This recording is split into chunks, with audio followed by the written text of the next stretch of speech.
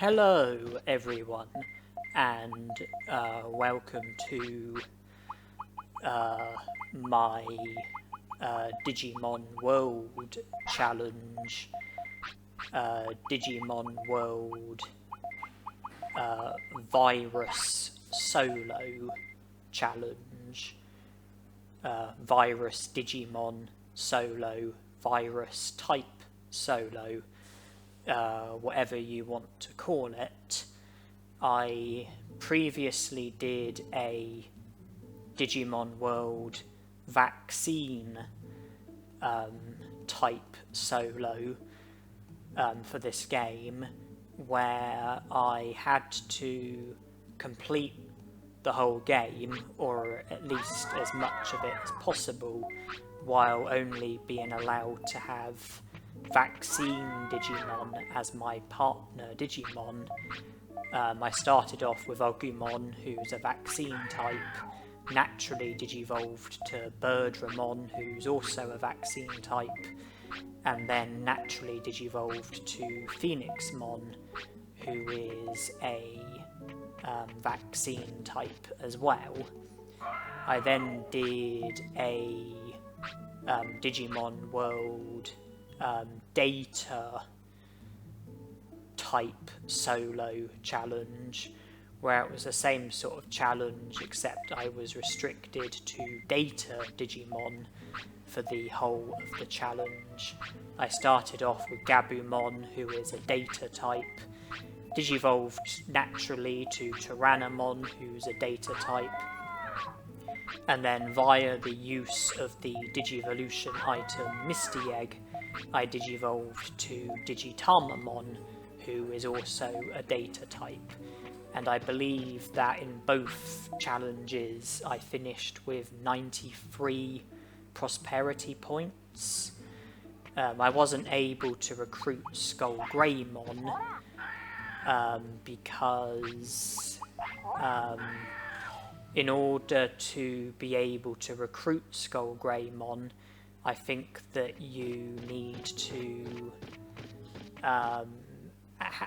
be able... I think that in order to be able to recruit Skullgreymon, I think that you need to have a Virus Digimon so that you can enter Greylord's mansion and then recruit Skullgreymon. But in the Vaccine Solo and Data Solo, I wasn't allowed Virus Digimon, which meant that recruiting Skullgreymon wasn't an option. So that cost me 3 prosperity points, and I think the other 4 prosperity points that I was lacking were from not recruiting Munceymon and Nanimon, because in order to be able to recruit Munceymon, I think that you have to digivolve from Numemon to Munceymon, and then speak to the robot Digimon in Toy Town, who unlocks the door which leads towards Munceymon, and that would require the use of a Virus Digimon, Numemon, as well as the use of a Vaccine Digimon, Munceymon. Both of those things would not have been permitted in the Data Type Solo. As for the Vaccine Type Solo, the use of Numemon wouldn't have been allowed.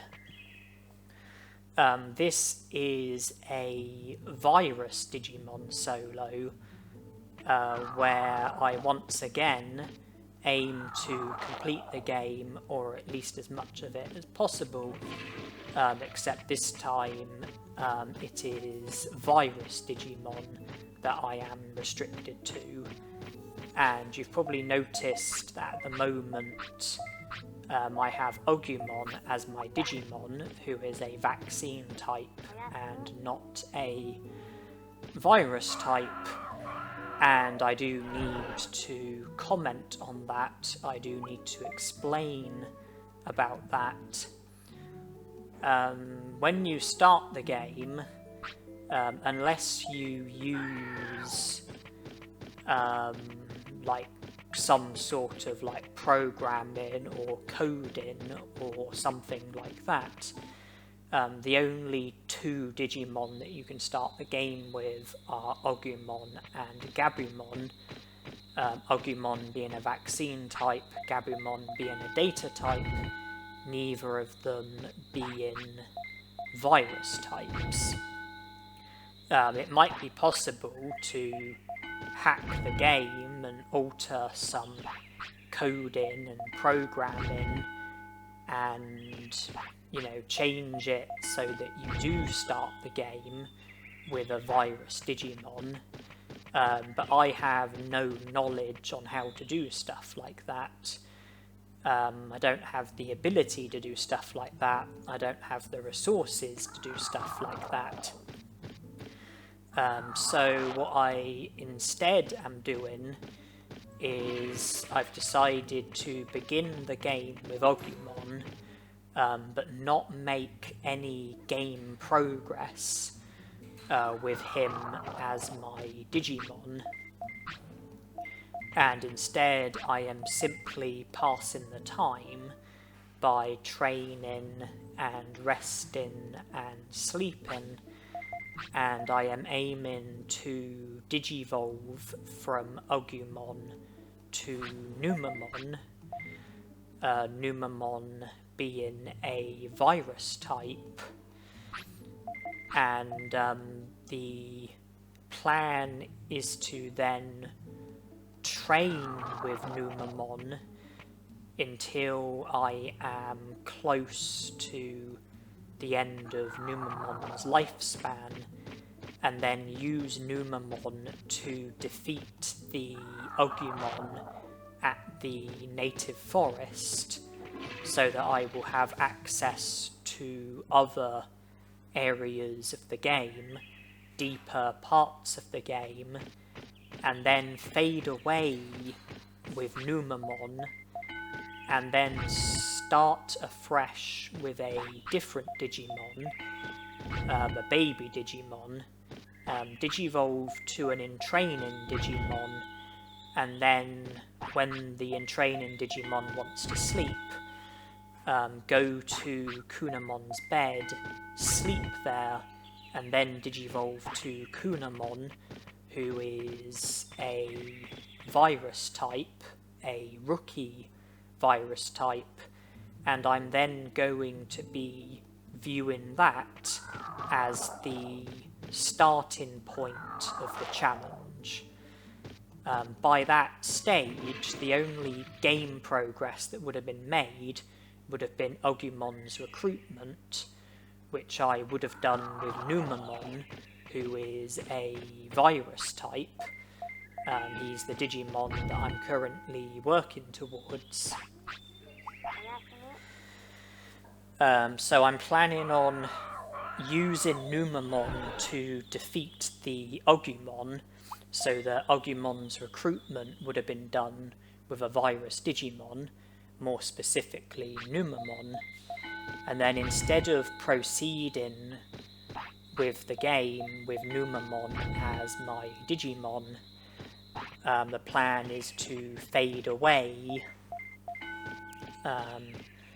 so that I can then move on to the next lifespan, and as a result of Agumon being defeated and me having access to Kunemon's bed, it'll be possible for me to Digivolve to Kunemon in the next lifespan and see that as the starting point of the challenge, see that as where the challenge begins, and then make some progress with Kunemon, and ensuring that I don't forget that I have to, well, at some point Kunemon is going to Digivolve, and I will have to Digivolve to a virus type. In the Vaccine type solo, any Digimon that I Digivolve to had to be a Vaccine type. In the Data type solo, any Digimon that I Digivolve to had to be a Data type. And in this challenge, starting from when I Digivolve to Kunemon, any other Digimon that I Digivolve to will have to be a virus type. Kunemon is a virus type, the Digimon that he Digivolves to will have to be virus types. Game progress will have to be made with virus types. And I decided that the Agumon in the native forest should be defeated by a virus type. And in this case, it's going to be Numemon. And I am mostly just training, working towards the Digivolution. When you Digivolve from a Rookie Digimon to Numemon, I believe that your stats go down by about 20%. And after Digivolving to Numemon, I want my brains to be at least 100, so that I'll have the attack command. And I worked out that if I'd got my brains up to 130, then 20% of 130 is, I think, 26, which means that if my brains is at 130, then it would go down by 26, putting it down to 104, which is enough in order for us to have the attack command. And my brains is currently 134, which I think is enough in order for us to have the attack command available to us when we Digivolve to Numemon. I think that our HP is 2000, and when you subtract 20%, I think that leaves us with 1600, which I'm hoping is plenty for the Agumon battle.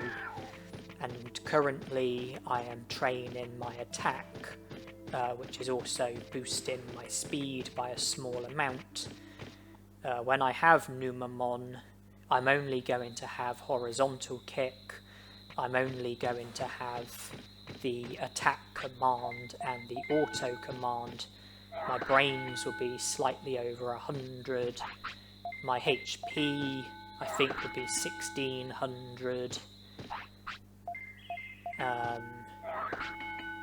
My defense, if it stays at 60 and goes down by 20%, I think that will put it down to 48. My MP is 600 and something. 20% of 600 I think is 120, but my MP is more than 600, which means that it will go down by more than 120, but it will probably go down to 500 and something. It's currently 680. I think 20% of 680 is 136. Which I think will put it down to 544. And my attack and speed are currently going up, but they will go down when I Digivolve to Numemon. All I need Numemon for is the Agumon recruit. I just need to use Numemon to defeat Agumon, and then I can fade away. At the very start, I repeatedly scolded Agumon, which put his happiness to the minimum and his discipline to the maximum. My reason for doing that was because I wanted my discipline to be at the maximum, so that when my Digimon ends up wanting the toilet, he will hold on for over an hour before he will go to the toilet, and that means that when my Digimon first signals for the toilet, I will be able to train once more before needing to take my Digimon to the toilet, and that will be due to my discipline being so high. Rookie Digimon, I think, roughly need the toilet every 4 hours, but with my discipline being at the maximum, I think that I can get away with using the toilet every 5 hours instead of every 4 hours.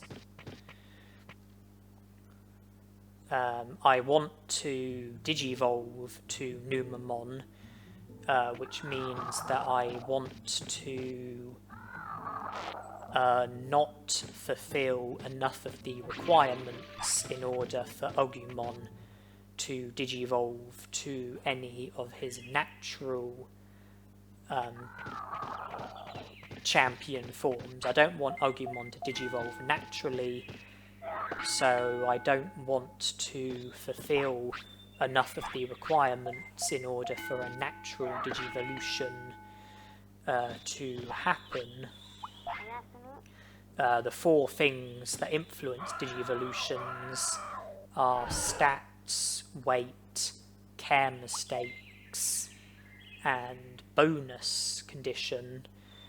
The bonus condition is typically something like how high your happiness is, how high your discipline is, how many battles you've gotten into, how many techniques you've mastered, who your individual Digimon is, all things like that.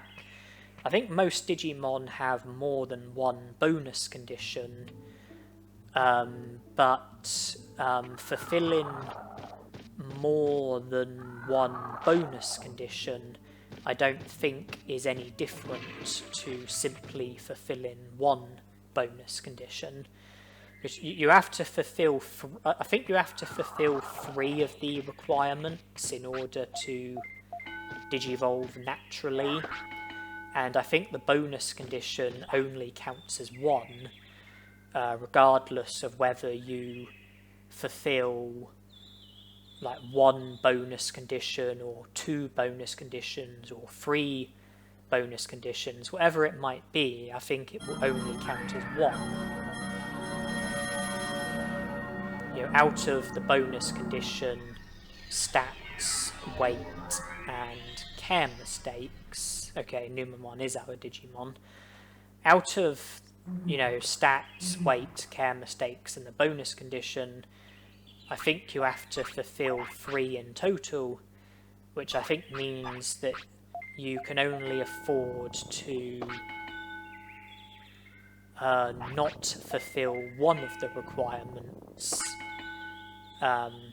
in order for it to still be possible to Digivolve naturally. I was in a position where I wasn't able to fulfill any more than 2 of the requirements for any of Agumon's natural Digivolutions. The fact that I didn't feed Agumon meant that care mistakes were very high and weight was very low. In fact, I didn't have the weight requirement for any of Agumon's natural Digivolutions, and that left me in a position where I would have needed all of the other requirements for a certain Digimon in order to be able to Digivolve to that Digimon. My care mistakes were above 5, which meant that the only natural champion Digimon whose care mistake requirement I was fulfilling was Miramon and Birdramon. For Miramon you need a minimum of 5, for Birdramon you need a minimum of 3. So I had the care mistake requirement in the bag for Miramon and Birdramon, but not for any of the other champion Digimon. And the fact that I also didn't have the weight requirement for any of those Digimon meant that every Digimon apart from Miramon and Birdramon had been ruled out. I had the care mistakes for Miramon and Birdramon, but not the weight, and that meant that in order to be able to Digivolve to either of those Digimon, I would have needed both the stat requirement and the bonus condition. And the stat requirement for Miramon is to have a minimum of 100 attack, and I did definitely have that. The stat requirement for Birdramon is 100 speed. My speed would have gone up from train and attack. I'm not sure if it reached 100 or not, but it was irrelevant because I didn't have the bonus condition for either Miramon or Birdramon. I only had a maximum of 2 of the requirements, and that meant that there wasn't a risk of me digivolving, and because of that I was successful with digivolving to the Digimon that I wanted to digivolve to, that being Numemon.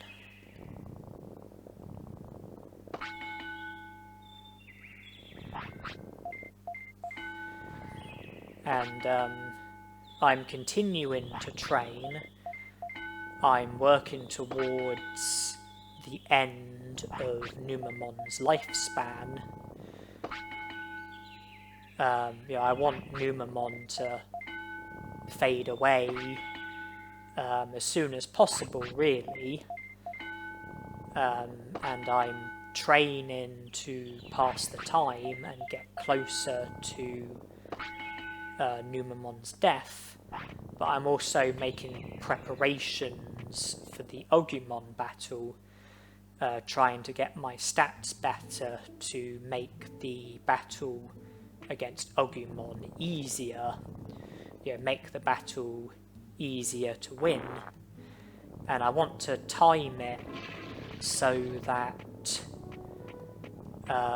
the battle against Agumon I have just before Numemon fades away. I want to get to the stage where Numemon is about to fade away, and that's when I then want to battle and defeat the Agumon, recruit him, clear him from the native forest, and then fade away, have Numemon fade away, and then move on to the next lifespan. Numemon, I think, needs the toilet every 6 hours, but thanks to my discipline being at the maximum, I'm able to get away with taking him to the toilet every 7 hours instead of every 6 hours. And as well as wanting maximum discipline to help with not needing to go to the toilet as frequently, I also wanted minimum happiness, because I have a feeling that happiness does affect lifespan. I have a feeling that having low happiness does result in your Digimon fading away sooner, your Digimon having a shorter lifespan, and I think that having like a high number of care mistakes, I think that shortens lifespan as well. So despite the fact that I am taking my Digimon to the toilet and letting my Digimon sleep, I'm not feeding my Digimon, so I am having lots of care mistakes. My happiness is virtually at the minimum, and I'm hoping that this is going to shorten my lifespan and result in Numemon fading away sooner, so that I can move on to the next lifespan sooner rather than later. And you might have noticed that I've chosen to speed the video up.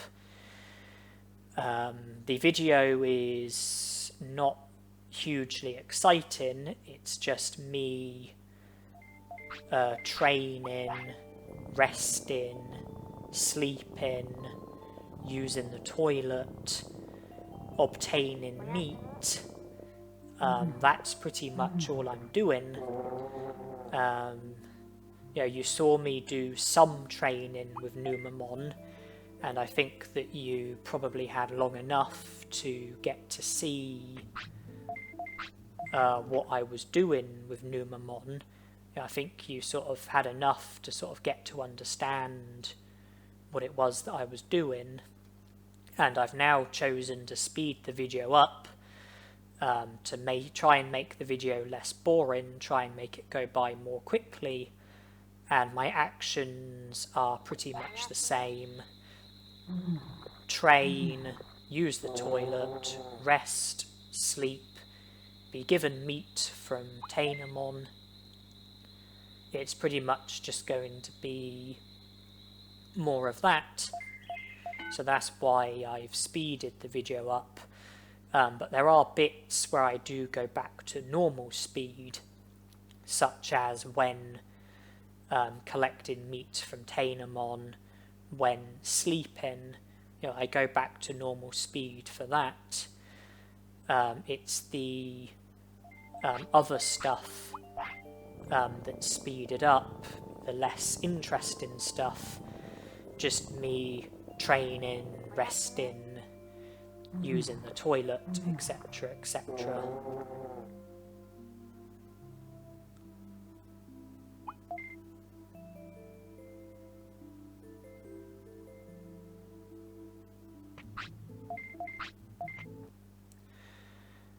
And I'm going to train until it's time for Numemon to fade away. By that point, I should have better stats.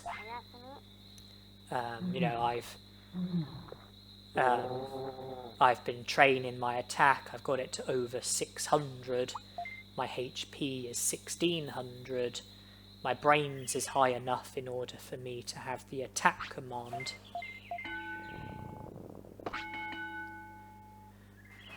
And I've gone back to normal speed because this is the day in which Numemon fades away. I played on, and Numemon faded away. I then reloaded from the most previous save point, and I know the hour in which Numemon is going to fade away, and I'm going to train until I am 1 hour away from the hour in which Numemon is due to fade away, and then I will have the battle against Agumon.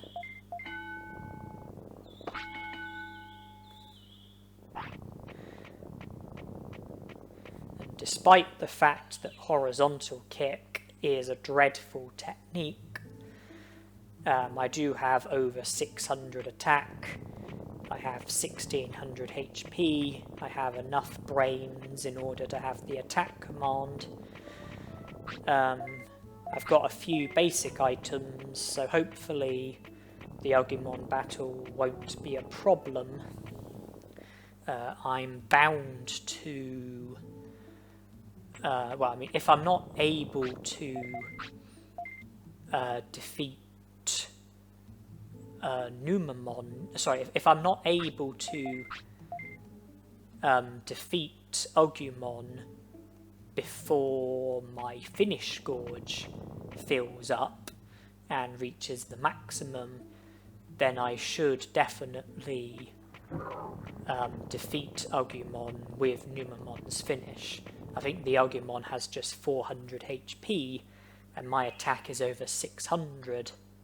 You know, if I don't do a very good job at defeating Agumon with horizontal kick, you know, if Agumon is still alive by the time that my finish gorge reaches the maximum, then hopefully I'll be able to defeat Agumon with my finish without any trouble.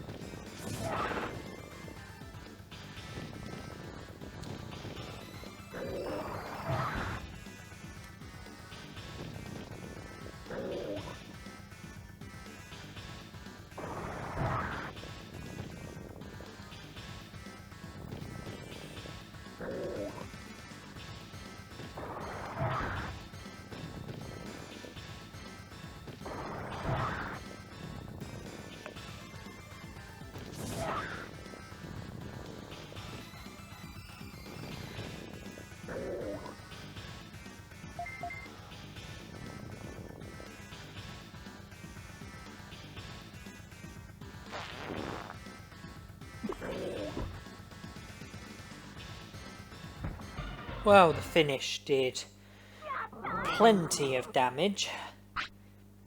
Enough damage to have defeated the Agumon at least a few times over. 1,552 damage. I think he had 400 HP. 3 lots of 400 is 1,200. 4 lots of 400 is 1,600. So, you know, with that finish, I could have defeated the Agumon at least 3 times over. And as you can tell, we have now reached the hour in which Numemon is fading away. I defeated the Agumon with Numemon, thus recruiting him and creating an open path to Kunemon's bed, as well as other parts of the game. And this is the lifespan where I will be aiming to Digivolve to Kunemon, and because of that it doesn't matter which egg I pick.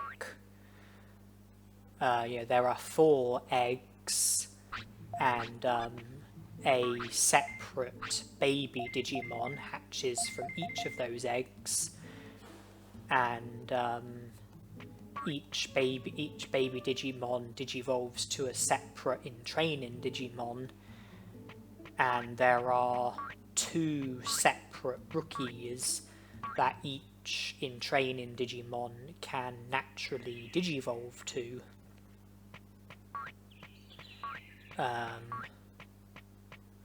But Kunemon is a special Digivolution.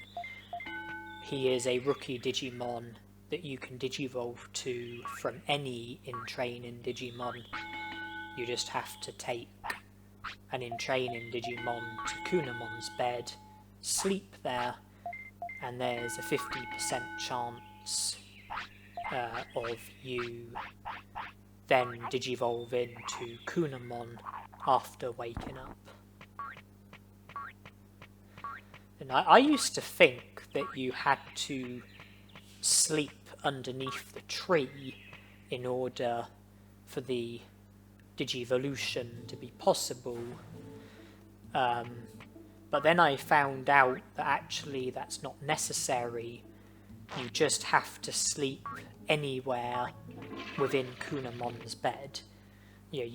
When you enter Kunemon's bed and it says Kunemon's bed, anywhere within the Kunemon's bed, anywhere on the map, you will be able to digivolve to Kunemon by sleeping. It doesn't matter whereabouts in Kunemon's bed you sleep. You don't have to sleep underneath the tree, you don't have to sleep near the tree, just anywhere in Kunemon's bed.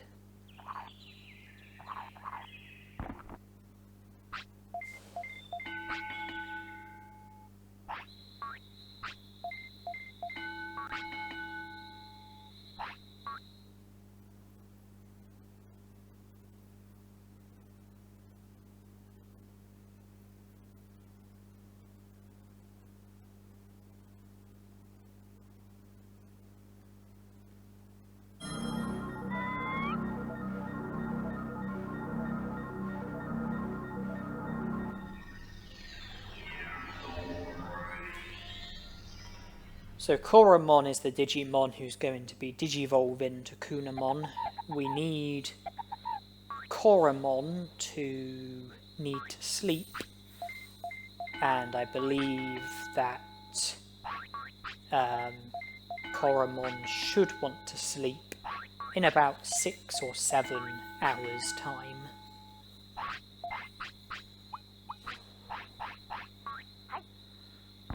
Train 3 times, take him to the toilet, train another 3 times, take him to the toilet, feed him accordingly, and then he should be close to wanting to sleep.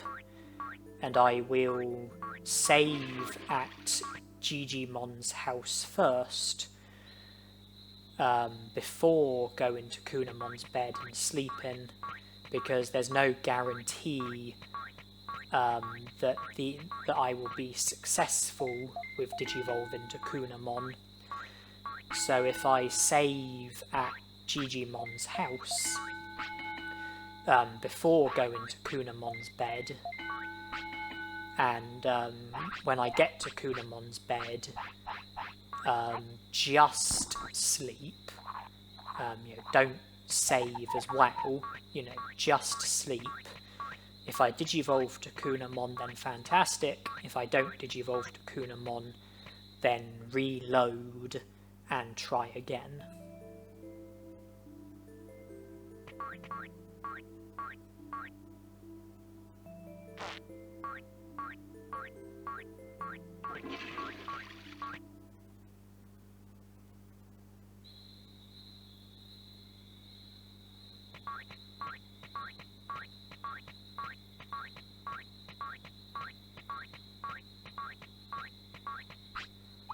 Now, in training, Digimon want to sleep twice before it will be possible for them to digivolve naturally. You need to have them for a certain amount of time. You need to have a Digimon for a certain amount of time before it will be possible for a natural Digivolution to happen. I think you need to have baby Digimon for 6 hours before they will digivolve. I think you need in training Digimon for 24 hours before they will digivolve. Rookie Digimon, if you digivolve naturally, then I think it's possible to digivolve after 3 days. But if you don't digivolve naturally and you digivolve to Numemon instead, then I think the Digivolution will happen after 4 days. And then when it comes to digivolving from Champion Digimon to Ultimate Digimon, natural Digivolutions this is, I think that you need to have the Champion Digimon for 6 days before there'll be the possibility of it digivolving. I could have taken Koromon to Kunemon's bed when Koromon wanted to sleep the first time, but I knew that there would come a second point in which Kunemon would want to sleep. Koromon. I knew that Koromon would want to sleep twice before digivolving, and when Koromon wanted to sleep the first time, the timing wasn't great. It would have worked out that I would have woken up at a time in which Kunemon would want to sleep. I think Kunemon typically wants to sleep at about 6 AM. And if I had gone to Kunemon's bed the first time and slept, then if I had digivolved to Kunemon, then it wouldn't have been much after 6 AM, and so we would be in a position where Kunemon would want to sleep, and it would be like the early stages of Kunemon wanting to sleep, and my options would have been to have stayed awake and keep Kunemon awake against his will, or sleep, and then we would have woke up later, and then the time that would have been spent sleeping essentially would have been wasted in my eyes. There's some stuff that I would like to do with Kunemon before digivolving to a champion Digimon.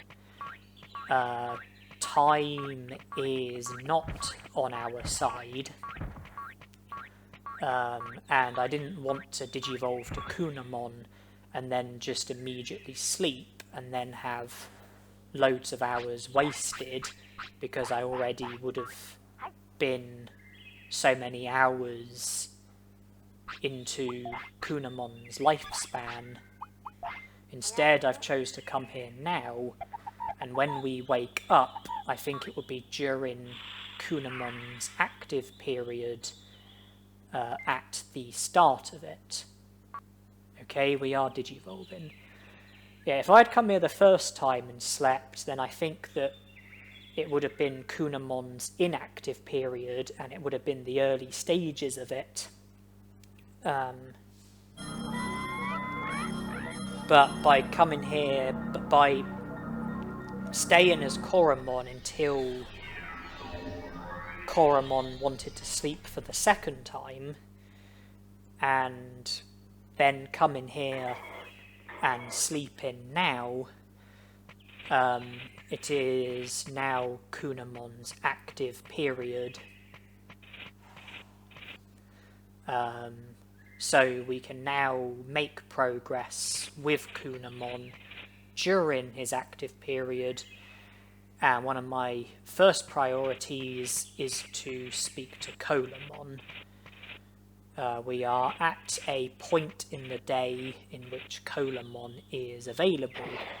I would like to have him take us across to the tropical jungle, so that we can acknowledge the Digimon Bridge, which will result in the Digimon Bridge being fixed, meaning that we can use it at any time, get from the Digimon Bridge to the tropical jungle and vice versa, saving us from having to rely on Koromon.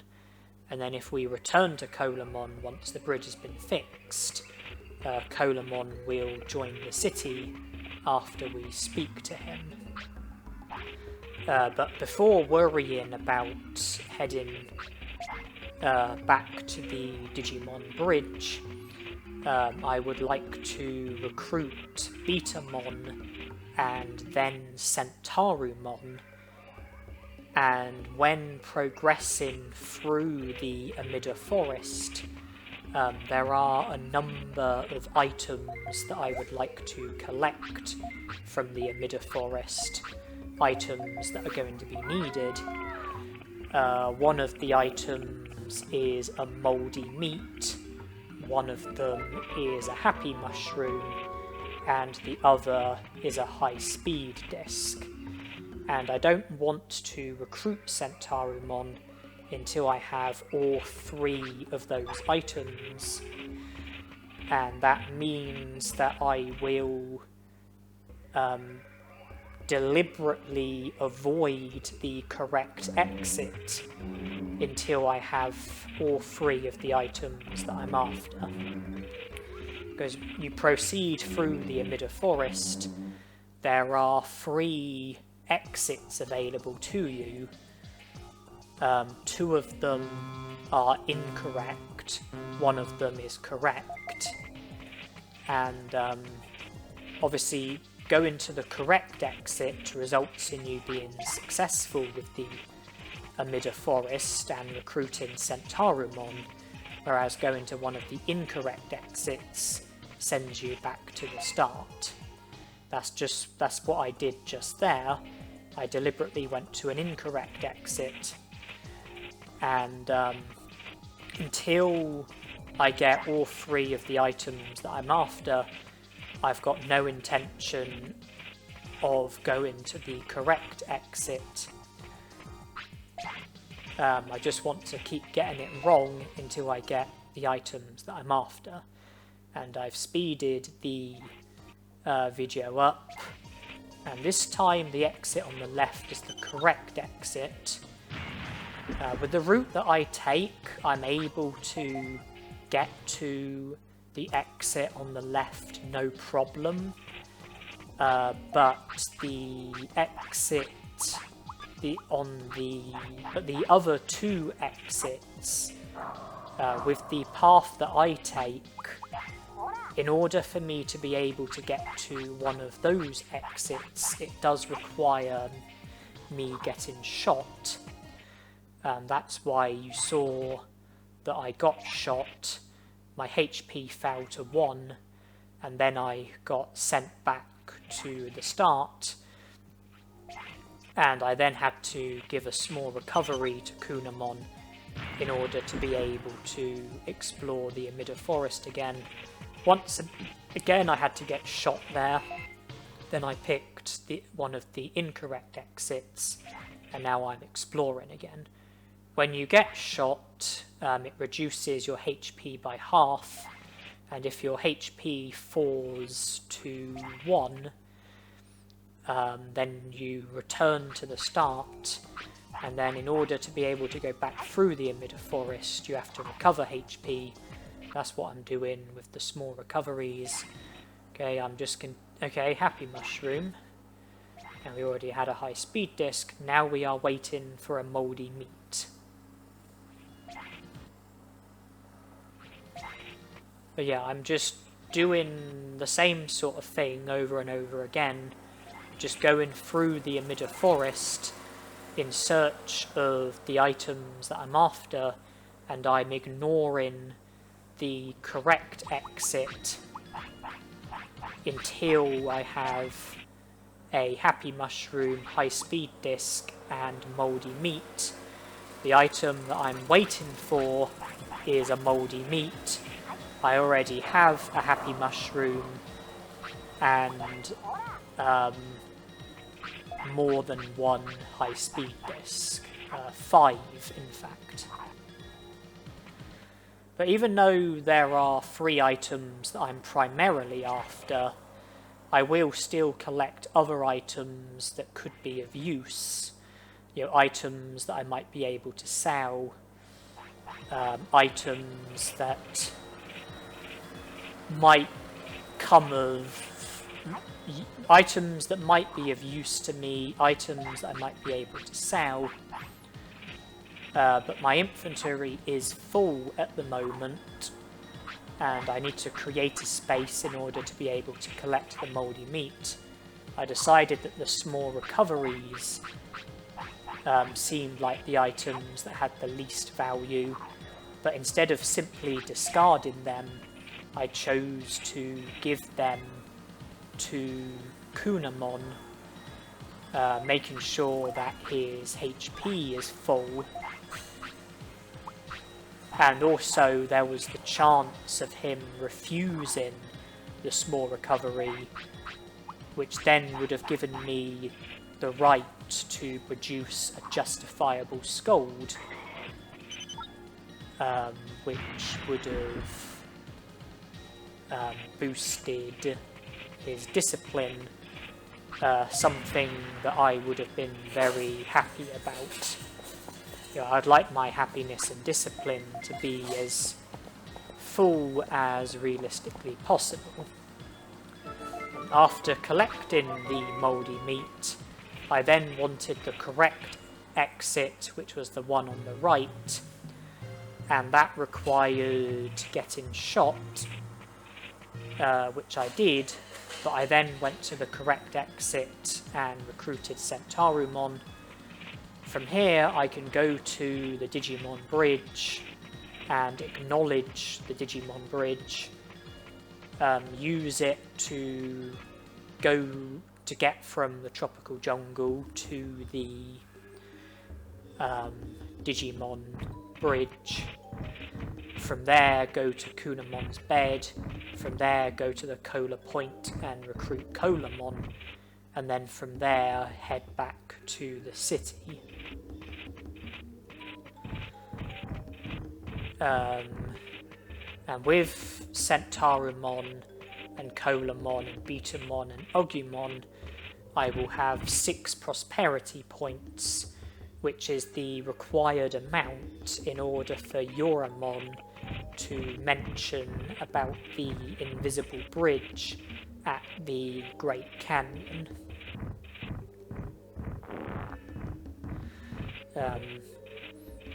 Unless you use a glitch which enables you to skip the invisible bridge, you need Yoramon to tell you about the invisible bridge in order to be able to proceed further with the game and have access to the Great Canyon, where you can then make further progress from there.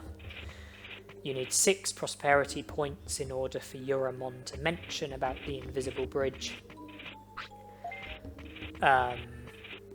Rookie Digimon score you 1 prosperity point, so Agumon and Botamon would have scored 1 point each, putting us up to 2 prosperity points. Champion Digimon earn you 2 prosperity points, so Centaurumon would have earned us 2 prosperity points, Koromon will earn us 2 prosperity points, that's 4 prosperity points, combined to the 2 points for Agumon and Botamon will put us up to 6 prosperity points. Ultimate Digimon earn you 3 prosperity points. We haven't yet recruited any Ultimate Digimon. And there are also 3 Champion Digimon who only earn you 1 prosperity point because they're considered to not be very good. And those 3 Digimon are the 3 Filth Digimon, Sukamon, Numemon and Nanimon. Okay, we are up to 6 prosperity points. The only problem is that Yoramon isn't currently available. Yoramon, I think, is only active between 7 AM and 6 PM. It's midnight at the moment, which means that it's over 6 hours until Yoramon will be available, over 6 hours before we will be able to speak to Yoramon, over 6 hours until we will be able to have Yoramon inform us of the invisible bridge. which will lead to us being able to enter the Great Canyon. We've just entered 1 AM, so it's now 6 hours until Koromon will show up. Just under 6 hours, in fact. And when I do travel through the game, I do go out of my way a fair bit in pursuit of certain items that might be lying around. Things like Digimushrooms, Happy Mushrooms, Blue Apples, Prickly Pears, Dulux Mushrooms, things like that. I look out for those kind of items because some of them come in handy, some of them can be sold, some of them have other purposes, like Digimushrooms and Happy Mushrooms are items that can be traded with the Moldramons in Friesland, and you have to trade at least one of every item with every Moldramon in order to be able to recruit Moldramon. There are 3 Moldramons in Friesland. They each want to trade items with you. They each have 3 items that they would like to trade. So that's a total of 9 different items. And you have to trade all 9 of those items in order for Moldramon to join the city. You have to trade at least 1 of each item with each Moldramon. So 3 trades with 3 Moldramons, that's 9 trades in total, 9 items that are needed. So Digimushrooms and Happy Mushrooms are 2 of the items that are needed for Moldramon trades. That's actually why I grinded for a Happy Mushroom and a high-speed disc at the Emitter Forest, because a Happy Mushroom and a high-speed disc are 2 of the items that need to be traded with the Moldramons. So I grinded for those items at the Emitter Forest, intent on trading those items with the Moldramons at the Emitter Forest. The mouldy meat is to be used to make a suitable Digimon sick in Friesland, so that Frigimon will rescue us, and as a result of that we will take the first step towards recruiting Frigimon. So the mouldy meat was to help with Frigimon's recruit, whereas the Happy Mushroom and High Speed Disc are to help with Moldramon's recruit. And I grind for Digimushrooms as well as other items because the Digimushrooms are another item that can be traded with the Moldramons, and the trade that you get from Digimushrooms is very good. If you trade a Digimushroom, then you get a medium recovery in return, which is a fantastic trade, medium recoveries recover 1500 HP and cost 500 bits to purchase, and there's a different Moldamon who wants medium recoveries. You can trade medium recoveries with him, and in return you get super defense discs, which can be sold for 2000 bits. So the logic going through my mind is that every Digimushroom that I collect can be traded for a medium recovery, and then traded for a super defense disc, and then be sold for 2000 bits. You know, each Digimushroom that I'm collecting effectively has the value of 2000 bits.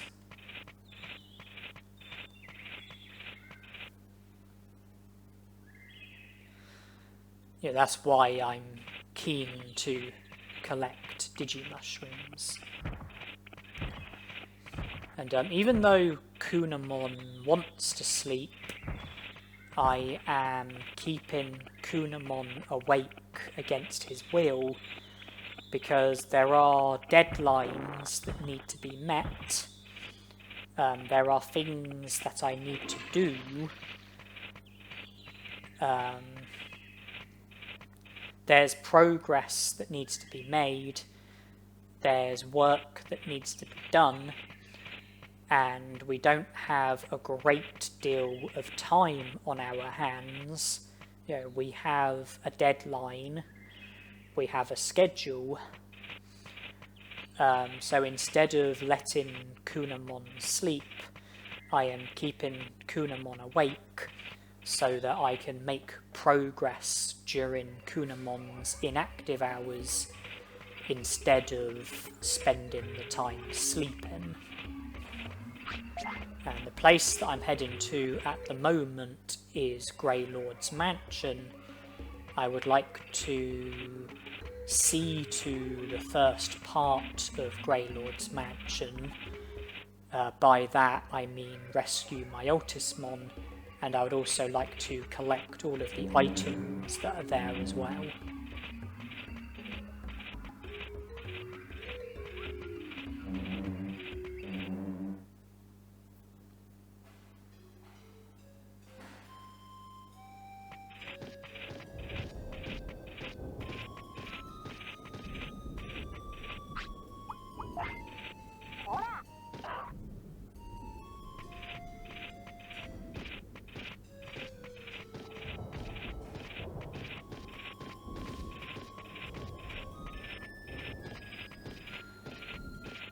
Yeah, it's just, so in the Vaccine solo and the Data solo, I wasn't able to enter Greylord's Mansion because you need a Virus type in order to be able to enter Greylord's Mansion. In this challenge, we will be able to enter Greylord's Mansion because our Digimon are going to be Virus types.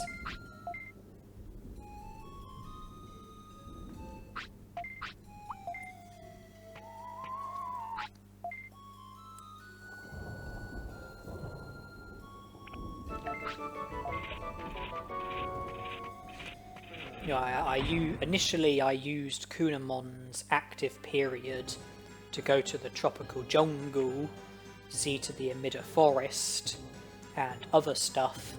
Then I started training, and now that he wants to sleep, I am going to be proceeding with the game, going to areas I haven't yet been to, securing progress that hasn't yet been secured. Yeah, we have quite a lot of stuff to do and not a tremendous amount of time to do it.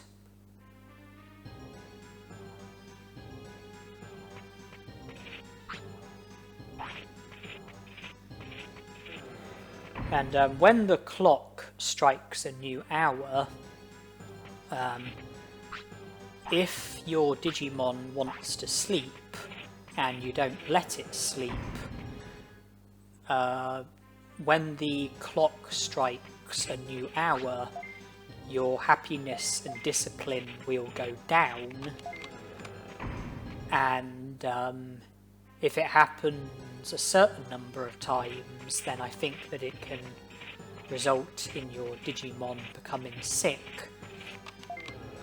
And to combat this problem, whenever the clock is about to strike a new hour and my Digimon wants to sleep, I produce an animation. That's what I'm doing here.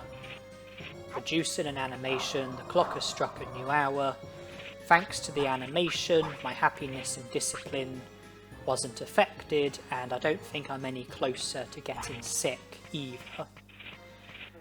You can produce animations a number of different ways. You could praise your Digimon, you could scold your Digimon, you could offer your Digimon an item of some sort. In that case, I offered Kunemon the mansion key, which he declined, and it acted as an animation, and then because of that there were no adverse effects from the clock striking the new hour.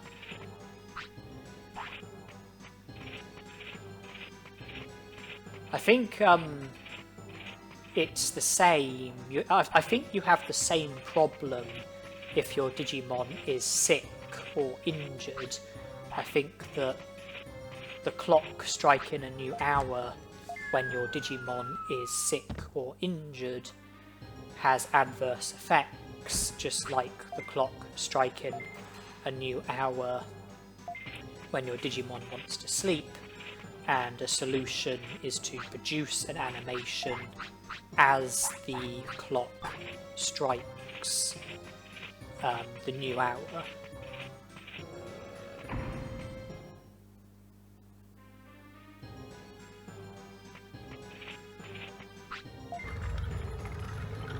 Well, we've only got one space in our inventory.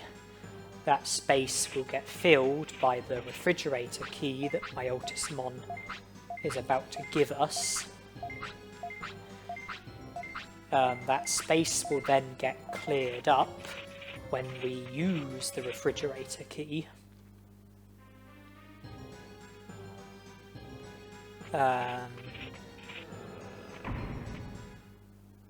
But then the space will get used when we go to the cemetery and collect the sirloin that's going to be there.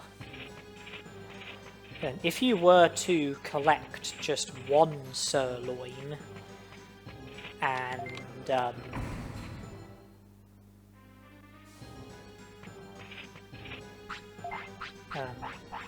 if you were to collect just one sirloin and then go to my Otismon and give it to him, you would then have another space in your inventory. But I like to collect two sirloins because if you collect the sirloin and leave the cemetery and then re-enter the cemetery without giving the sirloin to my Otismon, then the sirloin will respawn and you can collect as many sirloins as you want. But once you give the sirloin to my Otismon, the sirloin stops spawning and it's no longer an obtainable item. And because of that, I like to collect two sirloins, give one to my Otismon and put the other into the item bank, just so that I have an item on me which isn't meant to be obtainable. Yeah, I would have an item on me which is a missable item.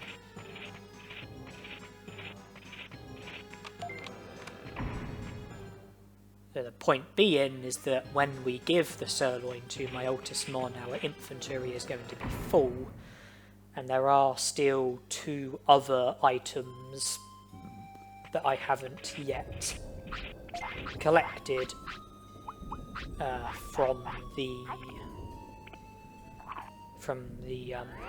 Grey Lord's mansion, but I've collected 1 sirloin, which is going to go into the item bank, and the rest of the items are either going to be sold or be put into the item bank or remain in my inventory, and then I will return to Grey Lord's mansion. There will be another sirloin in the cemetery. It would have respawned, and I can collect that sirloin and then give it to my Altusmon, thus seeing to the first part of Grey Lord's mansion, and I can then collect the other 2 items from the Grey Lord's mansion.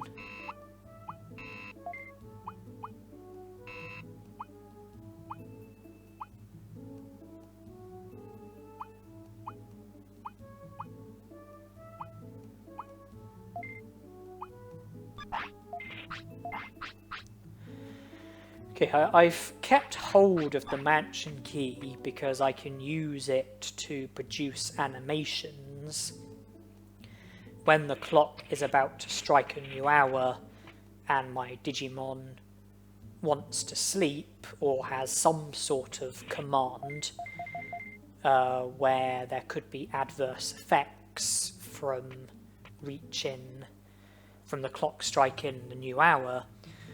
I will be able to produce an animation by offering the mansion key to my Digimon. My Digimon will decline it, but the animation should eliminate any risk of the adverse effects from happening.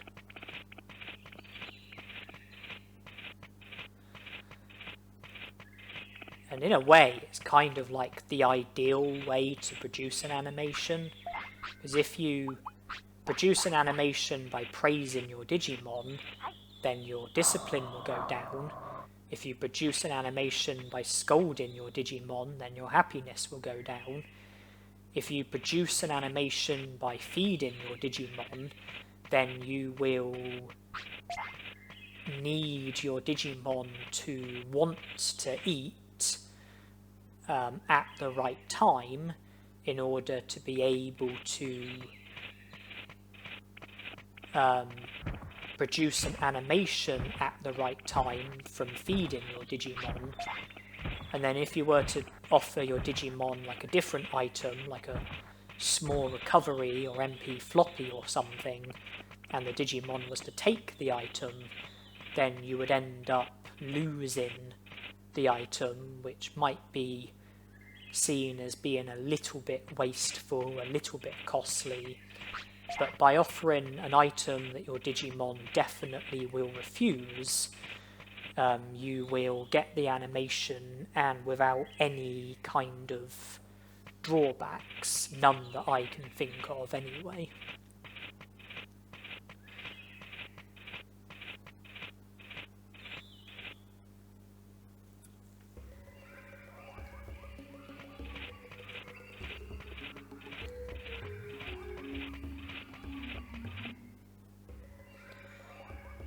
We are returning to Grey Lord's mansion. We are going to collect the remaining items and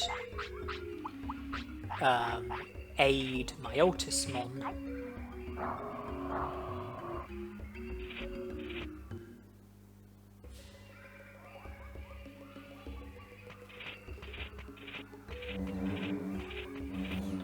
And another thing that I need to do, which is pretty high up on the priority list, is to take Kunemon to Friesland and make him sick with the mouldy meat, so that Frigimon will rescue us, and that will be the first step towards Frigimon's recruitment sorted.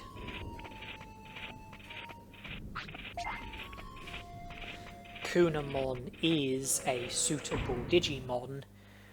He doesn't tolerate cold weather well, and if he gets sick, if you go to Friesland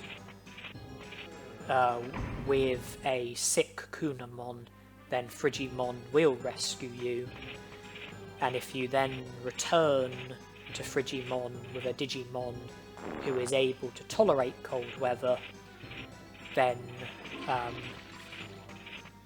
Frigimon will then join the city after you speak to him.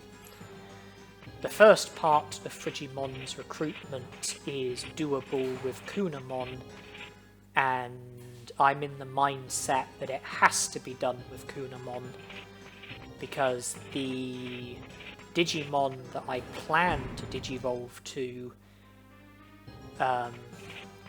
is a Digimon who can tolerate cold weather, and it wouldn't be possible to do the first part of Frigimon's recruitment with that Digimon.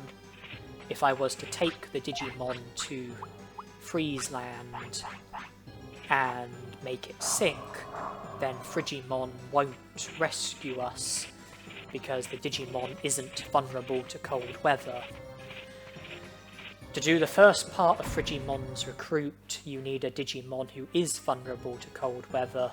For the second part of Frigimon's recruit, you need a Digimon who is not vulnerable to cold weather. Kunemon is vulnerable to cold weather, and is therefore good for the first half of Frigimon's recruitment, but no good for the second half of Frigimon's recruitment. And with the Digimon that I plan to Digivolve to, it's the other way around. The Digimon is good for the second part of Frigimon's recruitment, but not the first part of Frigimon's recruitment. So I need to do the first part of Frigimon's recruitment with Kunemon, and then the next part with the Digimon that I am hoping to Digivolve to. It's not too much longer until the end of Kunemon's inactive period and the start of his active period. I think his active period starts at 4 PM. I think it's currently 2 PM, just over an hour and a half away until 4 PM. And I think that well,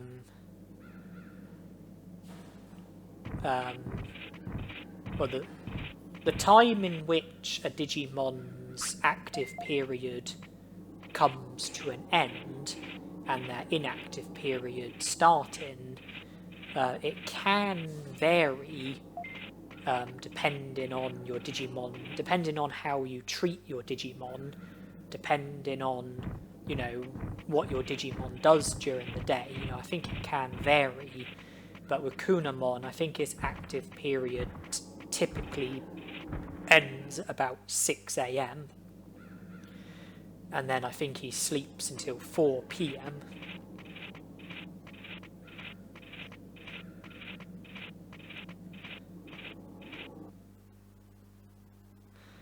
And it is a natural Digivolution that I'm aiming for.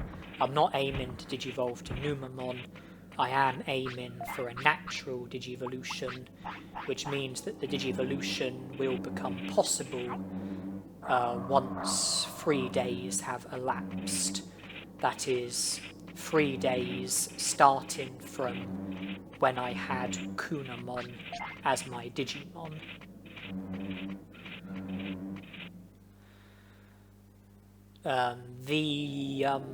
The evolution counter can be a bit unreliable though, a bit inaccurate, and the reason why I say that is because when you sleep, the number of hours that the evolution counter goes up by can be different to the number of hours that you actually sleep for.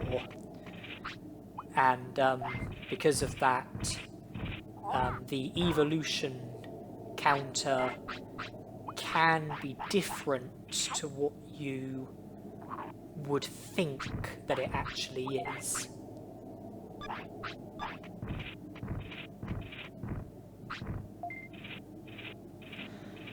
When baby Digimon sleep, I think the counter goes up by 1 hour, and conveniently, when a baby Digimon sleeps, they can only sleep for 1 hour. But when in training Digimon sleeps, the counter goes up by 3 hours. But I think it's possible for an in training Digimon to sleep for as much as 4 hours, and for as little as 1 hour, depending on when the in training Digimon first shows you the sleep bubble, and when you know, let the Digimon sleep. With Rookie Digimon and in training Digimon, I think the counter goes up by 9 hours when they sleep. And if you let your Digimon sleep straight away, then they might end up sleeping for more than 9 hours. If you don't let your Digimon sleep straight away, and it's like a number of hours later when you do let your Digimon sleep, then the counter will still go up by 9 hours, even though you slept for less than 9 hours.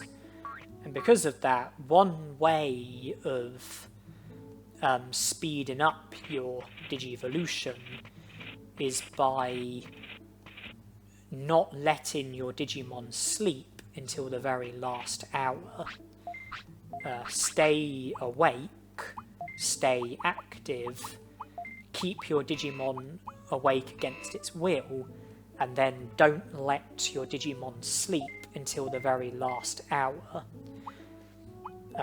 Put your Digimon to sleep on the hour before the hour in which it would wake up. And even though you would only sleep for 1 hour, the counter would still go up by however many hours the counter should go up by. For example, with Kunemon, I think when you sleep, the counter goes up by 9 hours.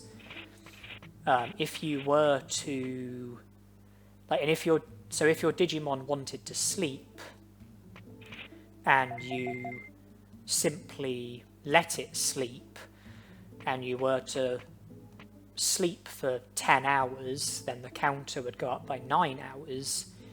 But if you were to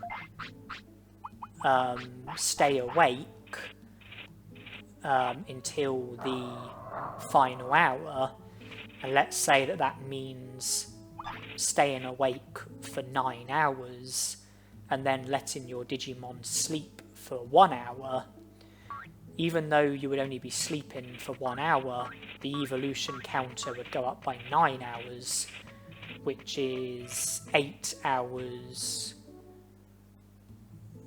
more. But the timer would go up by 9 hours, but you only slept for 1 hour, so the number of hours that the counter went up by versus how long you actually slept for, it would be higher by 8 hours. So it is possible to speed up your Digivolution by keeping your Digimon awake against its will and then not letting it sleep until the final hour. I think that does count as a care mistake though, so it is something to be mindful of, and it might also affect lifespan as well.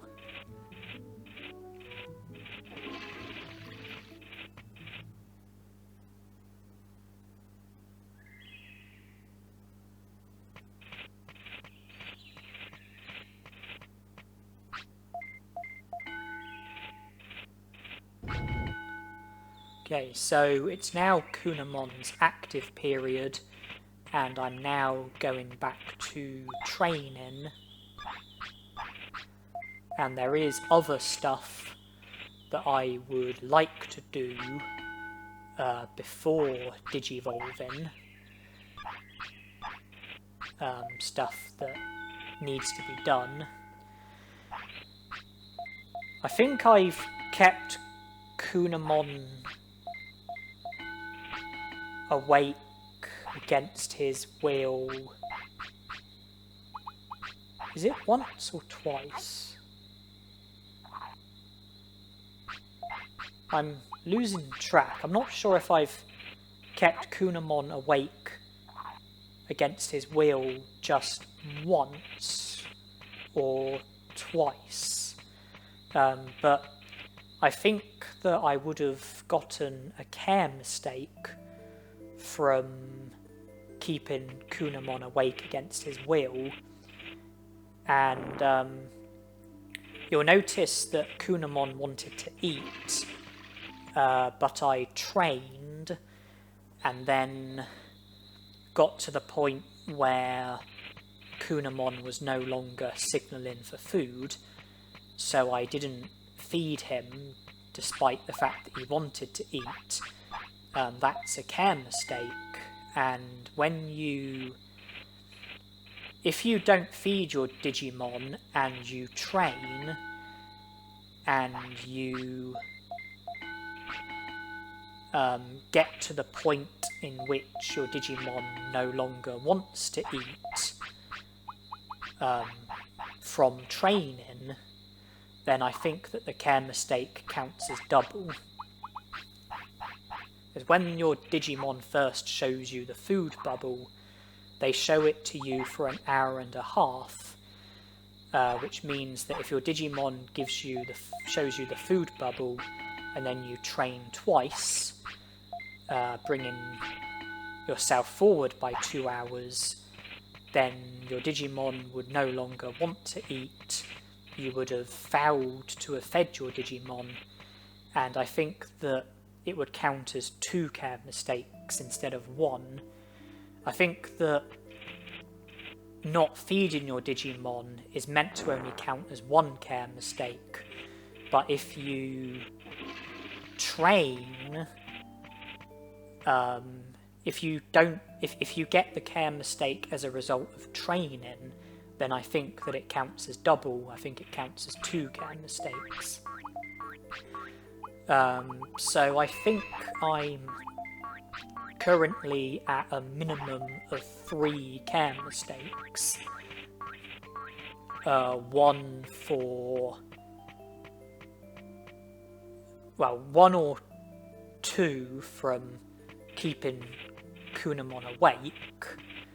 If it's been just once that I've kept him awake against his will, then just 1 care mistake, I think. If I've done it twice, then I think 2 care mistakes.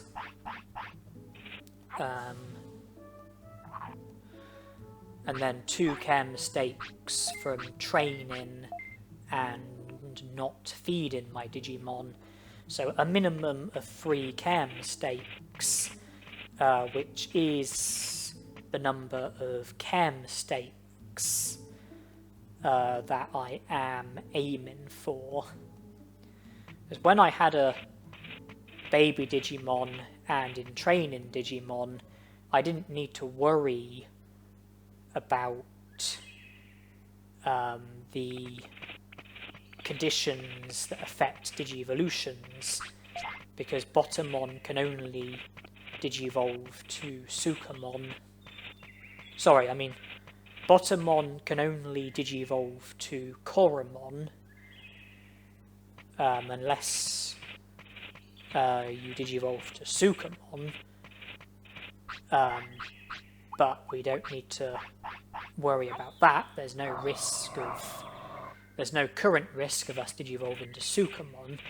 You know, Koromon was the only Digimon that Botamon could have Digivolved to, and since we went to the Kunemon bed and slept, we did the special Digivolution from Koromon to Kunemon, and by that point we didn't need to worry about stats or weight or care mistakes or bonus condition or anything like that. But now that I've got Kunemon and I'm aiming to Digivolve naturally, I do now need to worry about conditions which affect Digivolutions. Stats, weight, care mistakes, bonus condition, I have to fulfill a minimum of 3. I can only afford to not fulfill 1.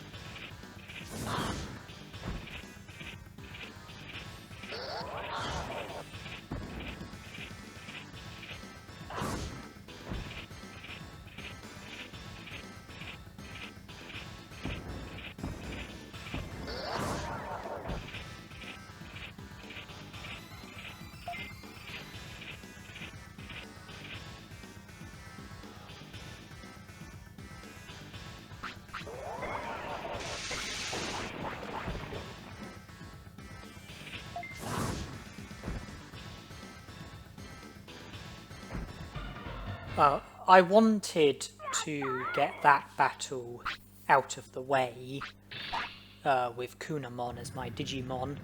Predictably, I wasn't very powerful, but I wasn't worried about that because I knew that I had the ability to inflict poison, and when you are able to poison a Digimon, you don't need strength in order to be able to do damage.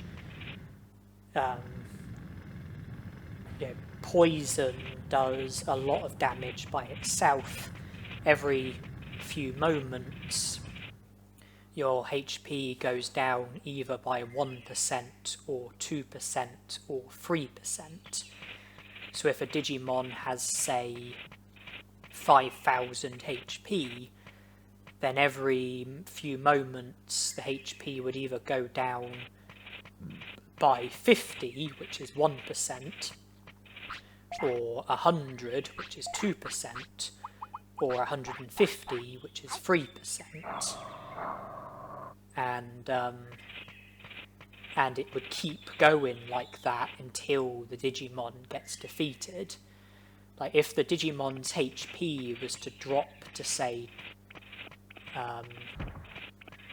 to say like 1,000, then the amount of HP the Digimon would lose from poison, it would still be 50, 100 and 150. You know, it's between 1 and 3% of what your Digimon's HP would be if the HP was at the maximum, not a percentage of your Digimon's current HP.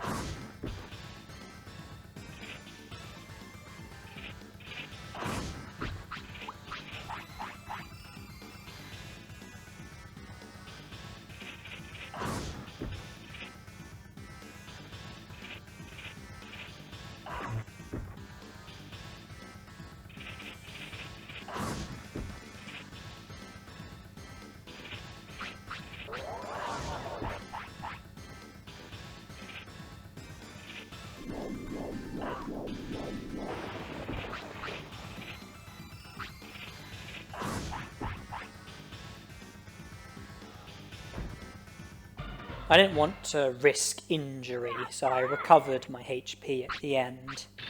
It's just, at the end of a battle, your Digimon can get injured if your HP is low, and I have a feeling that the lower your Digimon's HP is, the bigger the risk of them getting injured. So I just used a small recovery, put in my HP to the maximum, and if my risk of injury wasn't 0, then I don't think it would have been much higher than 0. I think that the risk of me getting injured would have been somewhere between unlikely and impossible.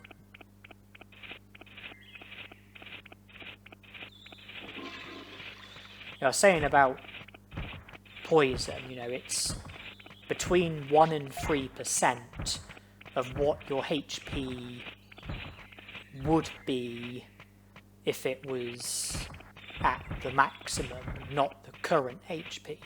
So if a Digimon has 5,000 HP, then the poison would cause it to go down either by 50 or 100 or 150 every few moments. When the Digimon gets down to 4,000 HP, it wouldn't then change to 40, 80 and 120. It would still be 50, 100 and 150.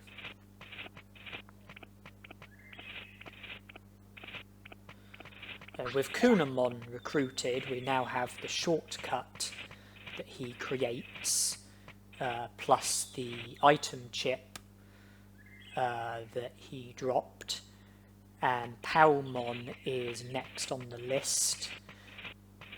I would like to have the ability to be given giant meats instead of regular meats.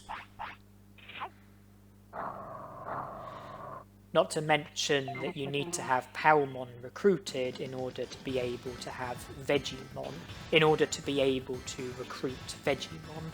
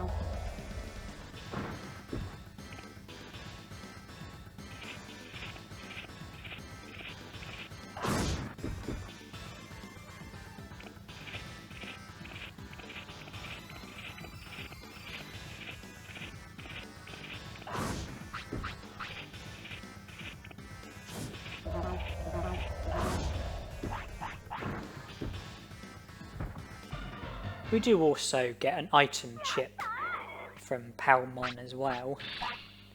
Yeah, we got a bit of money from Palmon and Kunemon, plus the items, plus the prosperity points. And then with Kunemon, we've got the shortcut. With Palmon, we will now be getting giant meat instead of regular meat. Giant meat is better. It's also one of the items that's needed for a Moldramon trade. And with Palmon recruited, it will now be possible to recruit Vegimon. And Vegimon sells you... well, I mean, Vegimon gives you sirloins, which are even better than giant meats.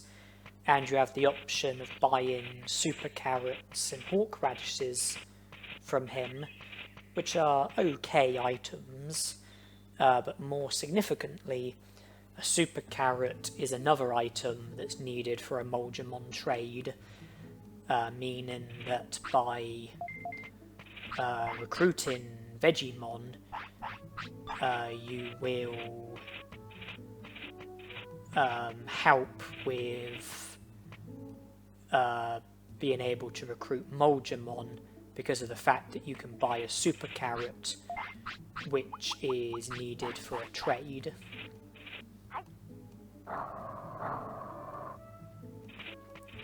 You don't have to rely on Vegimon for a super carrot though.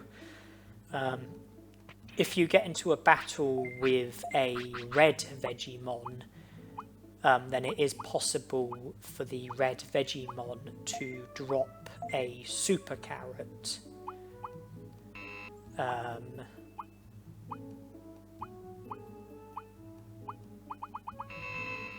What am I saying? Yeah, if you defeat a red Vegimon, then there is a chance of the red Vegimon dropping a super carrot, and you can get a super carrot that way instead, meaning that if you're after a super carrot, then having Vegimon recruited is not compulsory. Red Vegimon drop super carrots, Weedmon drop horseradishes, both of which are the items that you can purchase from Vegimon. Buying them from Vegimon is the easiest way, but it's not the only way.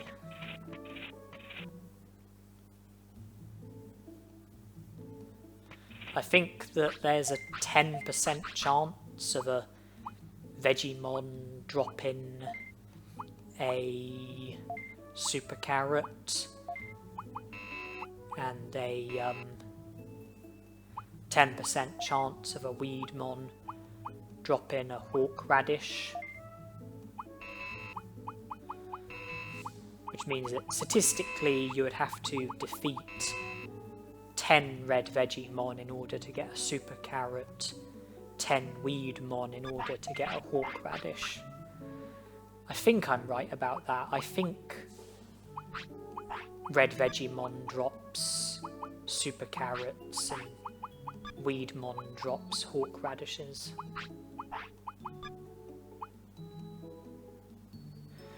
I am planning a return trip to Friesland, and I am trying to get my infantry how I want it, in accordance to the items that are going to be needed in Friesland.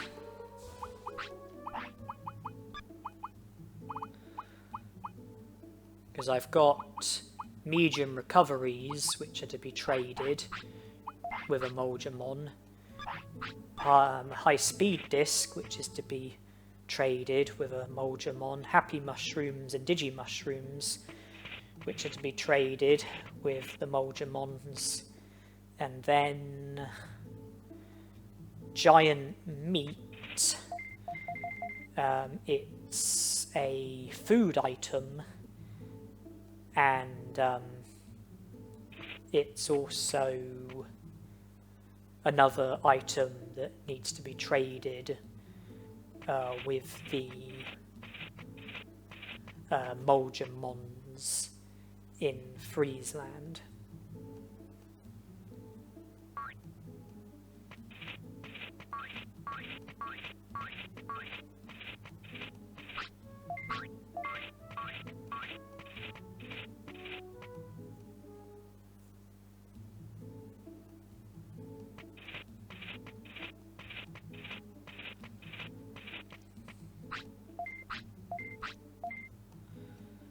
So our Digimon was having slight tiredness.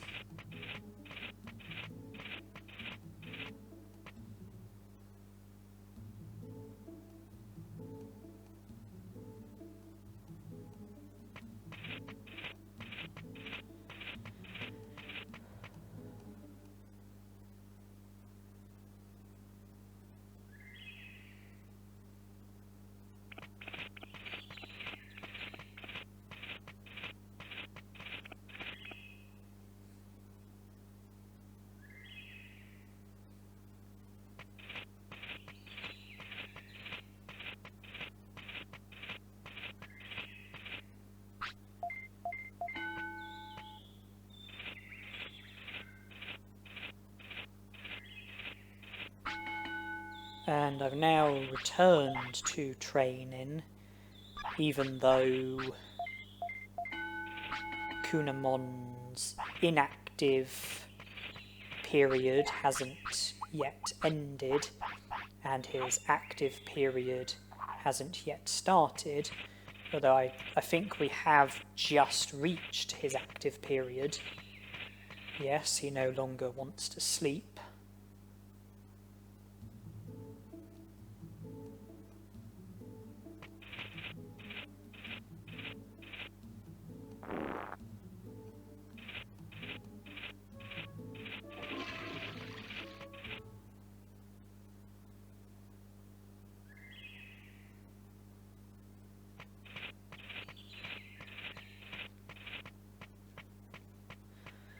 And brains is a stat that I do very much value. I think brains is very important. I think attack and speed are very important. I think HP is important. MP and defense, not so much.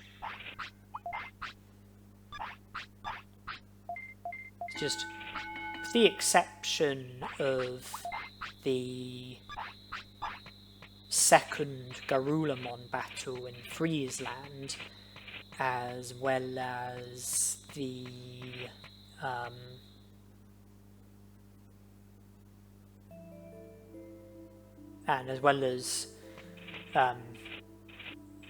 matches in the arena tournament. I don't really think having a small amount of MP is a problem, because you can just recover your MP by the use of MP floppies or medium MPs. It's different if you're in the tournament or having the second Garurumon battle, because you can't recover MP and you need your MP to stretch far enough. But apart from that, I don't think MP is massively important, unless you need a certain amount of MP in order to fulfill the stat requirement for a certain Digimon, a certain Digivolution. But just in general, when it comes to playing the game and getting into battles, I would say I value MP and defense the least. Your HP, brains, attack and speed, I think those stats are the most important.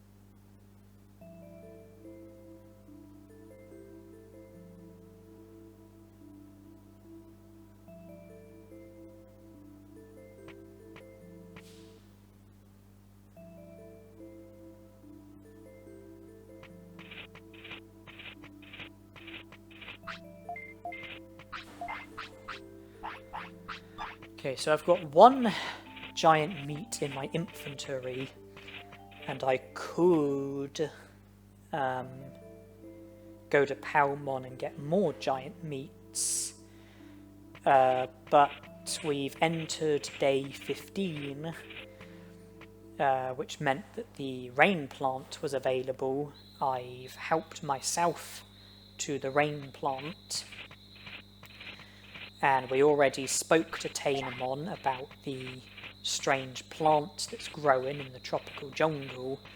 I think you need 9 prosperity points in order for Tainamon to mention about it. Well, Tainamon's already told us about it, I believe. I think I've already spoke to Tainamon about it. And we have the rain plant, and if we recruit Digimon, then we will then be given sirloins instead of giant meat, which is better. And if I don't have any further access to giant meats, then it would be best to hold on to the giant meat, because I've only got one left, and I need one for Moljamon.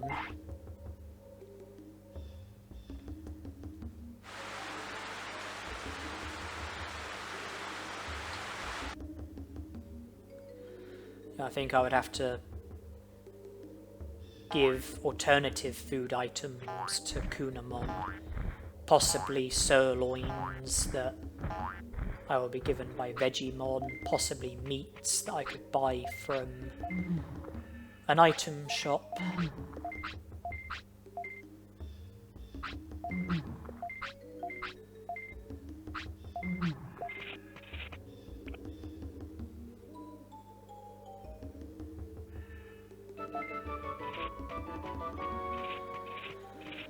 Yeah, I was keen to get Palmon recruited no later than day 15, so that I could obtain the rain plant on day 15, and also have Tainamon mention about the strange plant that's growing at the tropical jungle.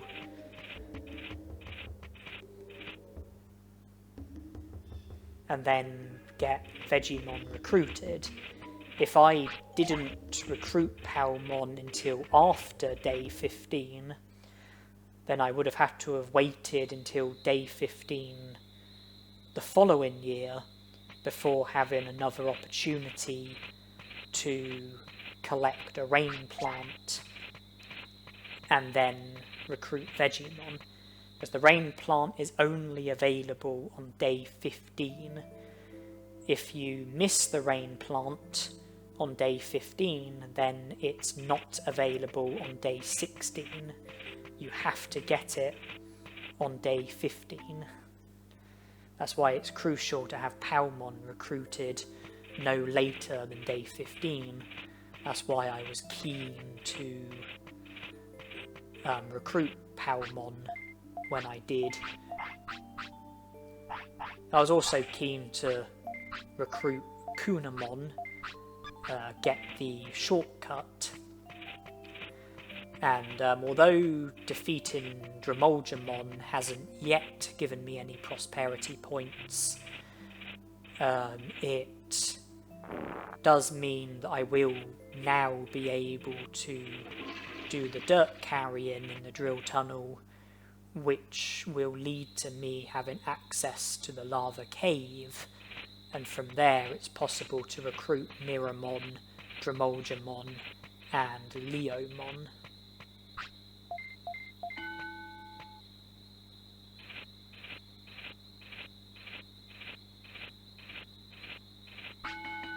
I continue to train brains.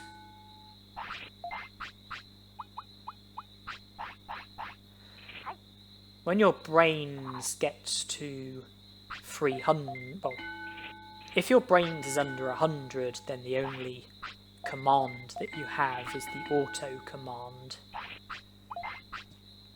And when it comes to techniques like War Cry, Muscle Charge, Aqua Magic, Full Power, you know, the stat boosting techniques, you would only be able to do a technique like that once in a battle. Get your brains up to 100 and you learn the attack command, and then you can do 2 stat boosting techniques in a battle.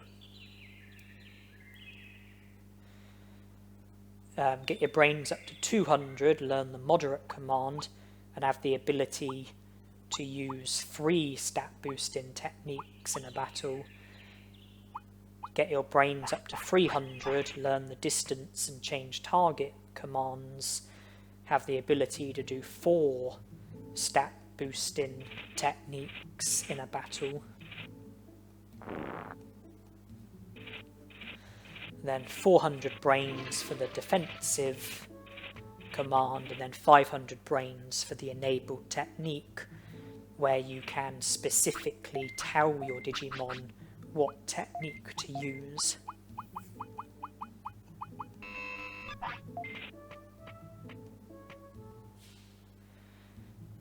I do need a bit of space in my inventory if I'm to be going to Friesland, and I have created a couple of spaces. It is hard to have tons of space when I've got items that are needed for trading, items that are needed for other uses. But I've got a couple of spaces in my inventory for other items that I might encounter. Not to mention that in order to be able to do a trade with Moldramon, you do need to have at least 1 space in your inventory, or you need to, or one of the items that's already in your inventory has to be the item that you will get from the Moldramon from trading with him.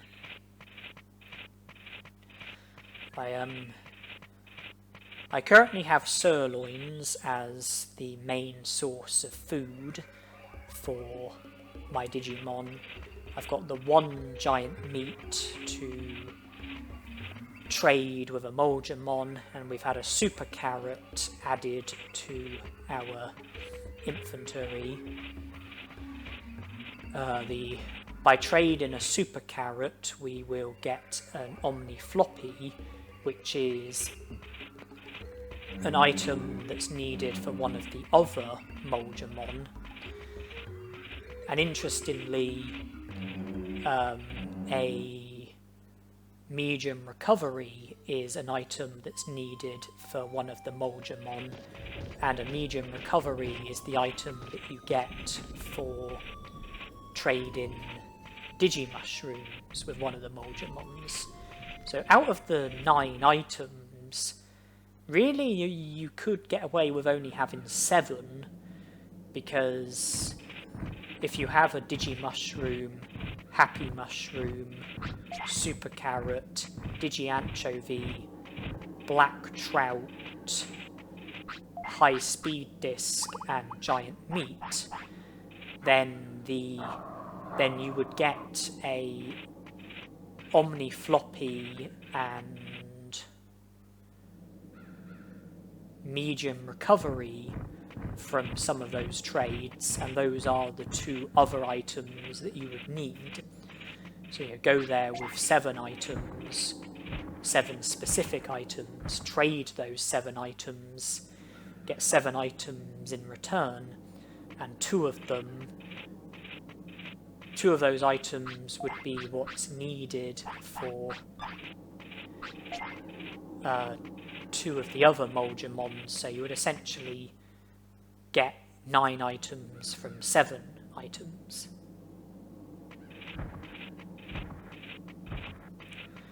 Again, it is now Kunemon's inactive period, and I'm using this to go to Friesland.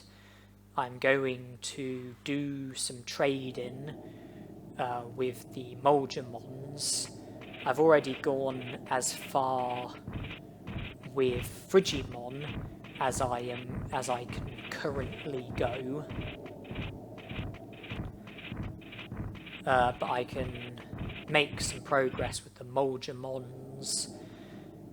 I can try and see to Penguinmon's recruit.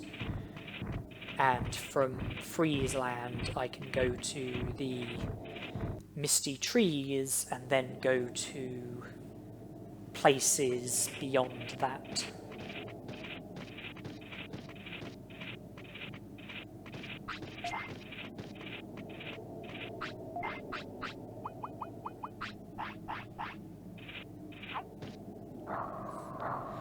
Interestingly, I don't actually have the stat requirement that is needed for the Digimon that I am after.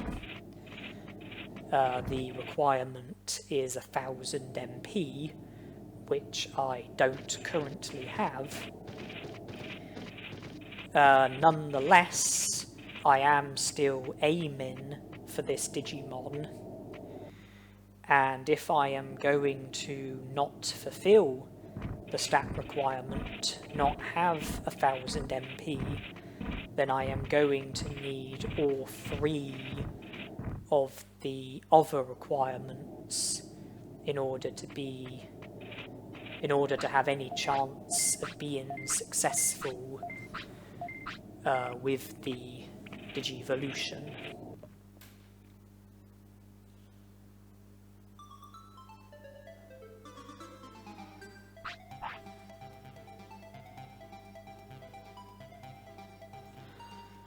Well, my tactics when it comes to curling are straightforward. If I have any pegged stones, use them first, because wherever they finish, they are then stuck there for the rest of the game. The rest of the match, rather. You know, the curling match, you know, they're there for the rest of the individual match, meaning that they can't be knocked about. If you get a peg stone and land it on a good spot, then your opponent can't knock the stone off the good spot. And then after that, my tactic is use heavier stones first, use lighter stones last. Heavier stones are harder to knock about. It's harder for your opponent to knock about heavy stones rather than knock about light stones.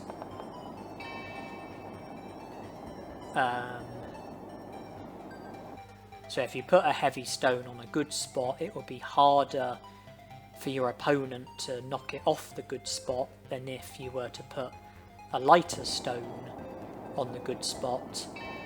Not to mention that towards the later stages of a game, it might be a good idea to knock your opponent's stones about, knock your opponent's stones off a good spot. And when it comes to knocking stones about, the lighter stones are better at this. The heavier stones are harder to knock about, but not so good at knocking other stones about. And with the light stones, it's the other way around. They are better at knocking other stones about, but they also get knocked about more easily.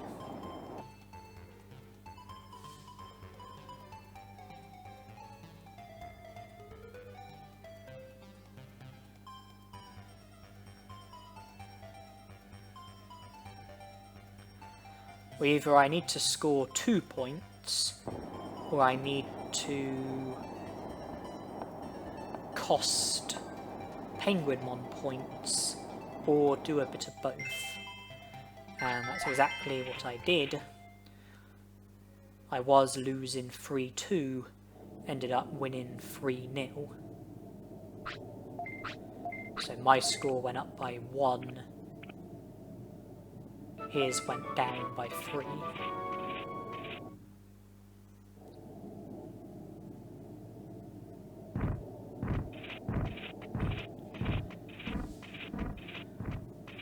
I always like to check there for a Digimushroom, a bit of Ice Mushroom. There can be like a Ice Mushroom hidden in that spot that I just went to. You can't see it. You know, if there's an Ice Mushroom there, then you can't see it. But if you go there and check, then if there is an Ice Mushroom, then you would be presented with it. So I do like to check for an Ice Mushroom. You know, you couldn't possibly know whether or not there is an Ice Mushroom there. If you want it, then you have to check, and you have to hope that it's there. Doesn't look to be a Digimushroom, but I'll try again for the Ice Mushroom. Doesn't look like it.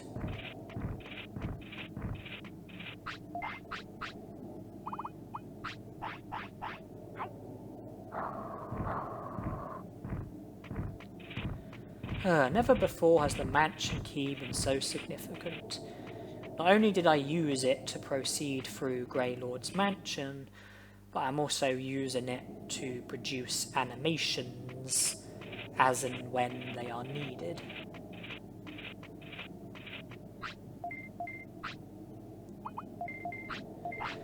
So with the first Moldramon, we traded all 3 of the items, Digimushroom, Happy Mushroom, Super Carrot. With the second Moldramon, we traded 2 items, Giant Meat and High Speed Disc, leaving us just needing 1 other item, fish item, Black Trout. And with this Moldramon, we're trading the medium recoveries. That's them done. Traded the Omni Floppy. That's 2 of the 3 items traded with that Moldramon, medium recovery and Omni Floppy. All that's left is the Digi-Anchovy, which is also a fish item.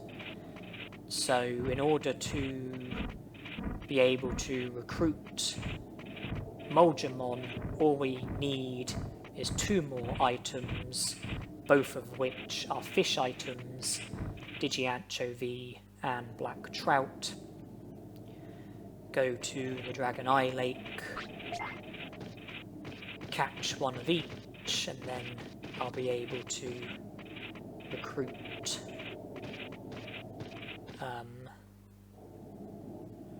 Moldramon.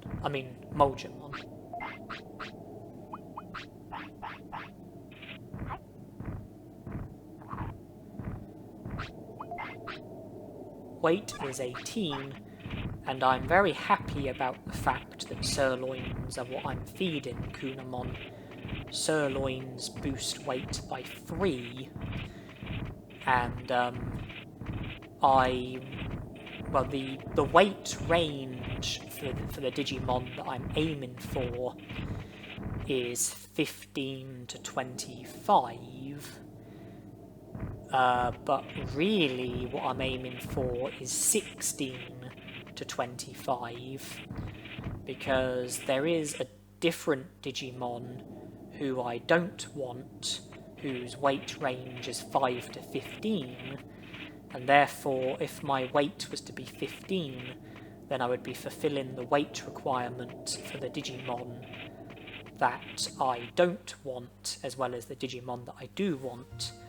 But by having 16 weight, I'll be fulfilling the weight requirement for the Digimon that I do want, and not the weight requirement for the Digimon that I don't want. I will just try and get up the Digivolution guide.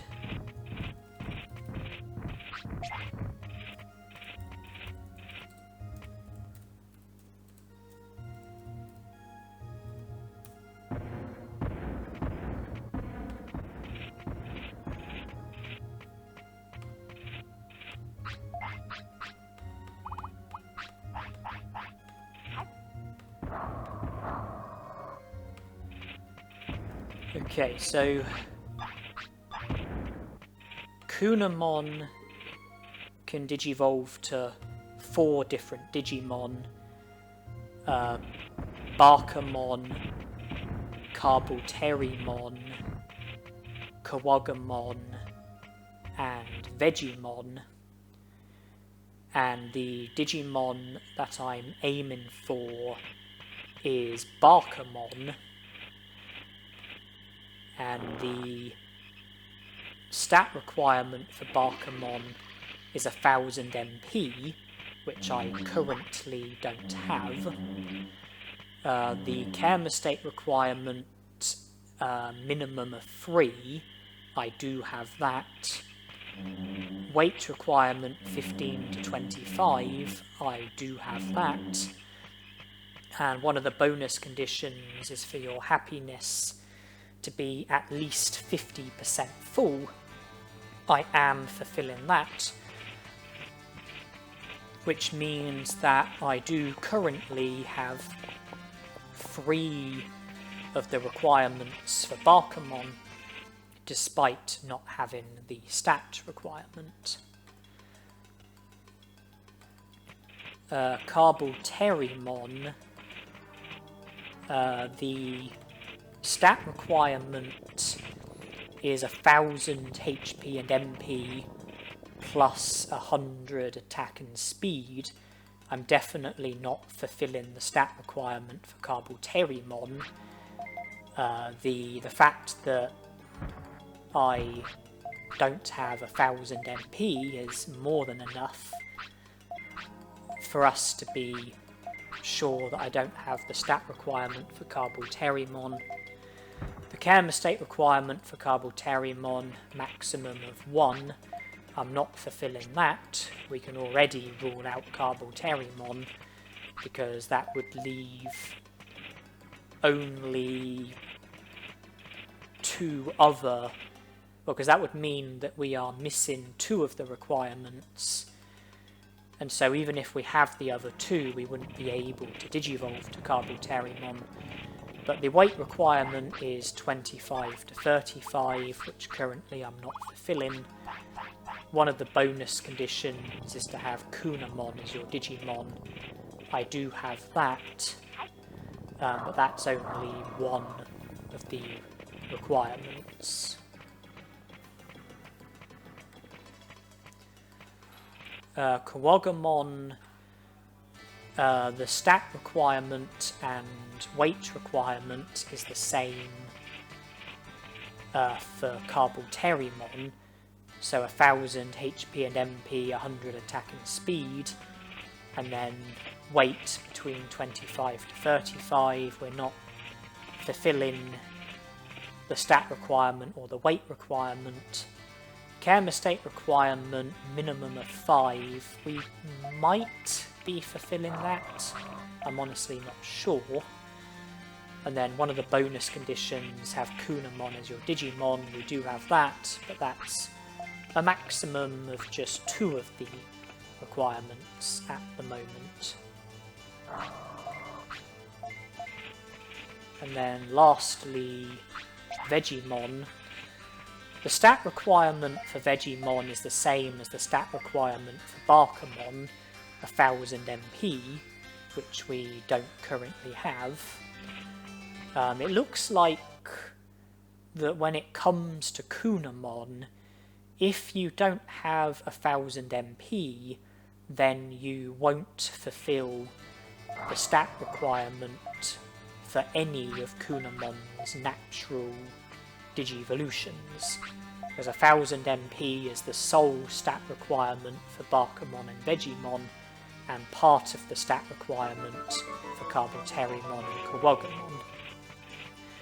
And as I was saying, we don't have the stat requirement for Vegimon. It's the same as the stat requirement for Barkamon. One of the bonus conditions for Vegimon is the same as the bonus condition for Barkamon, and have your happiness at a minimum of 50% full. We do have that. Care mistake requirement minimum of 5, we possibly have that, and if we do, then it brings us up to 2 of the requirements for Digimon. The other requirement, the weight requirement, between 5 to 15, if we were to have the weight requirement, then we might have 3 of the requirements for Digimon. But as long as our weight is not within the range of 5 to 15, but is in range for Barkamon, then I believe that Barkamon is the only Digimon that we could possibly Digivolve to, and he is the Digimon that I am aiming for.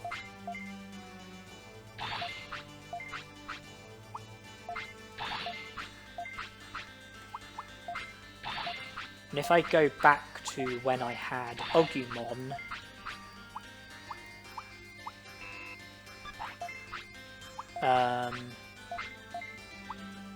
Greymon, the care mistake requirement was a maximum of 1. The weight requirement was between 25 to 35. We didn't have either of that.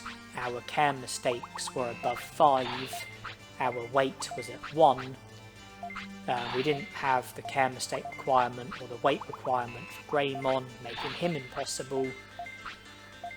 The other requirements, one of the stat requirements was for discipline to be 90%. Well, one of the bonus conditions was for discipline to be at least 90% full. We might have had that in the bag. And then the stat requirement was for attack, defense, speed and brains to all be 100. I don't think we had the stat requirement. Not that it mattered, because it didn't matter. Numemon, he was more of a risk, because the care mistake requirement was a minimum of 5. We had that. We also had the stat requirement, which is 100 attack. But we didn't have the weight requirement, which is 15 to 25, nor did we have the bonus condition. The only way we could have fulfilled the bonus condition would have been by having a minimum of 10 battles, which we didn't, and that meant that Numemon wasn't a problem, because we only had the care mistakes and the weight. Wait, no, we only had the care mistakes and the stats. We didn't have the weight or the bonus condition. Birdramon, care mistake requirement, minimum of 3, we had that. Stat requirement, 100 speed. I'm not actually sure if we had that. Just our speed would have gone up from training attack. I'm not sure if our speed reached 100, but it's irrelevant because we had no chance of fulfilling the bonus condition. We either would have needed a minimum of 35 techniques or have Botamon as our Digimon, so nothing to worry about there. And then the weight requirement was same as Numemon, 15 to 25. So even if we had the stat requirement along with the care mistake requirement, we didn't have the weight requirement or the bonus condition.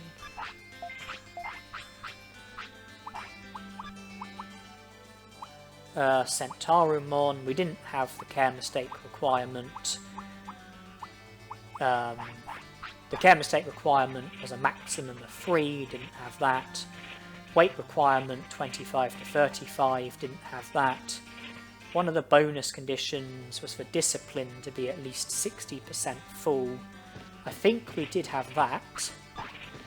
And and then the stat requirement, 100 brains, we did have that, I think. But that's only 2 of the requirements. Monochromon, the care mistake requirement is the same as Centauromon's, maximum of 3, didn't have that. Weight 35 to 45, didn't have that. One of the bonus conditions was to have a maximum of 5 battles, we did have that. Stat requirement 1000 HP, 100 defense and 100 brains. I think we had the HP and the brains, but I don't think we had the defense. And when there's multiple stat requirements, you do have to fulfill all of them. And that means that by not having 100 defense, which I don't think we did, we weren't fulfilling the stat requirement for Monochromon. We were only fulfilling the bonus condition.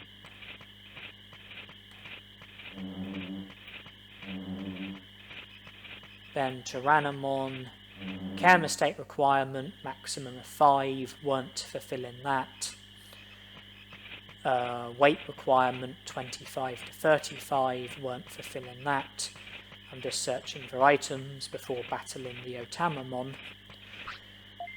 One of the bonus conditions, maximum of 5 battles, we were fulfilling that.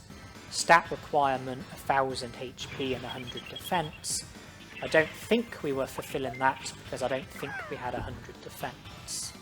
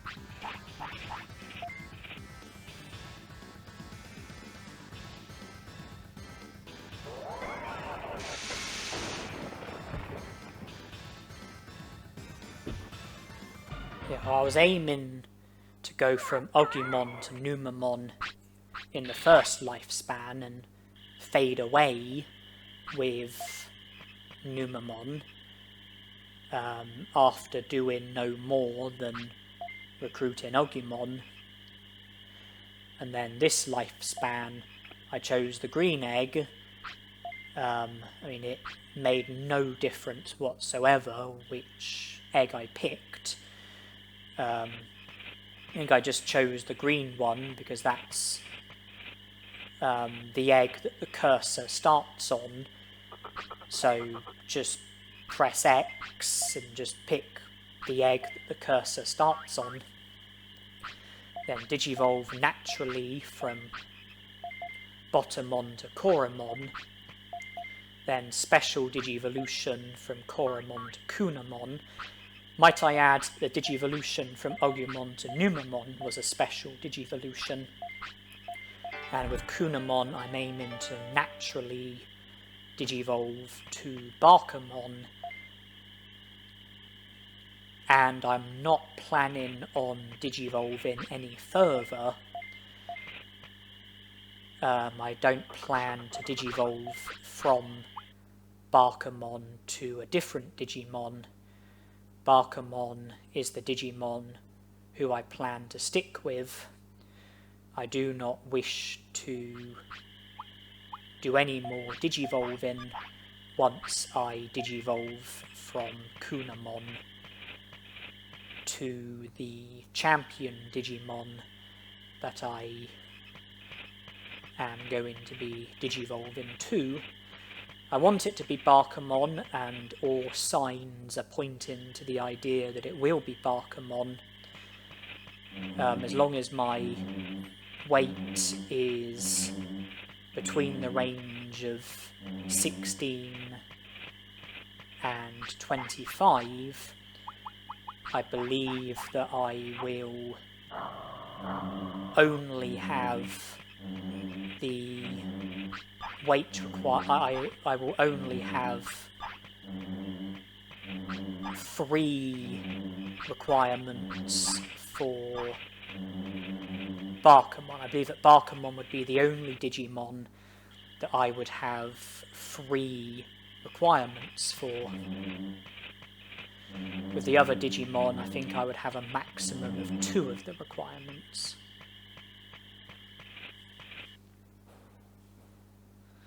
So my weight needs to stay above 15, but needs to be no higher than 25.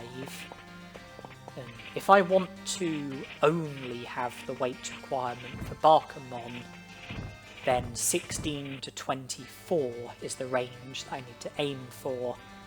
That way I won't have the weight requirement for Vegemon because my weight will be above 15, and I also won't have the weight requirement for Koromon or Kabuterimon because my weight will be below 25.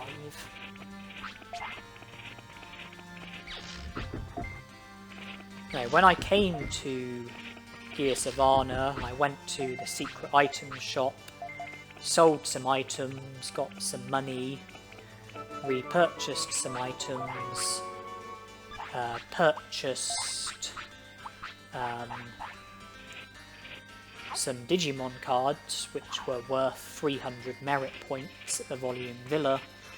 From the Gear Savannah I backtracked to the Gecko Swamp, defeated Botamon, giving myself access to the Volume Villa, and purchasing the Amazing Rod by using the merit points which came from the Digimon cards that I purchased at Gear Savannah. Then I returned to Gear Savannah from the Gecko Swamp,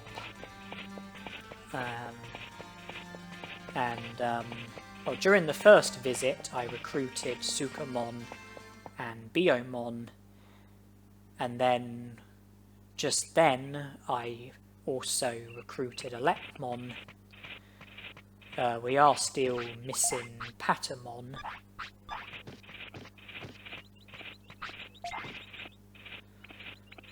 But Sukamon, Biomon and Electmon have all been recruited, and I'm thinking that Unimon is next on the cards when it comes to recruitment.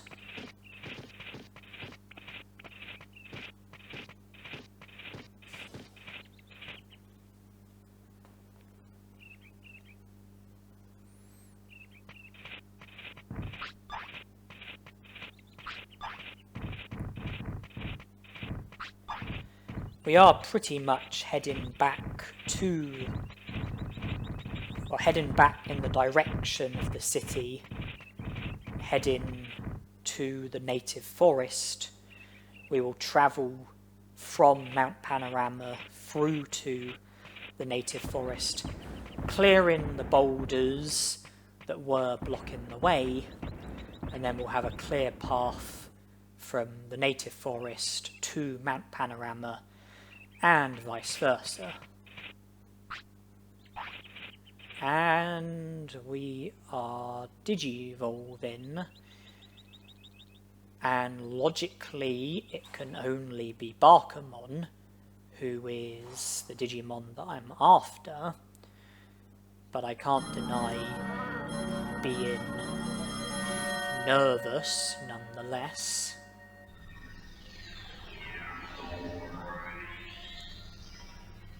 But Barkamon is my Digimon. That is fantastic news for me. And I aim for Barkamon to be the Digimon who I will now stick to for the rest of this challenge. I needed to have Palmon recruited before the end of day 15 so that I could get a rain plant and recruit Vegemon. I needed to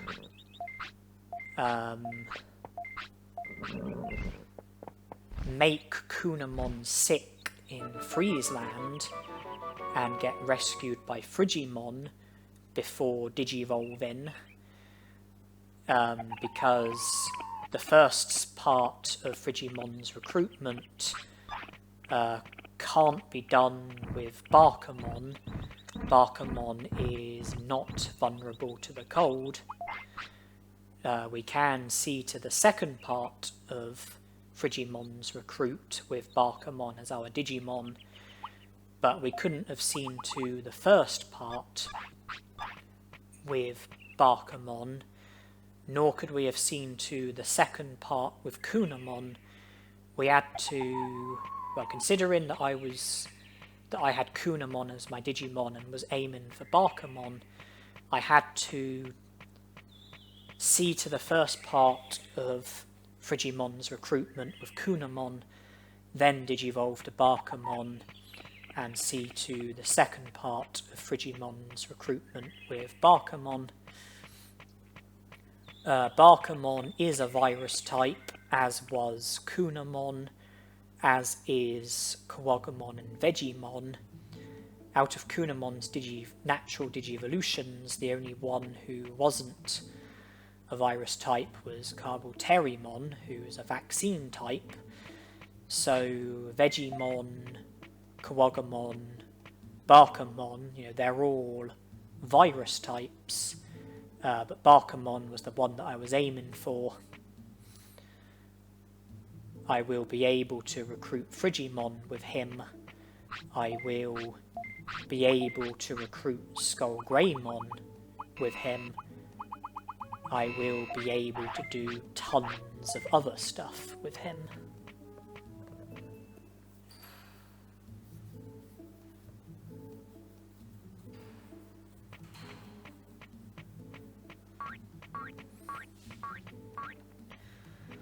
But there is a lot of work to be done. There are things that I need to do. Progress towards the game, progress towards recruitments, and other stuff as well, such as training to try and improve my stats, as well as trying to learn certain techniques which will make the game easier, particularly battles. It will particularly make battles easier.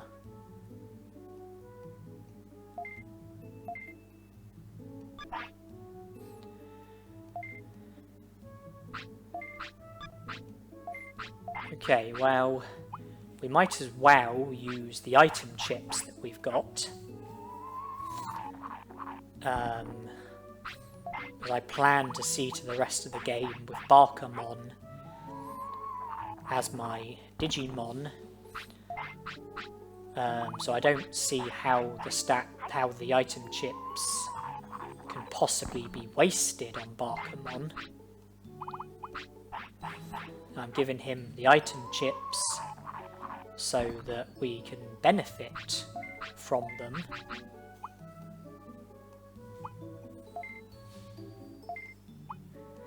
That just leaves a protective floppy and the dodgy sirloin in the item bank. The rest is in my inventory.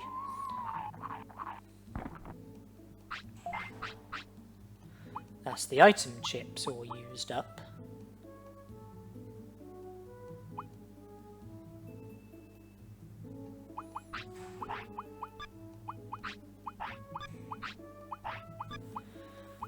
I'm holding on to the mansion key because there is a lot of stuff to do, a lot of stuff to get done, and I don't like the idea of allowing Barkamon to sleep, because that, in my eyes, is going to be a waste of time. I think that I need to keep Barkamon awake against his will so that I can be doing productive stuff during his inactive hours. You know, instead of sleeping, I can be making progress during Barkamon's inactive hours.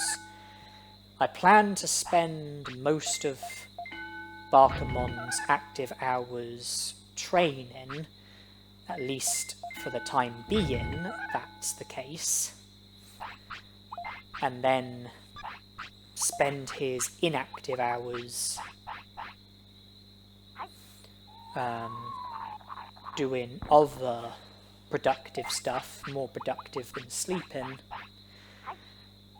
By resting at the clinic accordingly, we should be able to eliminate any complication that tiredness might have to offer. And by producing animations at the right time, when Barkamon wants to sleep, we should be able to avoid the adverse effects that might be caused if we weren't to produce animations at the right times.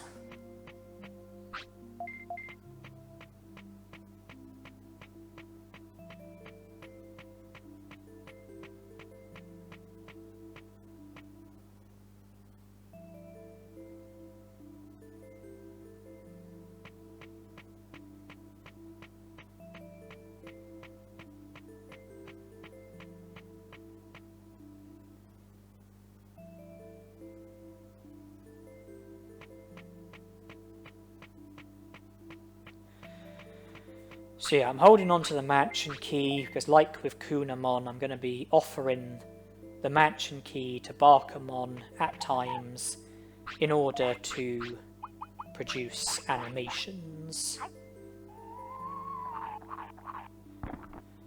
Produce animations when the clock is about to strike a new hour, when Barkamon wants to sleep.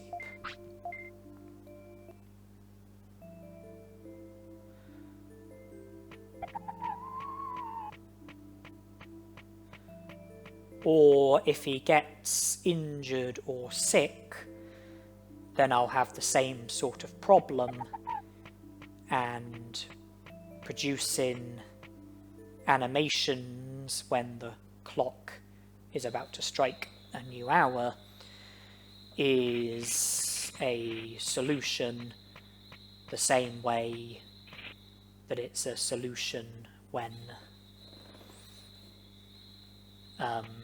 the clock is about to strike a new hour with Barkamon wanting to sleep. Or any Digimon.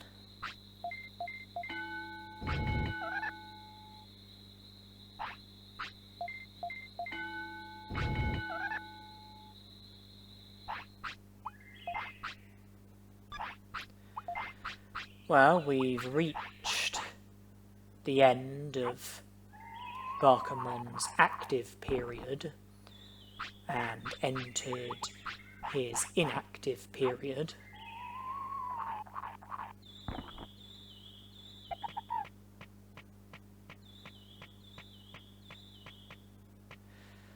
And this is where I stop training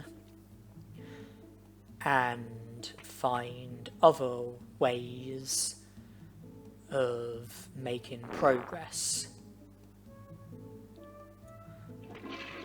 Hopefully, progress that won't prove to be too tiring.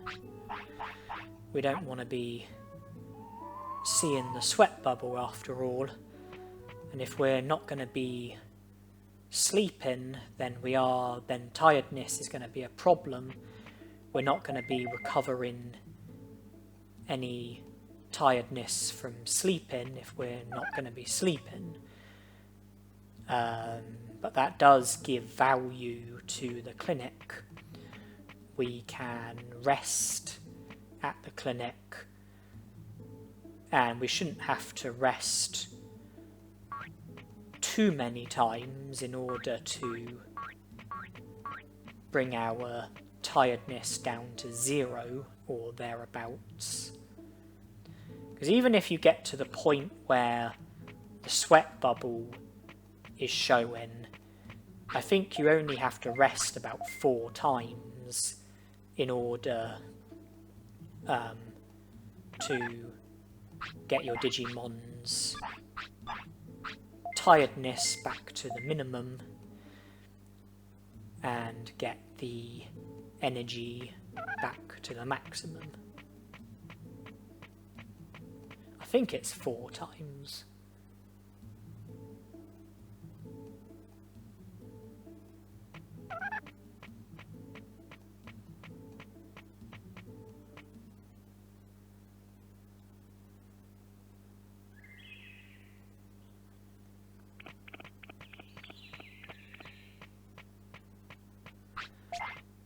We are still due another visit to Friesland, another visit to the Moldamons.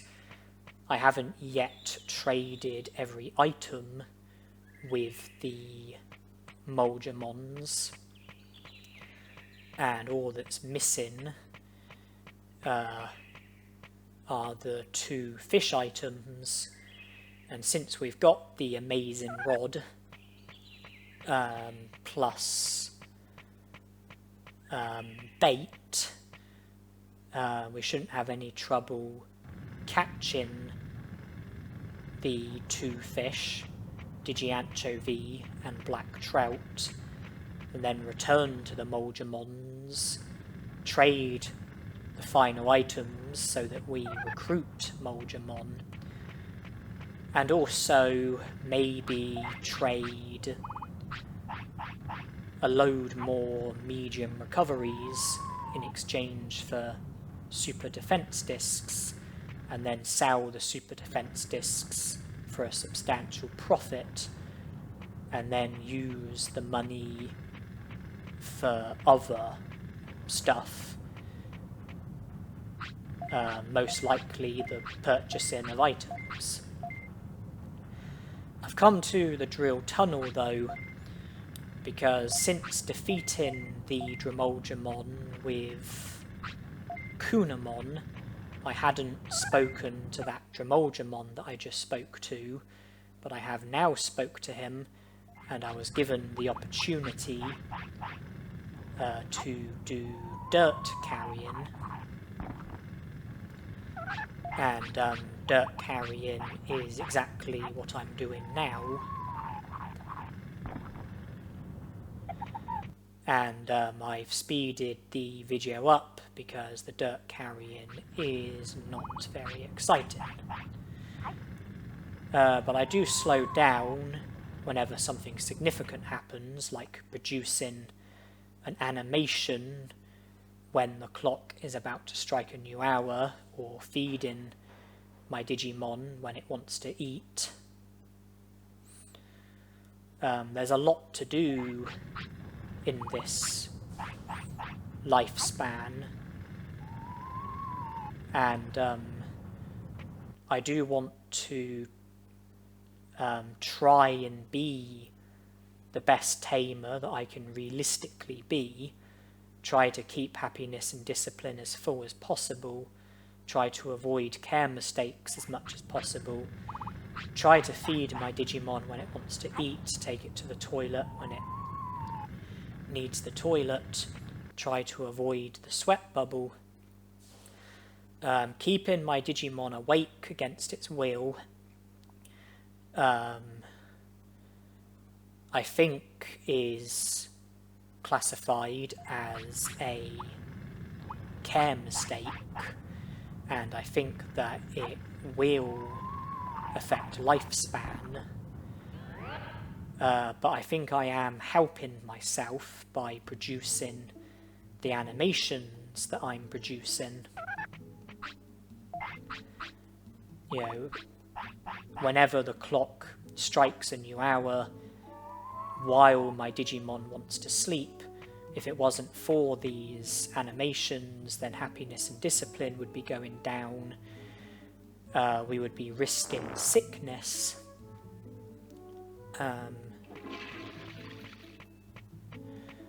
And it would probably be having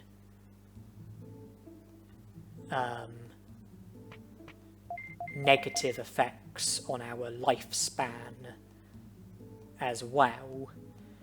But despite the fact that I am keeping my Digimon awake against its will, I am still trying to minimise care mistakes, minimise all the bad stuff, try to minimise anything that might shorten lifespan, try my best to maximise lifespan.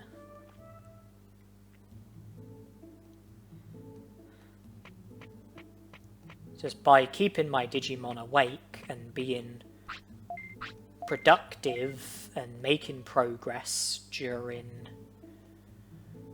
Bakumon's inactive hours, it's enabling me to do more during Bakumon's lifespan. If I was to only do stuff when he's awake and then let him sleep when he wants to sleep, I would have a lot less time available to me. So I'm choosing to go about things in a way where I'm being productive and making progress when Bakumon doesn't want to sleep and when he does want to sleep. Yeah, mostly training when he doesn't want to sleep, and then alternative stuff when he does want to sleep. This might not be the way of things for the whole challenge. There may come a point in which I feel like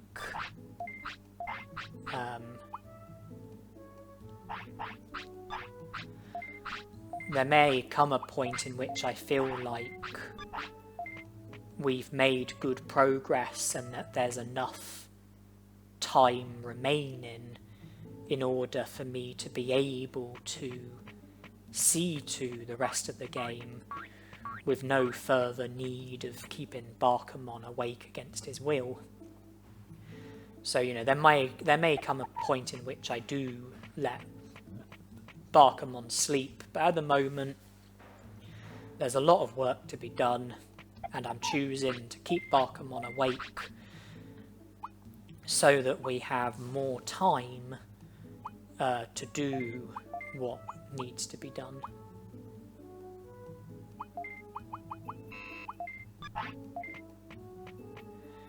And I put some items into the item bank because I am thinking about the lava cave. I'm thinking because we did the majority of the dirt carrying, leaving just a bit more dirt carrying left to do. Then I'll have access to the lava cave where I can battle Numemon, and there are quite a few items in the lava cave, and I will need a fair bit of inventory space in order to be able to collect those items. 3 of the items are attack chips, which I will feed to Barkamon. One of them is a quick chip, which I will also feed to Barkamon, and that will remove the item from my inventory, meaning that less space will be taken up. But there are other items as well. I think there's a medicine, I think there's a protective floppy, I think there's a super defense disc.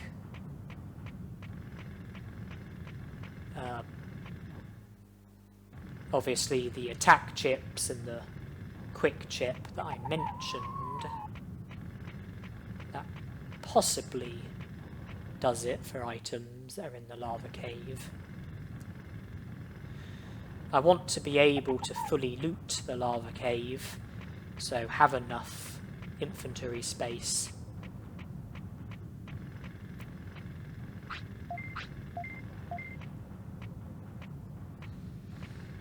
Recruit Numemon, and then speak to the Digivolving so that I get the ball rolling with his recruit as well. Once you defeat Numemon, you will be able to access a part of the lava cave that you couldn't previously access, and the Digivolving will be there drilling, and if you speak to him and then return 3 days later, he will be done drilling, and if you speak to him again, he will join the city. So I want to get the ball rolling with Digivolving's recruit. You also have to recruit Numemon and have a minimum of 45 prosperity points in order to be able to enter the Leomon's ancestors' cave, a place that you need to go to in order to be able to recruit Leomon. So recruiting Numemon sets up the ability to recruit Digivolving and Leomon.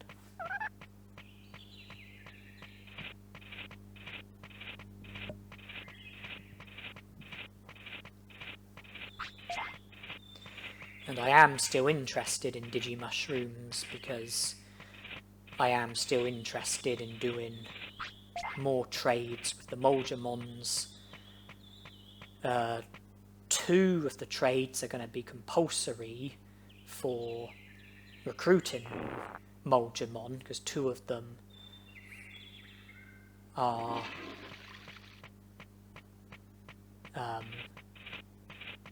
trades that haven't been done yet. All the other trades have been done, but trade in medium recoveries for super defense discs I want to do more of. Trade in Digimushrooms for medium recoveries I want to do more of. I still need to go fishing, I haven't done that yet.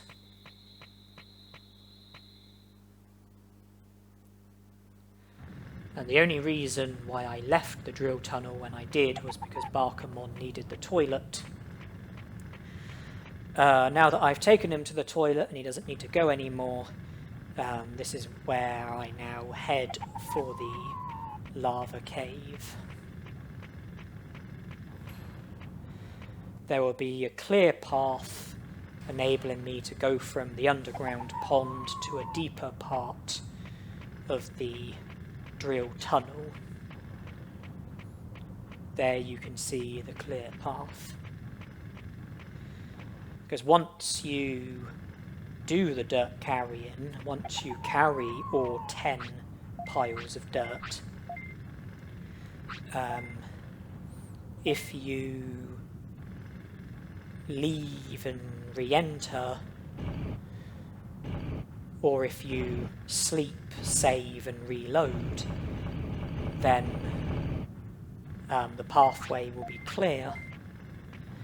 So, you know, you'll be able to access the lava cave almost immediately after doing the dirt carrying.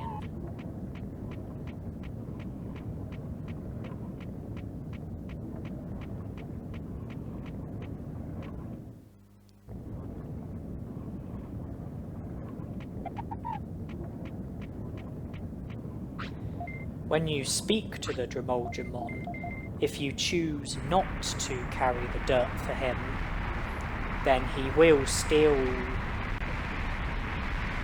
dig through to the deeper part of the drill tunnel, but it will take 5 days. 5 days from when you spoke to the Digimon.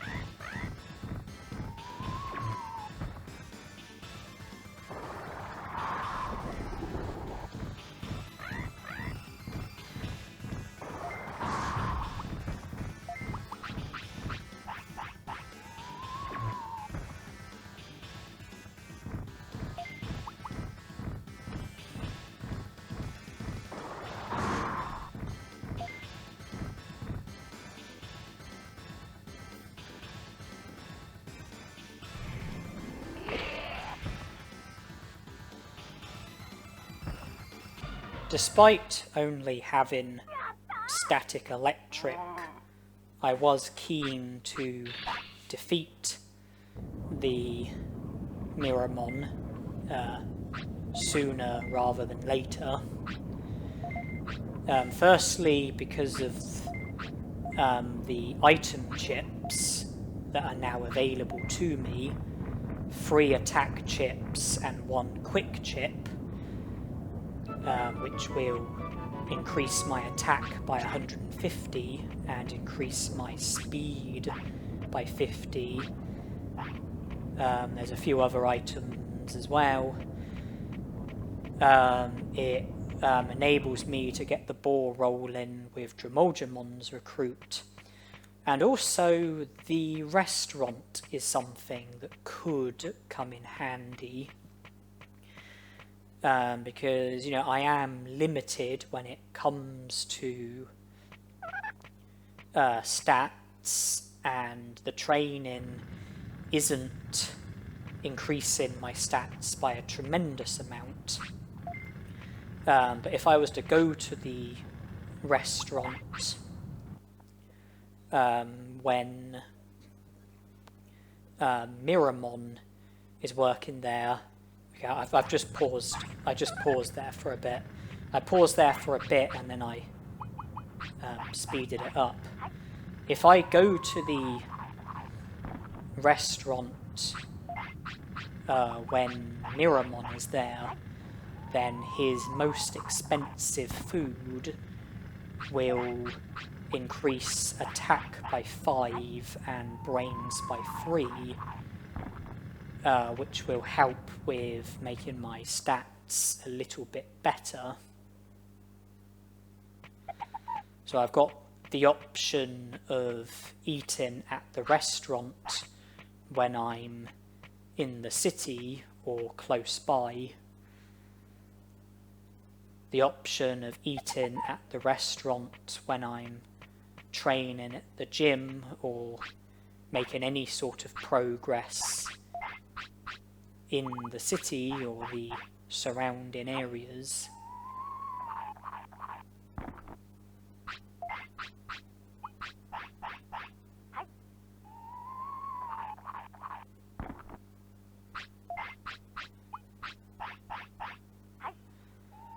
There are some much better techniques that Botamon can learn and use, and I have got those techniques in mind. You know, learning better techniques is an objective of mine.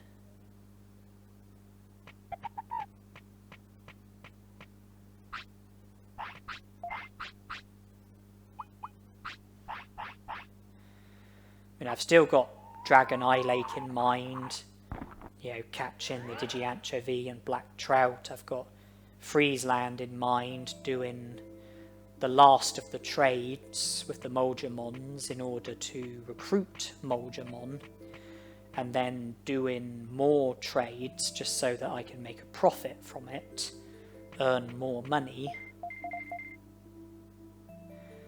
I've got training in mind, training at the Green Gym, that is.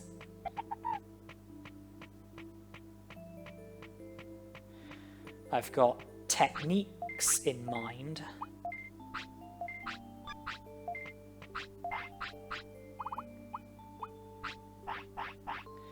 You know, quite a lot of stuff in mind. I purchased a Horseradish and gave it to Botamon. That will mean gaining bigger stat boosts from training HP, speed, and defense. And the effects of Horseradishes and Super Carrots do wear off when you feed your Digimon something else, something different. But fortunately, this is not the case with the restaurant food. Eaten at the restaurant does not reverse the effects of super carrots or hawk radishes, which means that the effects that I will have from giving that hawk radish to Barkamon, I will be able to keep the effects if I choose to eat at the restaurant instead of giving food items to Barkamon. Giving food items to Barkamon will reverse the effects of the hawk radish, but not the restaurant. So that's more of a reason to eat at the restaurant, being able to keep the advantages of items like hawk radishes and super carrots, as well as getting small stat boosts from eating at the restaurant.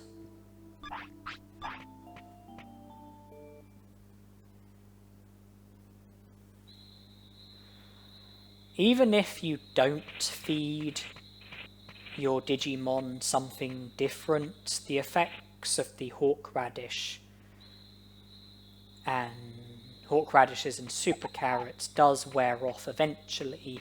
That's something that I have noticed.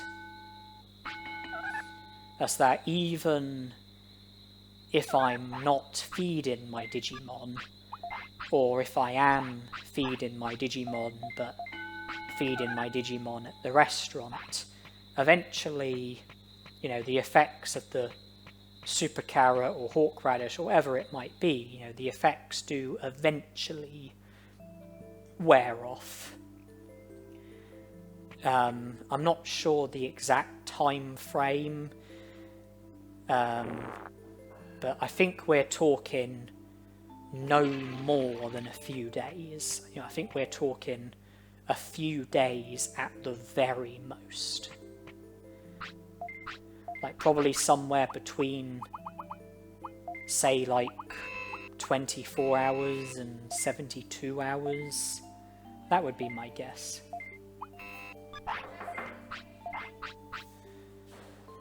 Okay, and I've put some stuff back into my item bank.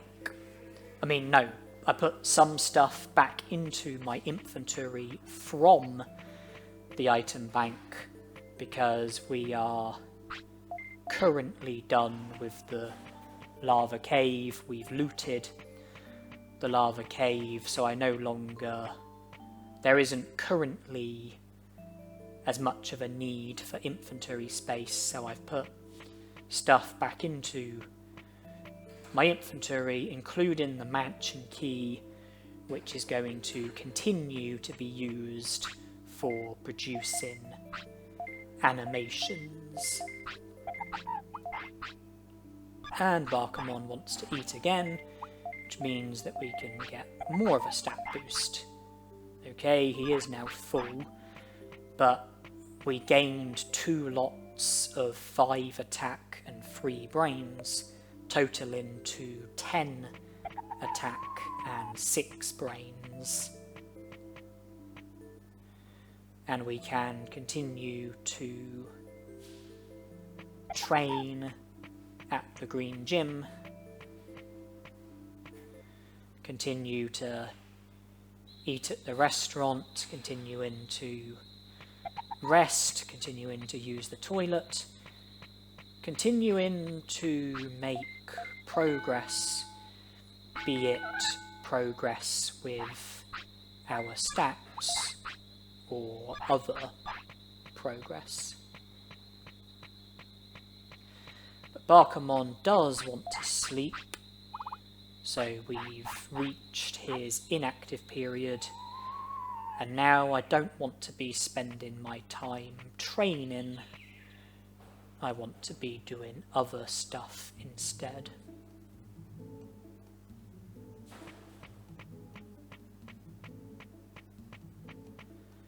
We will save, and then we will move on to the next objective.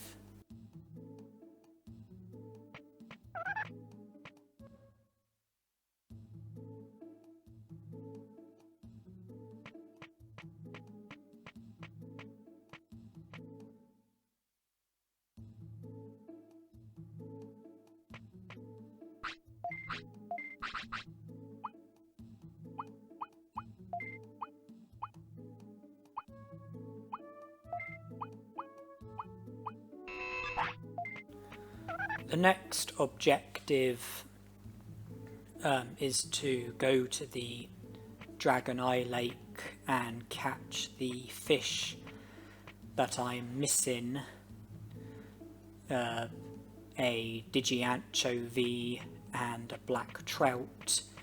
That will take up 2 spaces in our inventory, but by visiting the item bank, I do now have enough inventory space in order to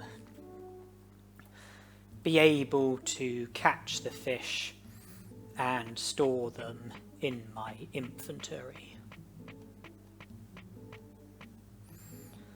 The restaurant food does help with tiredness. It does reduce tiredness, but it doesn't make a tremendous difference. Although from trying to rest, Centaurimon informed us that our energy levels are fine.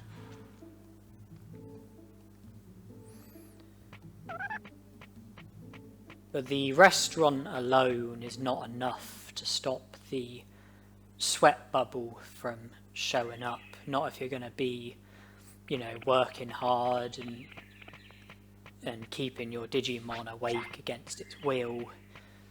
The restaurant food won't, that alone won't stop the sweat bubble from showing up. You do need to rest at the clinic.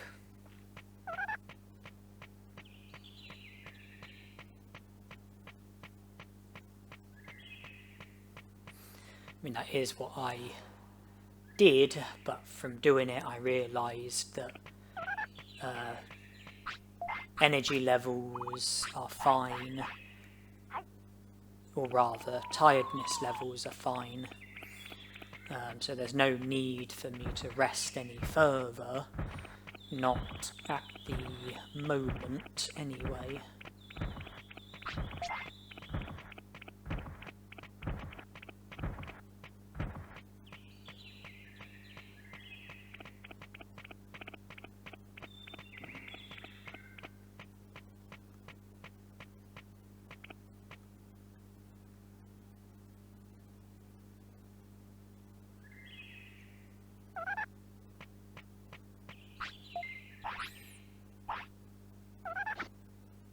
Okay, there's a Digimushroom down there, so it is worth coming all the way down.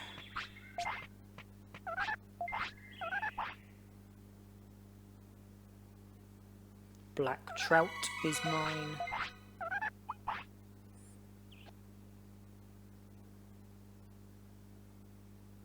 Digi-Anchovy is mine. We are now in a position where we are able to recruit Moldramon. And the only thing that we should be cautious of is that Moldramon is one of the secret item shop Digimon, and I don't believe that we have recruited I don't think we've currently recruited a Digimon who works at the secret item shop. And if I'm right about that, then Moldramon will be the first out of our recruited Digimon. Moldramon will be the first who works at the secret item shop. He'll be the first of the secret item shop Digimon, and that means that the secret item shop will be created when Moldramon joins the city, and that means that Ninjamon will show up on the Digimon bridge. Ninjamon shows up if you've recruited a Digimon who works at the secret item shop. I think the Digimon are Botamon, Numemon, Numemon and Devimon. I haven't recruited any of them yet, I don't think. But when I recruit Botamon, I will have one of them. And that will result, I think result in Ninjamon showing up on the Digimon bridge. Just something to be cautious of. If I was in Kunemon's bed and I was to head onto the Digimon bridge from Kunemon's bed and try and head upwards, then I would be stopped by Ninjamon, and he would battle me. If I want to get to the city, or if I wanted to get from the city to the tropical jungle, then I would have to enter the Digimon bridge via Kunemon's shortcut and then go to the tropical jungle, or if doing the reverse journey, go from the tropical jungle to the Digimon bridge and then from the Digimon bridge to the city. Okay, before leaving I wanted Barkamon's appetite to come into play so that I could eat at the restaurant just before leaving. So I trained once more, brought ourselves forward by an hour. Now Barkamon wants to eat. I can eat at the restaurant and then obviously then do what I have planned next, and it should be a few hours before Barkamon's appetite will become a problem.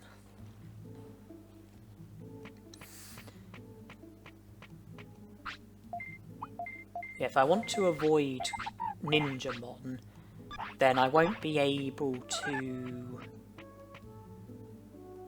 well, if I was to enter the Digimon bridge from Kunemon's bed, then I wouldn't be able to go up the Digimon bridge without being challenged by Ninjamon. I wouldn't be able to get to the tropical jungle without being challenged by Ninjamon. I wouldn't be able to use Kunemon's shortcut without being challenged by Ninjamon. Instead, I would have to go from the... I'd have to go from Kunemon's bed to the tropical jungle. No, not the tropical jungle. I'd have to go from Kunemon's bed to the native forest, where the red Vegimons are, where the Madoki Betamons are, where the Kunemons are, and then head back to the city that way. If I was to enter the Digimon bridge from the tropical jungle or from the city via Kunemon's shortcut, then I wouldn't be able to get to Kunemon's bed without being challenged by Ninjamon. But I would be able to go from... I would be able to go from the city to the Digimon bridge to the tropical jungle, and the reverse journey would be possible as well. I wouldn't be able to go to Kunemon's bed. I would have to take the long way around, going from the city to the native forest, and then to Kunemon's bed that way.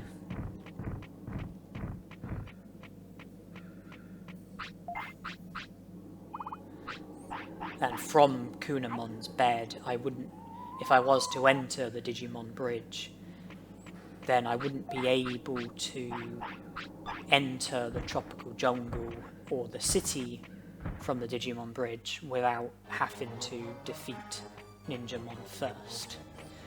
Now the bandits are here, who I don't want to be battling just yet, but there is a way of avoiding them if I come here, then move away a bit, then return.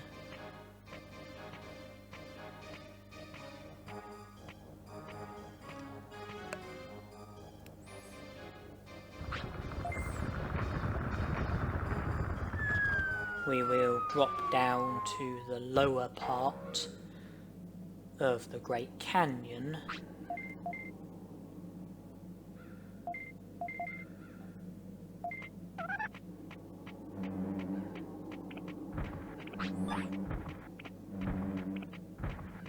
And if you don't defeat Agumon at the Great Canyon, then the only way that you can get down here is by falling off the cliff, because the elevator wouldn't work. If you were to try and use the elevator to go downwards, then it wouldn't work.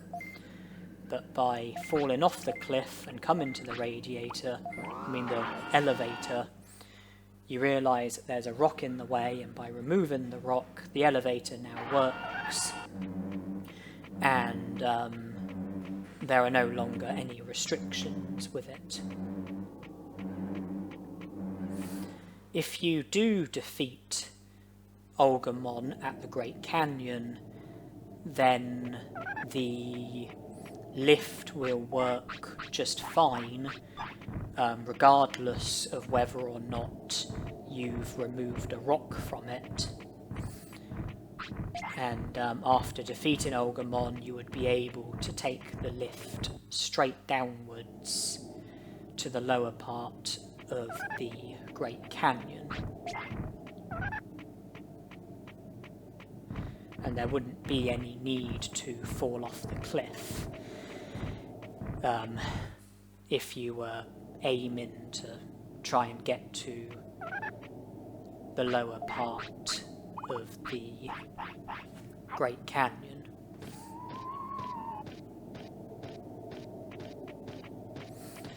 Although I think it is a good idea to fall off the cliff, because when you recruit Agumon and he gives you hints on Digimon, one of his hints is actually referring to the cliff, and the hint doesn't go away unless you fall off the cliff.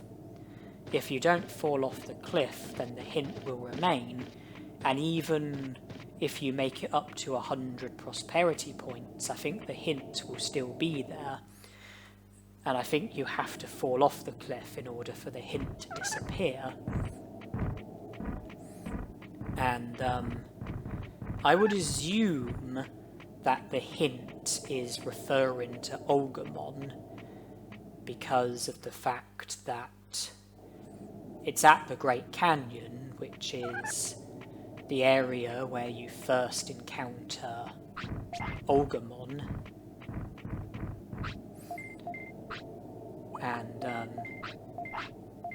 and the second place you encounter Agumon is also the Great Canyon, the Olga Fortress, which is part of the Great Canyon.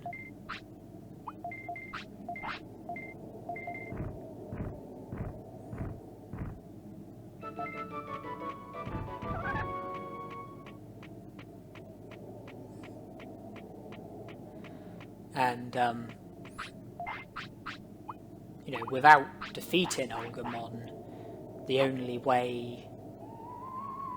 Well, falling off the cliff is the only way...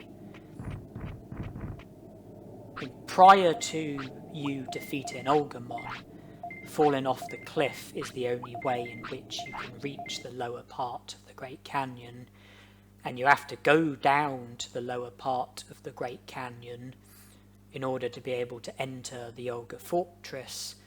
So to me, it seems connected to Agumon, my guess is that, you know, the hint regarding the cliff is a hint for Agumon, but if you recruit Agumon without falling off the cliff, then the hint remains.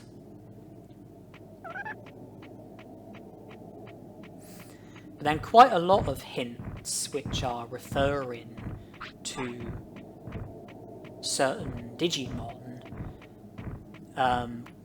the hints don't actually go away. Well, I mean, with some Digimon, when there's a hint regarding a certain Digimon, the hint goes away when you recruit the Digimon, but that's not the case with every Digimon. There are some Digimon where their hint will disappear if you do a certain something, even if the certain something doesn't involve recruiting the Digimon. So it's possible for the hints for certain Digimon to disappear before you've even recruited the Digimon, because even without recruiting the Digimon, you might already have done the necessary thing in order for the hint to disappear. And in the case of Agumon and falling off the cliff, if the hint is to do with Agumon, then it seems that it's also possible to recruit a Digimon and for the hint to remain, depending on how you go about the recruitment.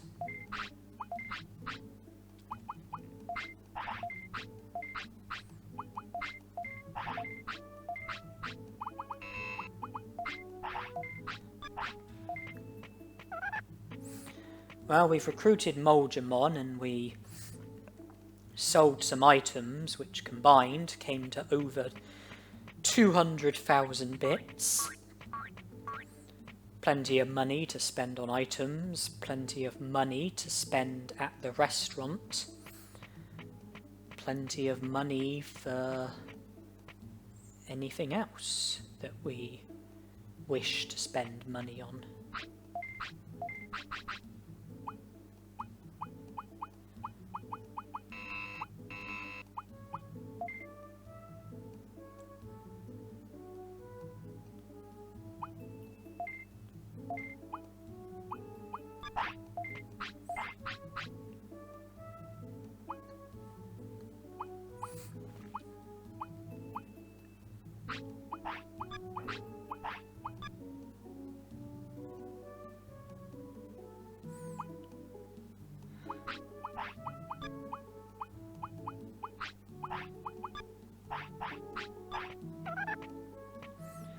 The space underneath the medium recovery is reserved for autopilots.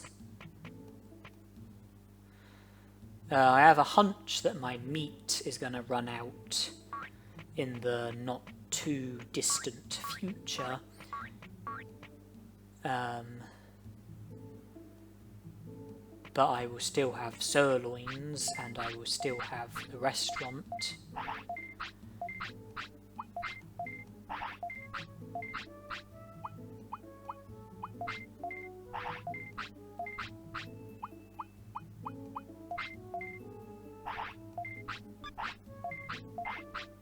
So I've got maximum small recoveries, medium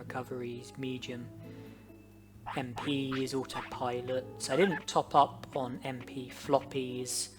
I think that they are small fry, and when they run out, I think medium recoveries are what I will stick with. I think I will use medium recoveries instead of MP floppies. You know, let the MP floppies run out and don't replace them. When it comes to HP recovery items, I've got small recoveries as well as medium recoveries. I've maxed out on autopilots, and I've got a bit of food in my inventory. But if we're going to be using the restaurant,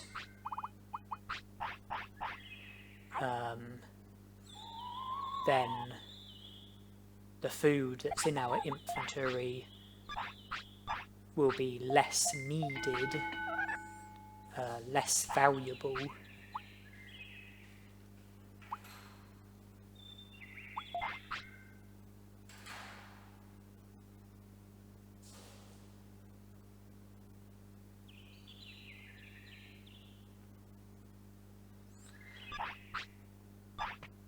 Yeah, we're not going to need to use as many food items if we're going to be eating at the restaurant.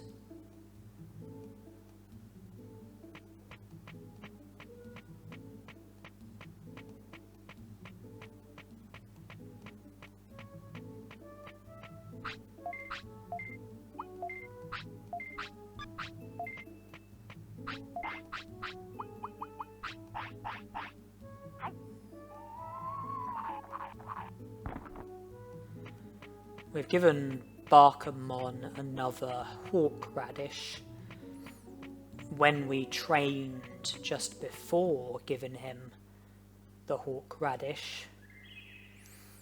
I think our speed went up by 8.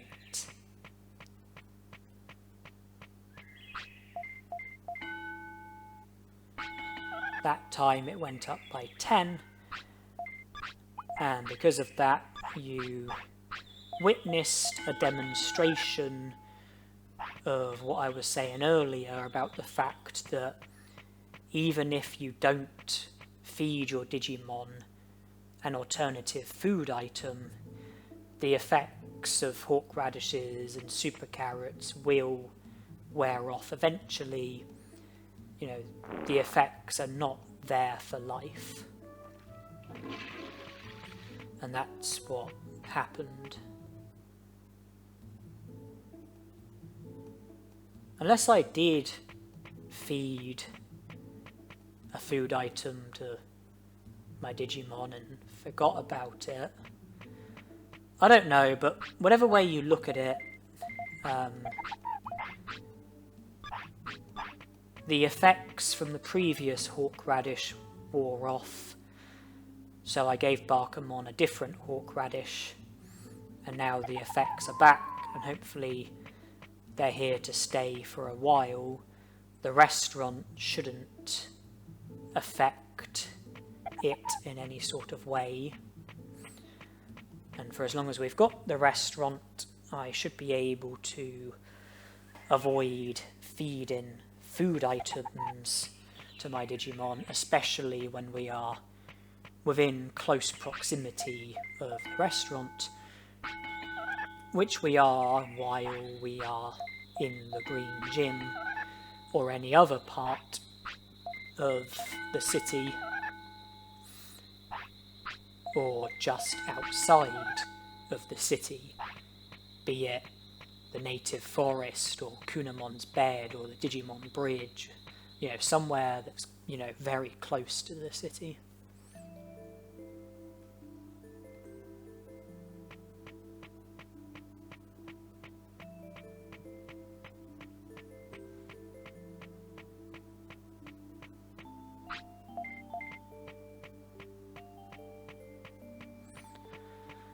But my attack and brains are forever going up just from eating at the restaurant.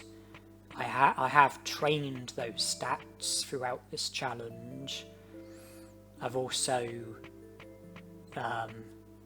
used item chips, which have affected those stats and other stats.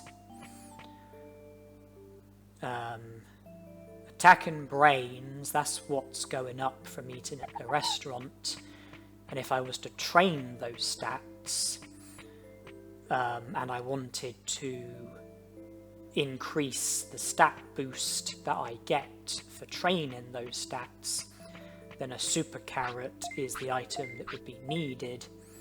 Instead, I have used a hawk radish because that's what affects the stats that I'm currently working on.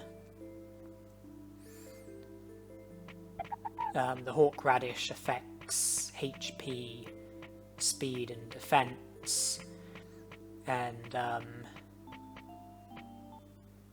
I am currently training speed.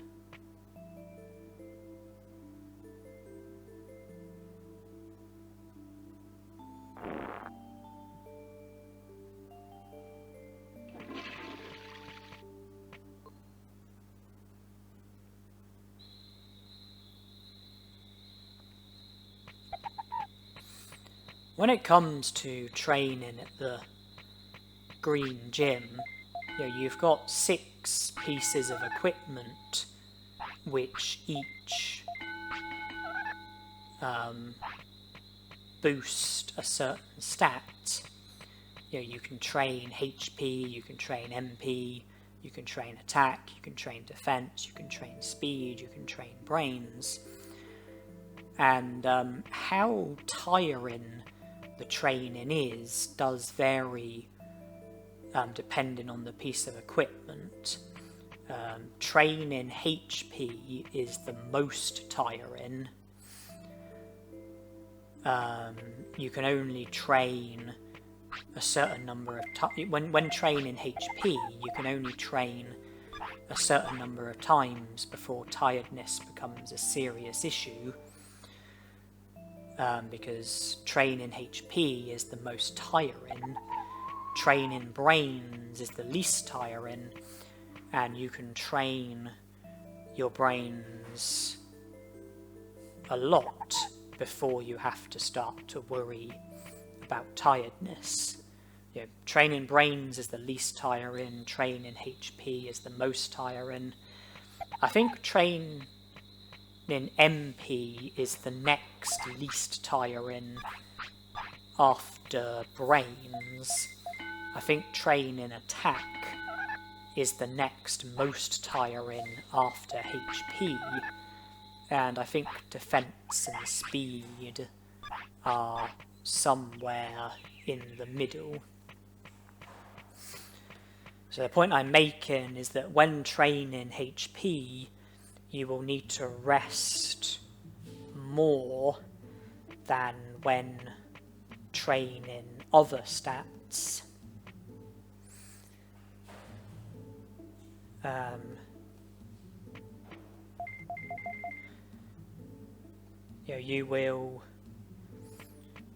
You won't be able to train for as long before needing to rest, and you will need to rest more times.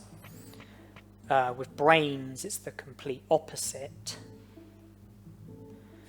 MP, I think, isn't much worse than brains. Attack isn't much better than HP. And defense and speed are somewhere in the middle. We've been training speed, which isn't too bad.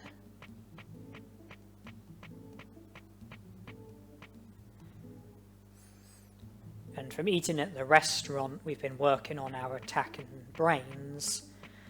Training attack would be tough on our Digimon, when it comes to energy and tiredness. But training brains would be very easy going. You have the choice of resting in Digimon's house when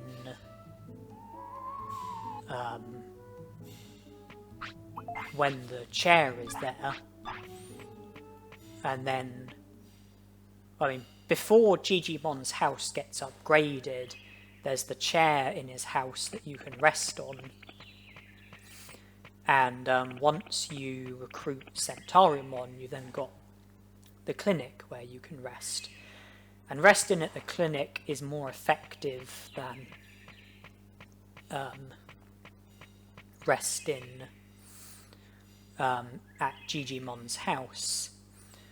And if you were to train brains a certain number of times and then rest and then go back to training brains, I think that in the space of your Digimon's active hours, one rest would be plenty. You know, if you were to wake up, train brains, and then after training a certain number of times, go and rest and then go back to training, you should be able to make it up to the point in which your Digimon wants to sleep without seeing the sweat bubble. And I've come here to catch Seedramon, but requesting friendship from him and recruiting him and having him take us to Beetle Land is not my sole priority.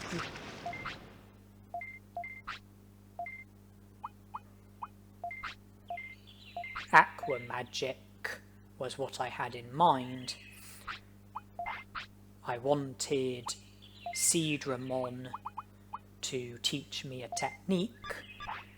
I wanted aqua magic to be the technique that he taught me, and I knew that aqua magic is what he would have taught me, because out of the 3 techniques that he can teach you, aqua magic, winter blast and giga freeze, he always teaches you aqua magic first, then winter blast and then giga freeze.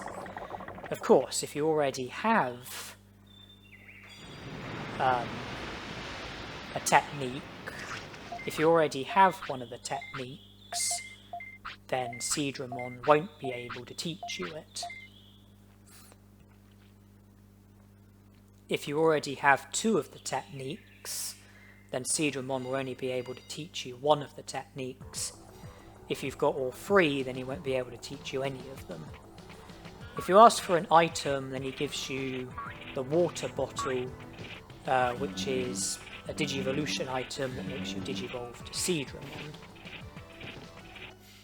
I have recruited Seedramon and come to Beetle Land. I caught him for a 2nd time and requested friendship and had him take us to Beetle Land.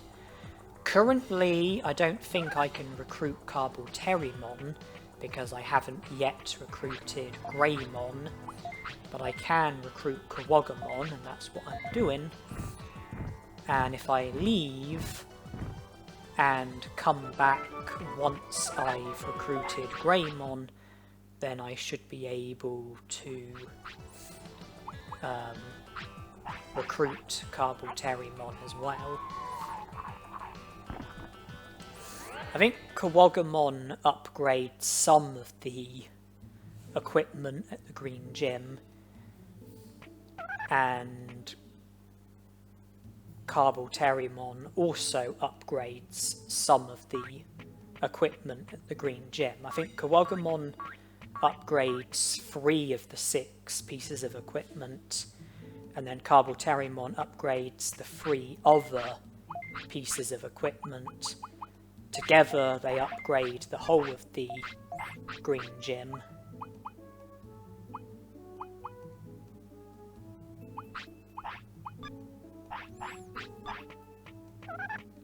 But with just Kuwagamon, I think it's just 3 pieces of equipment that have been modified.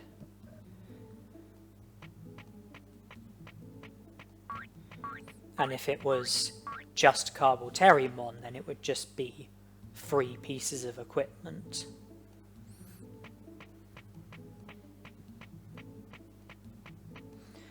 But I've got one of the techniques that I was after, Aqua Magic. There are more techniques to come. And I've been using the mansion key to produce animations. I can have the same effect with the blue flute. I can offer the blue flute to my Digimon, who will decline it, and, you know, an animation will be produced from it. And I didn't need both the blue flute and the mansion key in my inventory, so I put the mansion key into the item bank, because the blue flute does still have some marginal use.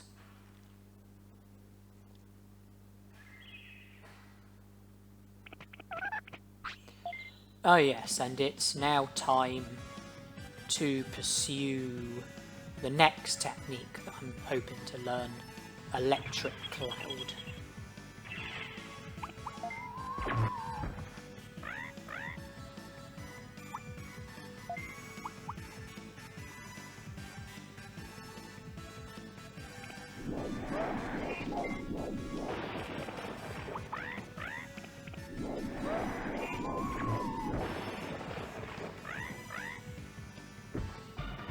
Battle 1 easily enough. And Electric Cloud has been learned. If I was to use my resources that I've got available to me, apparently the I learned Aqua Magic from Seedramon, and that was the easiest way to learn it. It would have been possible for me to have learned Aqua Magic from getting into a battle, and in the tropical jungle there's a Madoki Botamon who uses Aqua Magic, and if I had tried to learn Aqua Magic from a battle, then apparently the chances of me learning the technique would have been 9%. Barkamon can learn and use a total of 3 ice techniques, and they are the 3 ice techniques that Seedramon can teach you: Aqua Magic, Winter Blast and Giga Freeze. And it looks like I've already explained that Aqua Magic, it looks like I had a 9% chance, and it seems that with Winter Blast I would have a 7% chance, and Giga Freeze I would have a 5% chance. It would be possible to learn the techniques a lot more easily by recatching Seedramon and having him teach them to us, but I've got no interest in Winter Blast or Giga Freeze. I had an interest in Aqua Magic, I don't have an interest in Winter Blast or Giga Freeze, so that's why I only learned Aqua Magic from Seedramon. Static Electric came free with Barkamon, and I just learned Electric Cloud from a Madoki Botamon. Apparently the chances of me learning it were 32%, which is roughly 1 in 3, and I ended up getting it in 1. If I had pursued Aqua Magic from a battle, then the chances of me learning it would have been roughly 1 in 11. And Winter Blast and Giga Freeze would be even harder to learn, but I'm not interested in them, hence why I didn't bother having Seedramon teach me the techniques.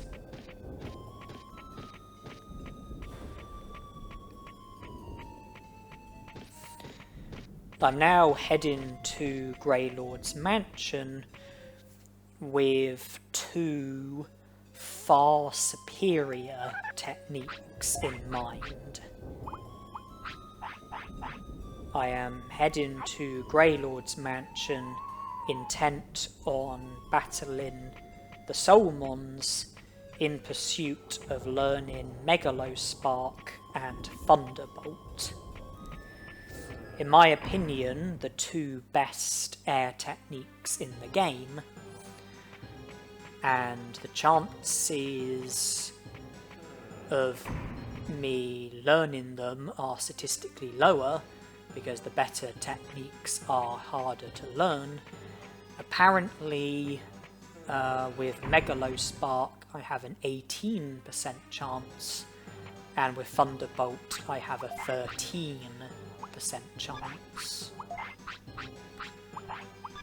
The Soulmons also use Electric Cloud, which I've already got, and Gigafreeze, which I have a 5% chance of learning, but I'm not interested in learning Gigafreeze. I'm after Thunderbolt and Megalospark.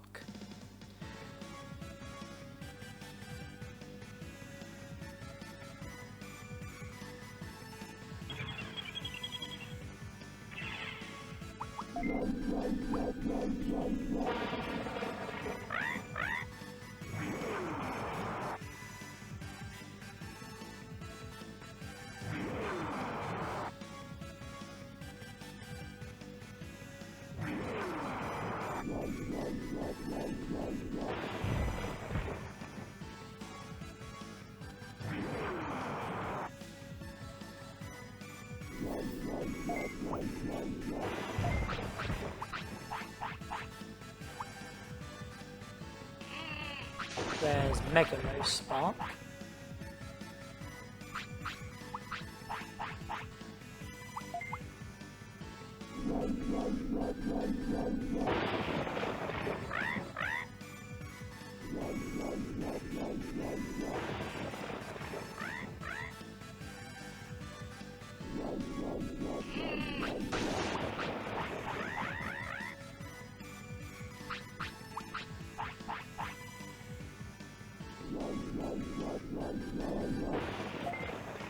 Now I'm going to not attack because Thunderbolt hasn't been used yet.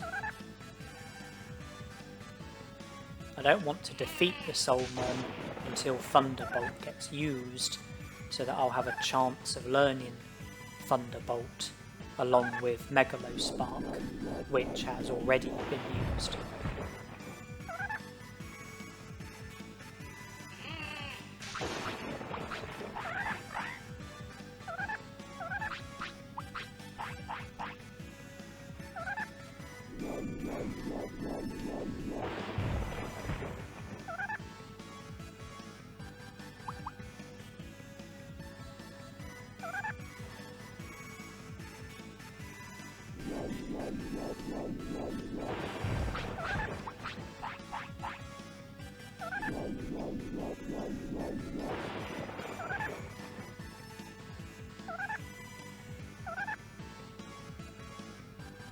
There's Thunderbolt, and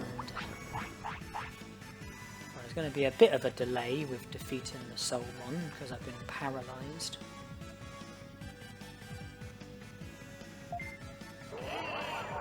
And more of a delay because my finish just got stopped by Gigafreeze.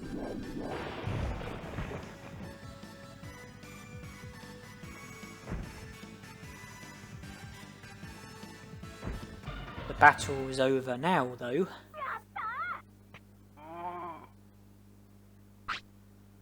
But no good news for me. So I try again. I leave, I re-enter, I try again. I suppose there is a small risk that Gigafreeze could interfere with my attempts to learn Thunderbolt and Megalospark, because if Thunderbolt and Megalospark were to get used, in a battle and Giga Freeze was to get used as well, then I might learn Giga Freeze instead of Thunderbolt or Megalo Spark. Speaking of the devil, Giga Freeze just got used.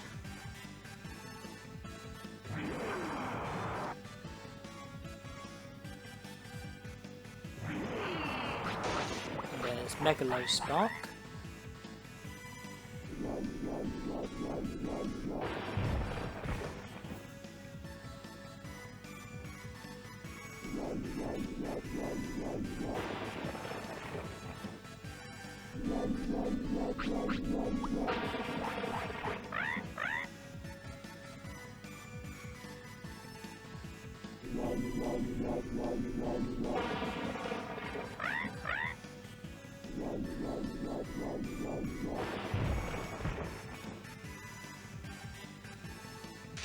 And there's Thunderbolt. No delay that time because it didn't strike me.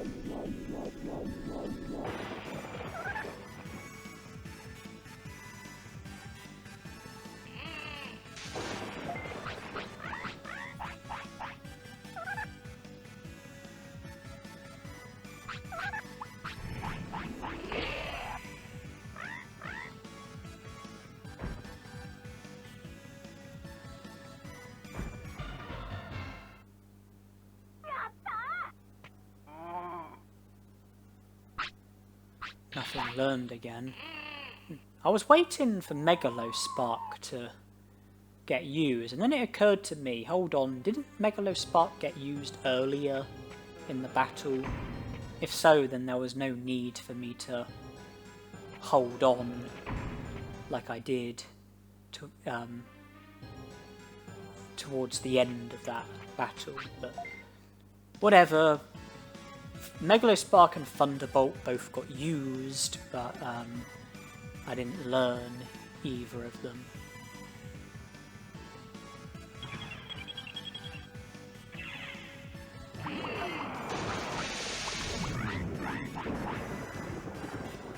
Well, that time both techniques got used pretty much straight away.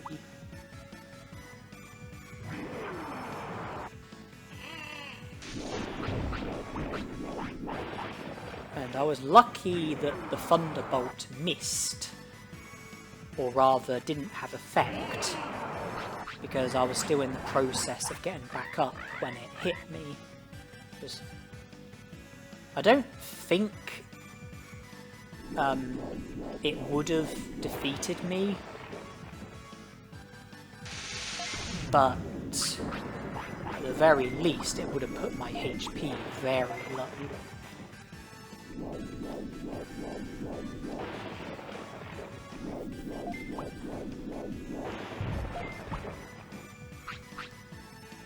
Well, I'm not doing very well in this battle, but the most important thing is whether or not I learn a technique.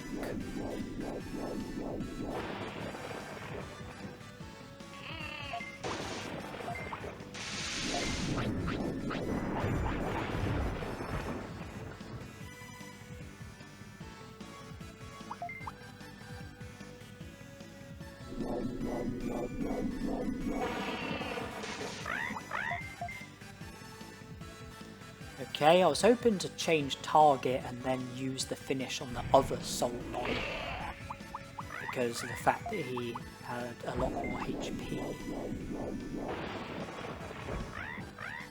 Didn't work.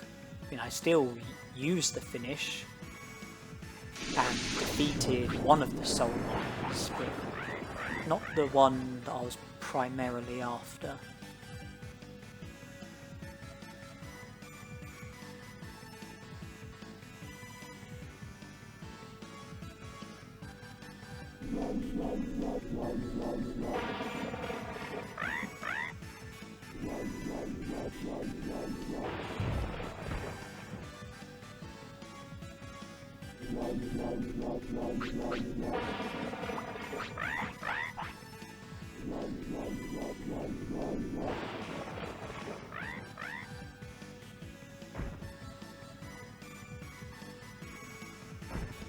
That would be 1,000 bits for me. Is there anything else for me? Giga Freeze? I didn't want Giga Freeze, I wanted Megalo Sparkle Thunderbolt. Well, I mean, both, eventually. Yeah, I want both Megalo Spark and Thunderbolt. So I wanted to learn one of those techniques and then learn the other afterwards. And that's what I was saying about the risk of Giga Freeze interfering. That's exactly what it did. I didn't want to learn Giga Freeze, but I was capable of learning it, and I ended up learning it instead of learning Megalo Sparkle Thunderbolt. Giga Freeze interfered with my intentions of learning the techniques that I'm after.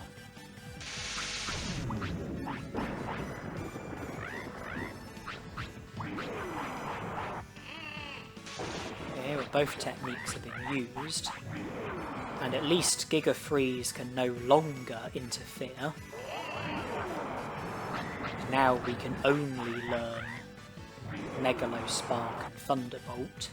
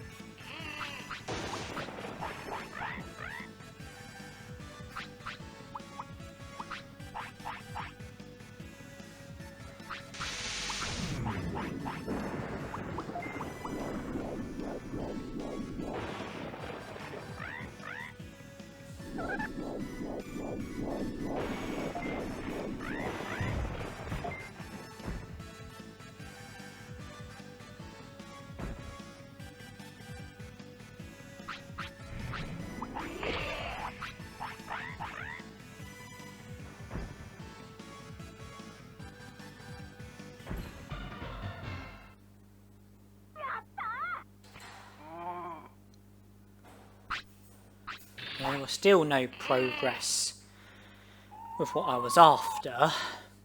And regarding Giga Freeze, if I had caught Seedramon twice more and both times asked him to teach me a technique, then he would have taught me Winter Blast, and then he would have taught me Giga Freeze, and then that would have eliminated any risk of Giga Freeze interfering with my attempts to learn Megalo Spark and Thunderbolt. But nonetheless, I don't have any regrets. I don't regret the fact that I didn't catch Seedramon twice more. I thought that there was a relatively small chance of Giga Freeze interfering. And now that it's been learned, it can't interfere again.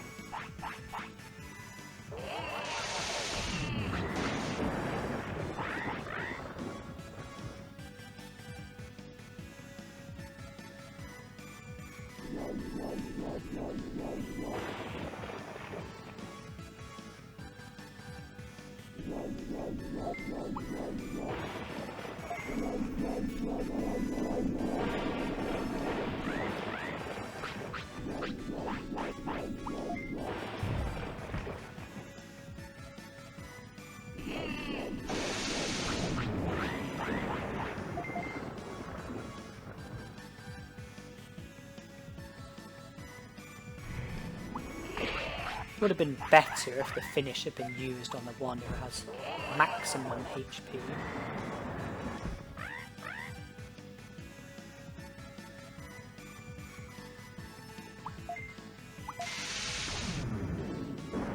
That works.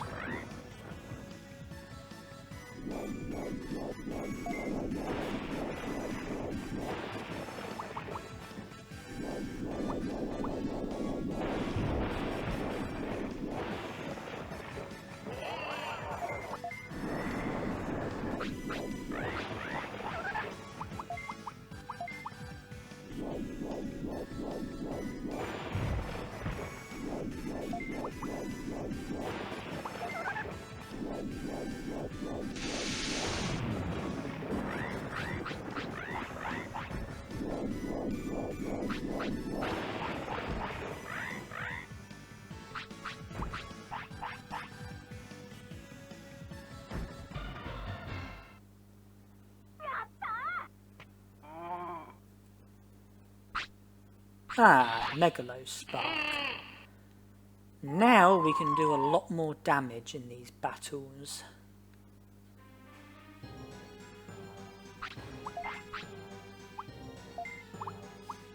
Take out Electric Cloud, replace it with Megalospark, keep in Aqua Magic as well, and now it's all about Thunderbolt.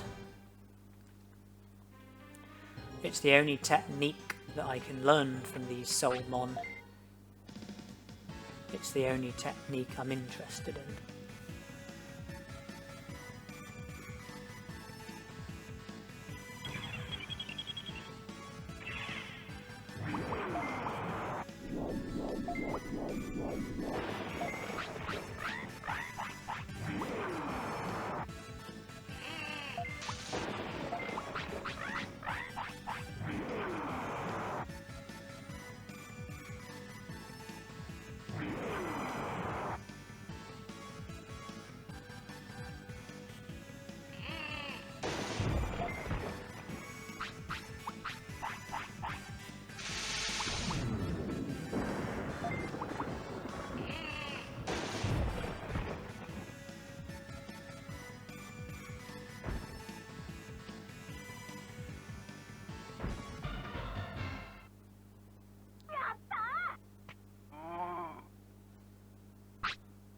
Nothing learned, so we'll have to keep trying. After I used the first Megalospark, I realised that one more Megalospark would have defeated him, and I was about to say that I best keep my distance until Thunderbolt gets used, otherwise I'll have no chance of learning Thunderbolt. But then pretty much straight away, Thunderbolt did then get used, and then I thought, okay, now it's time to defeat the Soulmon.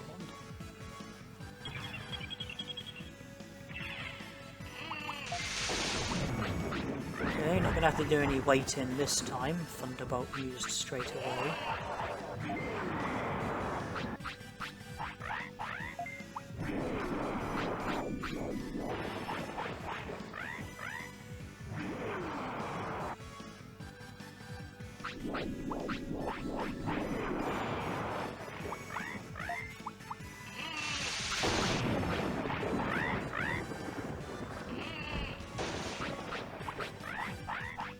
And that's the last of our MP floppies. Kind of pleased to see them go, because now we've got more infantry space. Just focus on the medium MPs. And we've got Thunderbolt. Thunderbolt, Megalospark, Aqua Magic. This is where we can start to do some pretty serious damage.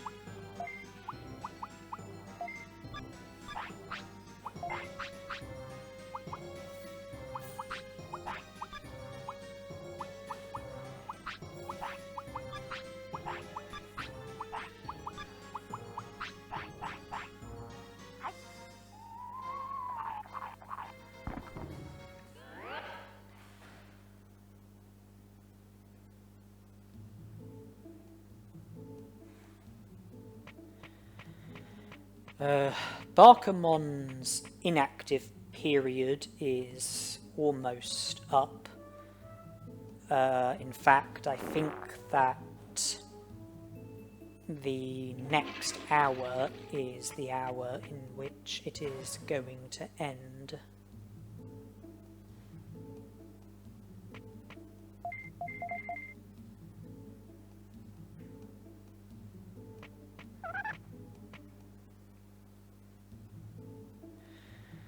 All of those battles has probably caused some level of tiredness, so I do think that it is worth paying the Centaur Clinic a visit. Barkamon currently only wants to sleep, no sign of him wanting to eat, and he's only just used the toilet. Okay, so we were quite tired, but now I don't think we want to sleep anymore. No, Barkamon doesn't want anything.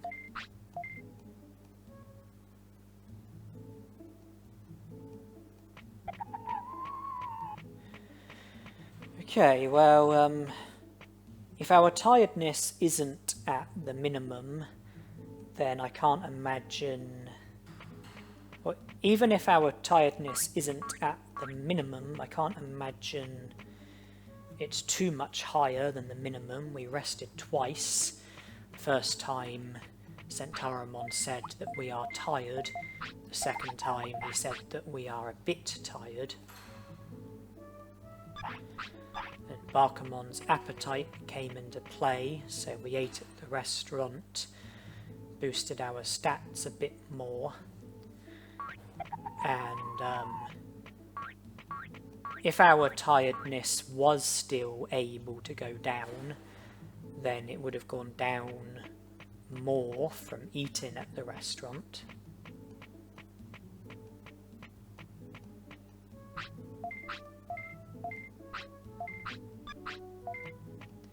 Okay. So this time I'm giving Barkamon a super carrot. This means that we will earn bigger stat boosts from training MP, attack, and brains. And interestingly, 2 of those stats are affected when we eat at the restaurant, attack and brains. Brains is very close to 500, which is when the enabled technique comes into play.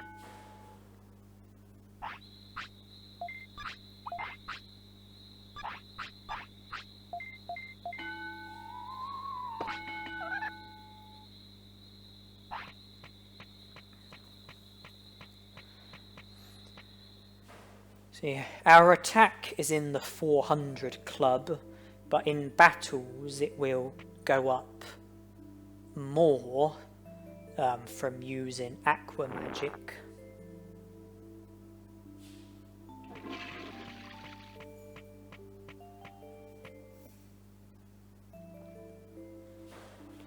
And our defense and speed will be boosted as well.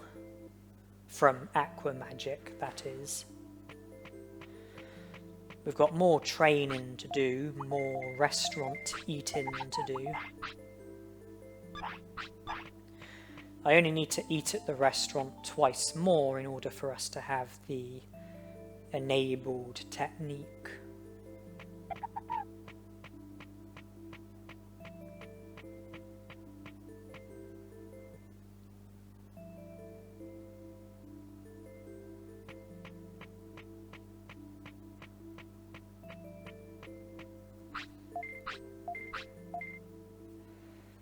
Air has a number of type advantages. You know, there are a few types that are vulnerable to air. There are a few types which air does more damage against than what it is meant to.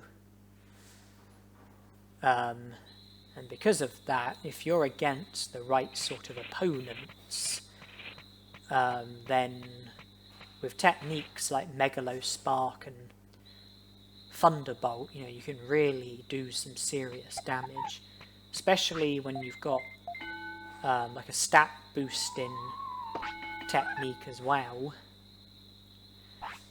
Not to mention that the stats that you have in the first place is very important as well.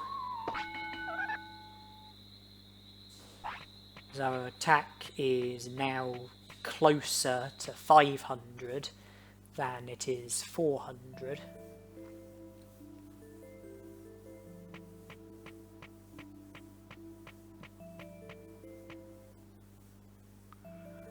Thunderbolt is one of the strongest techniques in the game, and when you account for the type advantage that it's got, you know, the level of damage that can be caused by Thunderbolt is incredible. And we've become sick, have we?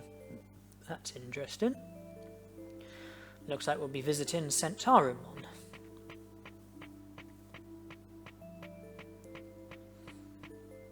Yeah, I've seen Thunderbolt comfortably do over 1500 damage. I think it's a combination of how powerful the technique is, plus the type advantages that it can have depending on the opponent, as well as the attack stat of the Digimon that's using Thunderbolt, as well as the defense stat of the Digimon that's at the receiving end of Thunderbolt.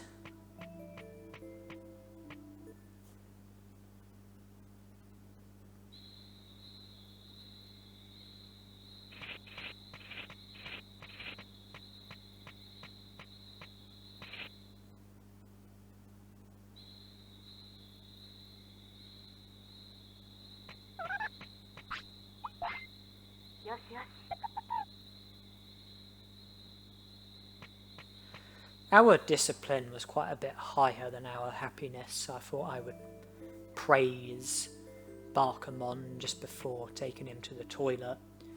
try and bring a bit of balance to our happiness and discipline. If we keep doing what we're doing, then, you know, it will refill.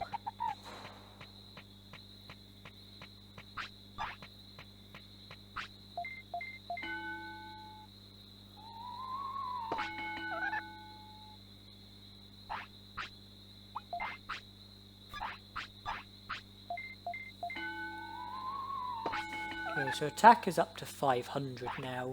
Speed is over 300. Defense is under 200. HP and MP, I think, are both over 2,500. And I think our brains is about to reach 500. I think it's 498, and I think that eating at the restaurant, which we are about to do, I think we'll put our brains up to 501, and 500 is the necessary amount in order for you to have the enabled technique.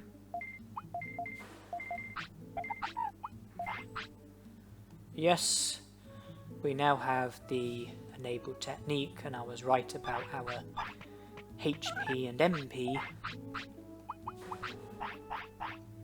Need to produce an animation.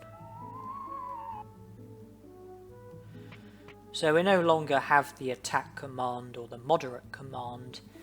Instead, we have the direct techniques that we've got equipped, so we can directly tell our Digimon, use Thunderbolt, use Megalospark, use Aqua Magic. And even though we've lost the attack command and the moderate command, I think we've still got all of the other commands, like auto, distance, change target, defensive. Yeah, I think that's all still there.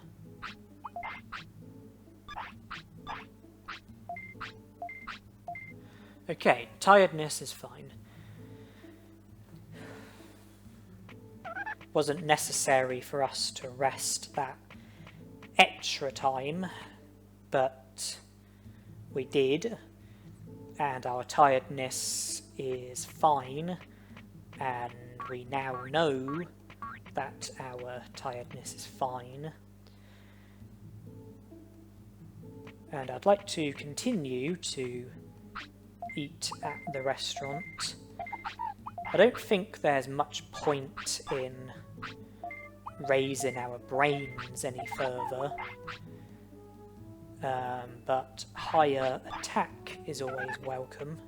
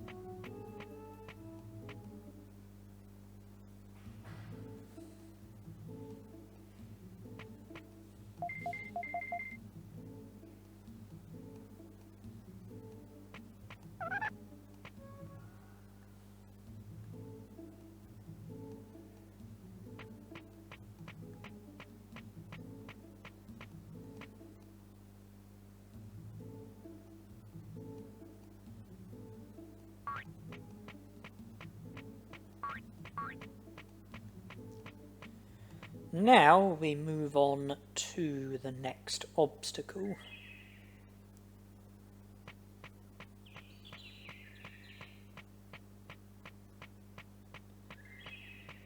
And the fact that I completely blanked Ninjamon probably gives away the fact that Ninjamon is not currently on my mind.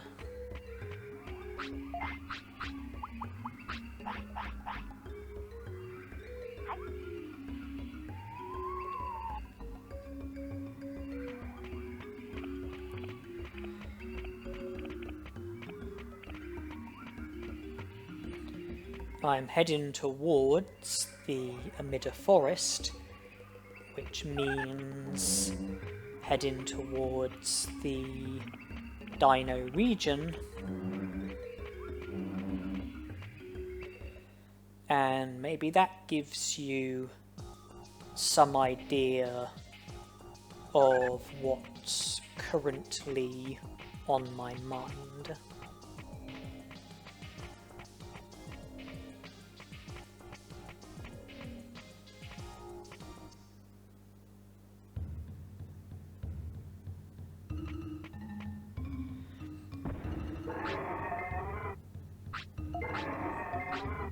Okay, so we're going to be testing our new stats, testing our new techniques.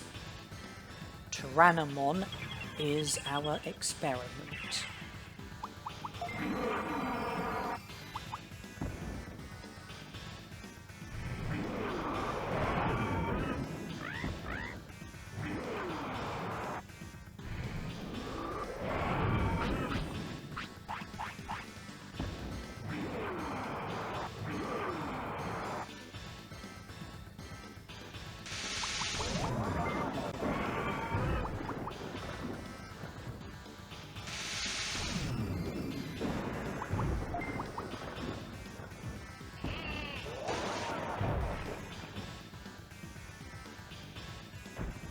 Can't grumble with how powerful those attacks were.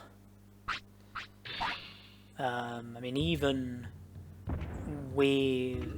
accounting for Aqua Magic, you know, our attack would have been well under 999, and we still managed to do about 1500 damage with Thunderbolt.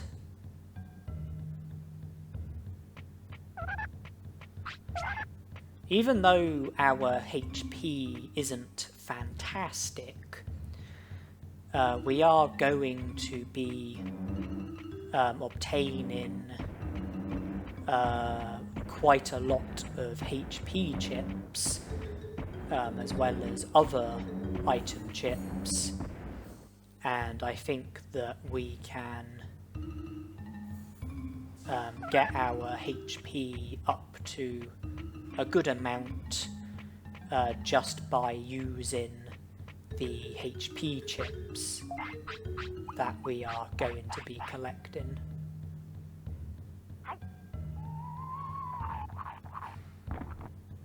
Okay, so now our HP is 3000.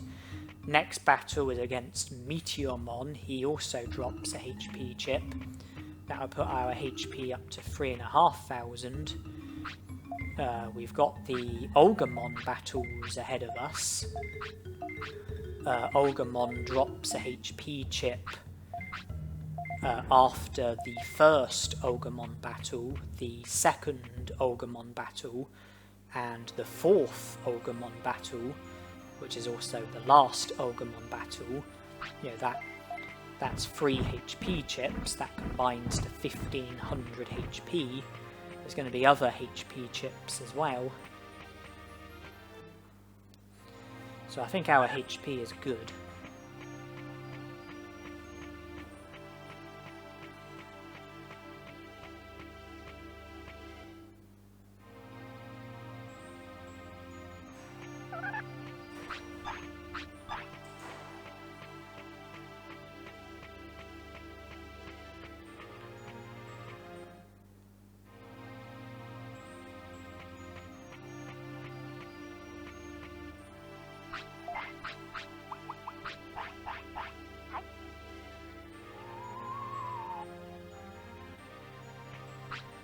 I think it's only 3 hours until the end of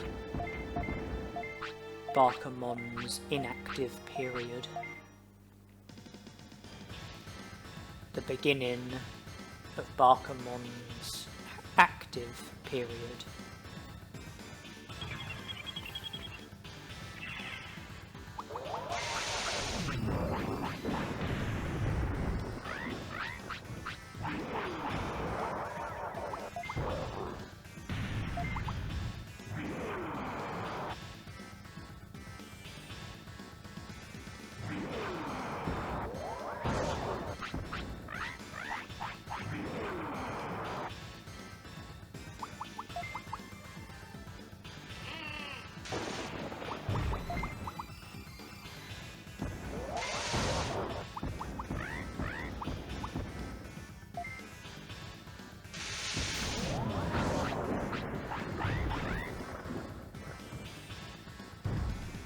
There is a bit of text I have to go through slowly in order to prevent my game from freezing. But I do edit the video and speed it up. There it is. Yeah, that bit. I paused on it for about 45 seconds or so. Then well, I mean, when I was playing, I waited, when that bit of text showed up, I waited about 45 seconds before pressing X, but I edited the clip and speeded it up so that it was very brief for you viewers. It's just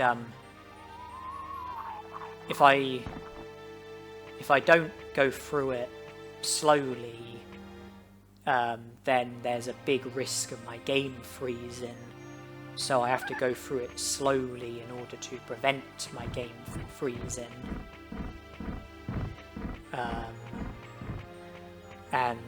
When speaking to Meteormon, it's not the only time that I have that problem. I also have the problem when speaking to Leomon at Gear Savannah, plus Devimon at Greylord's Mansion, and Devimon at Mount Infinity. For all four of those Digimon, there's a bit of text that I have to pause on and go through slowly in order to prevent my game from freezing, and in each case I pause on it for about 45 seconds but speed the video up to make it brief for you viewers.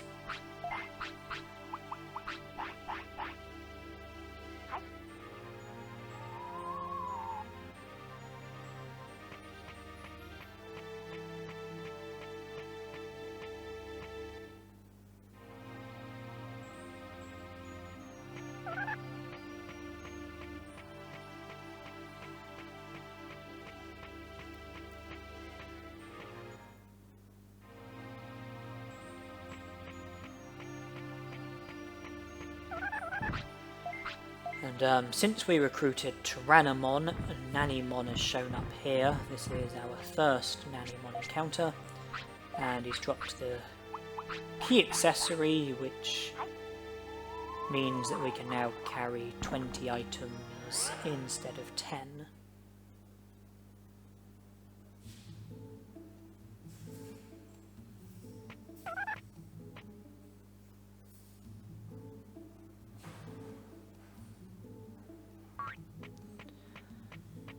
Barkamon's appetite has been in play for some time, but I was hopeful that we would be able to make it to the restaurant in time. And we have, and it's Tyrannomon. And when you eat his food, his most expensive food, it says defense up by 5 and speed up by 3. And although it's not specified, I think it also puts HP up by 50.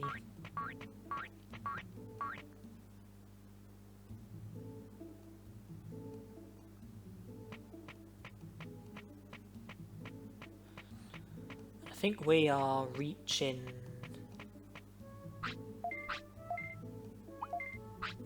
Barkamon's active period.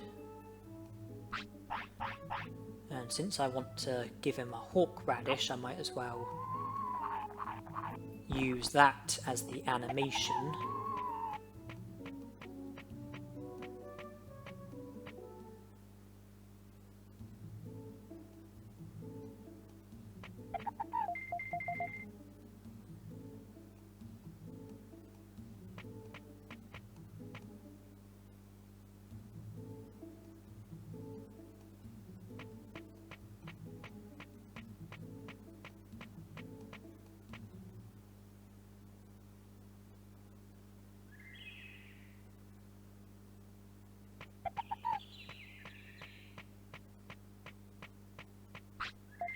And now it's defense I'm going to be working on. Defense is the stat that we are lacking the most. I think it wouldn't hurt to work on our defense a bit.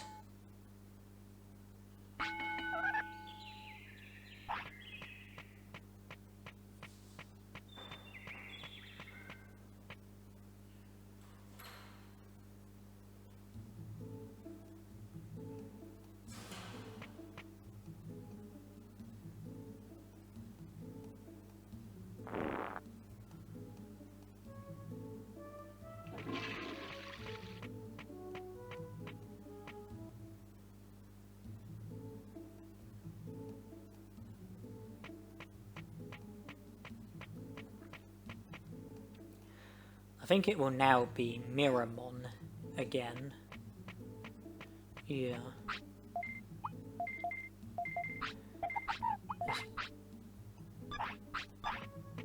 There's 4 main restaurant Digimon: Numemon, Tyrannomon, Frigimon, and Garurumon. And they all have like their own set time. And since we recruited Numemon first, to begin with, he was the only Digimon at the restaurant. And now that we've recruited Tyrannomon as well, I think Tyrannomon will be at the restaurant during his time slot, which is a number of hours per day. But I think that's it. And I think Numemon will be available the rest of the time. So I think that it's going to be Tyrannomon for about a quarter of the day, and Numemon for about 3/4 of the day.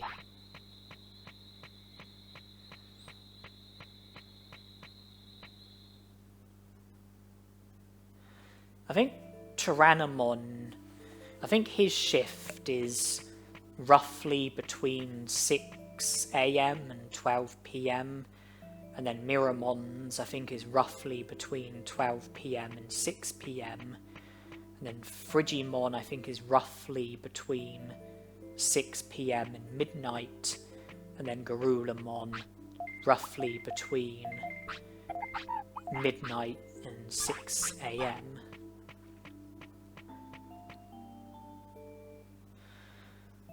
So at the moment, I think it will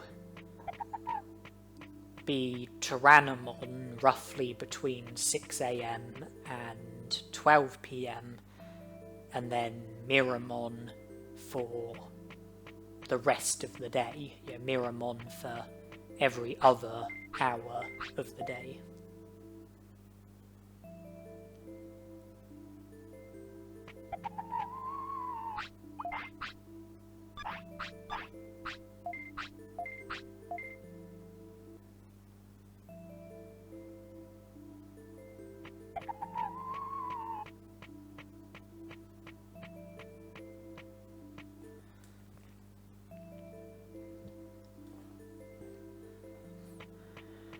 Well, with our attack being pretty good already, and us having Aqua Magic and you know, us having attack chips ahead of us, and the fact that we've got our brains up to 500, I kind of feel like when it comes to eating at the restaurant, that now Tyrannomon is the better option, the preferable option, the superior option. You know, HP, defense, and speed. You know, speed and defense. Our speed and defense is a lot lower than our attack, especially our defense.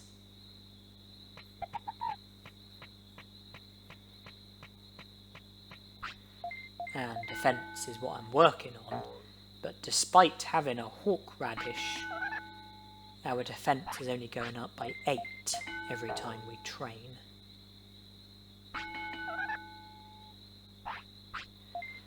And I do hope that defense is not one of the stats that Agumon modifies, because if it is, then that would just be appalling. You know, a champion Digimon who's been fed a horseradish,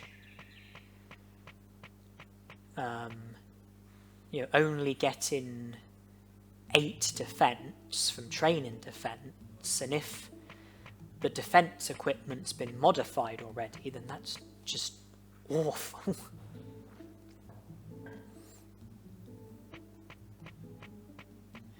You would hope that it's Carbuterimon who modifies the defense, and that with Carbuterimon recruited, we would gain more defense from training.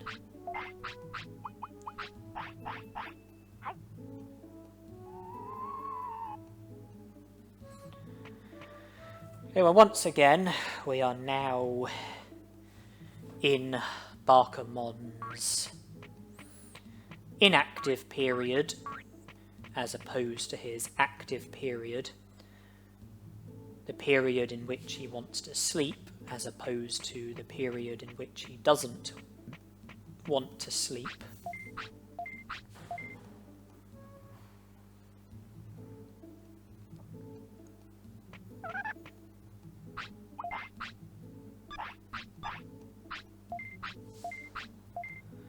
Okay, that's probably brought our tiredness down to 0.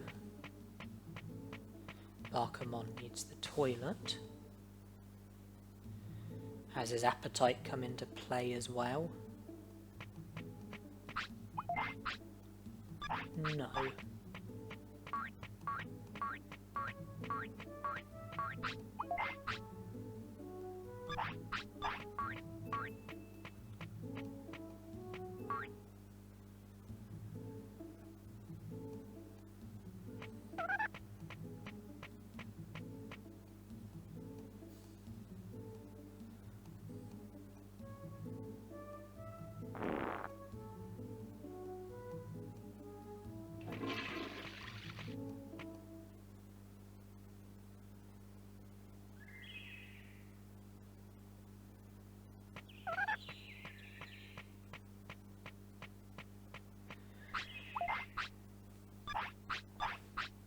Even though Bakamon wants to sleep, I've just trained defense, and now Bakamon wants to eat, and I was pretty sure that Bakamon's appetite wasn't too far away. Train once, and then he was showing us the food bubble.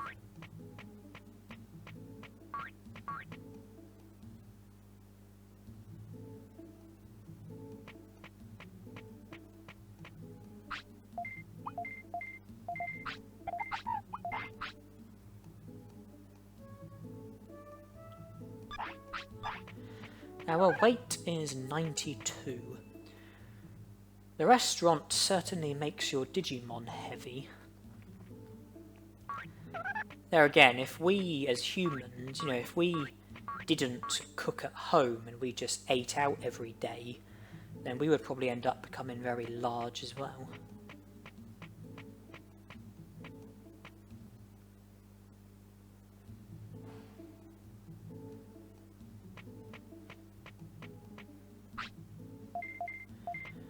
Okay. I've spoken to Digimon while we have a minimum of 15 prosperity points. Now, because of that, Greymon should spawn.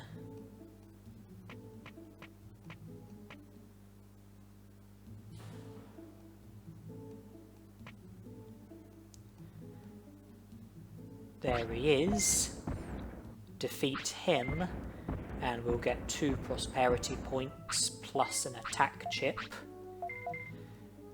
And we will then be able to recruit Carboterimon, get 2 more prosperity points.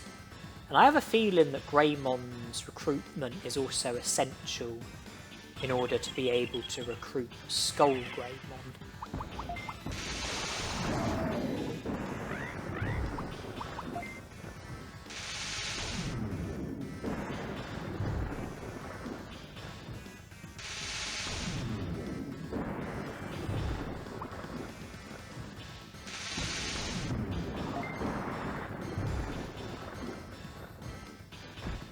I think that in order to be able to recruit Skull Greymon, I believe that you need to have Shellmon recruited and Greymon recruited as well, plus a certain amount of prosperity points.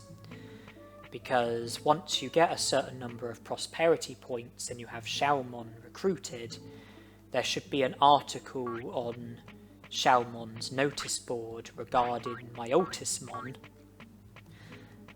This is providing that you've already seen to the first part of Greylord's mansion, find Myotismon and aid him.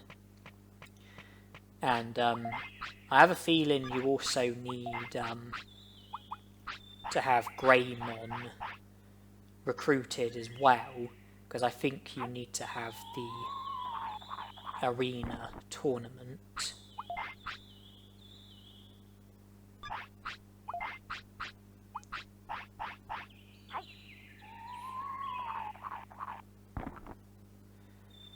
Certainly you need Greymon in order to be able to recruit Carboterimon.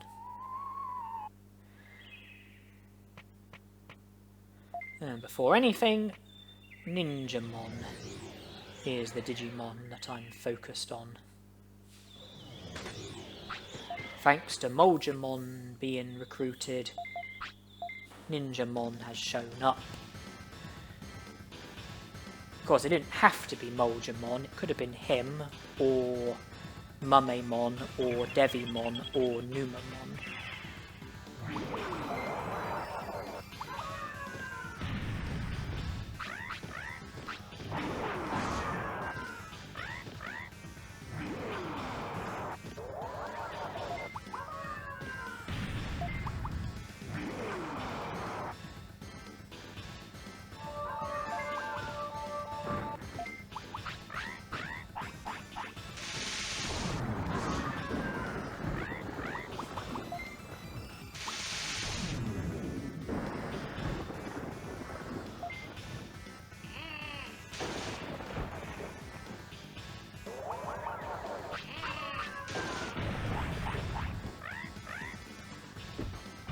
I thought I'd be able to finish him off with just one Megalo Spark, but ended up taking 2 instead.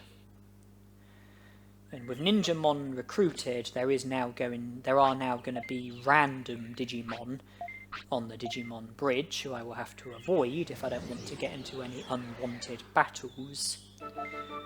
And those Digimon are going to be present in until Etamon gets recruited. Recruit Etamon, and then the random Digimon on the Digimon bridge will be history.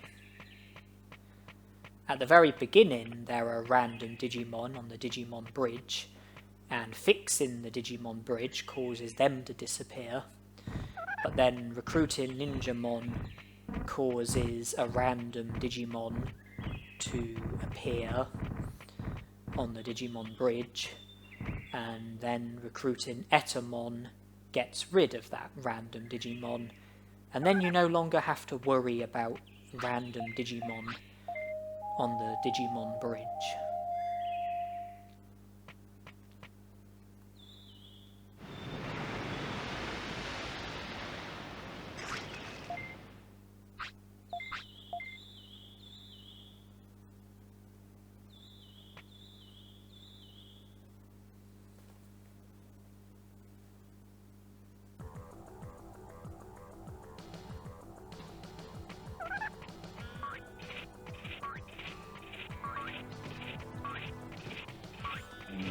So it's all about Kabuterimon.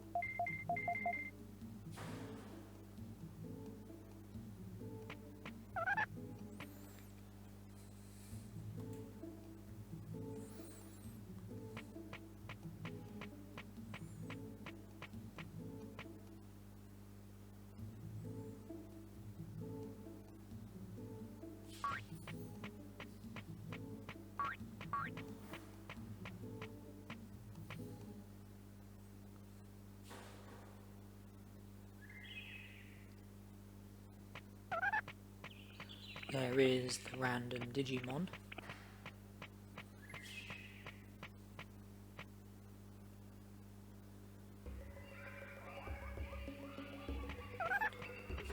We are quite a way into this lifespan, and we haven't yet made a start on Agumon, and Agumon is one of the more significant Digimon to make a start on, because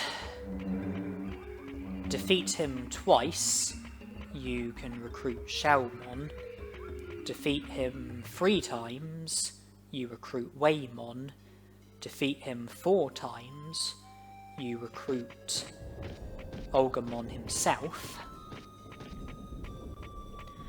And the recruitment of Xiaomon leads to you being able to recruit Vadamon and Skullgreymon. You possibly also need Greymon in order to be able to recruit Skullgreymon, but I'm not 100% sure off the top of my head. Until recently, I thought that you had to recruit Xiaomon in order to be able to recruit Seadramon, Kawagamon, and Kabuterimon, but that I was wrong about. But I'm sure you do need Xiaomon for Skullgreymon and Vadamon. As for Waymon, he gives you access to Factorial Town, which leads to you being able to recruit Andromon, Guromon, Numemon, and Metal Mumemon, and it's also you need Waymon in order to be able to encounter Nanimon at the Factorial Town sewer, as well as the Olga Fortress. So progress of Agumon can lead to you being able to recruit quite a lot of other Digimon.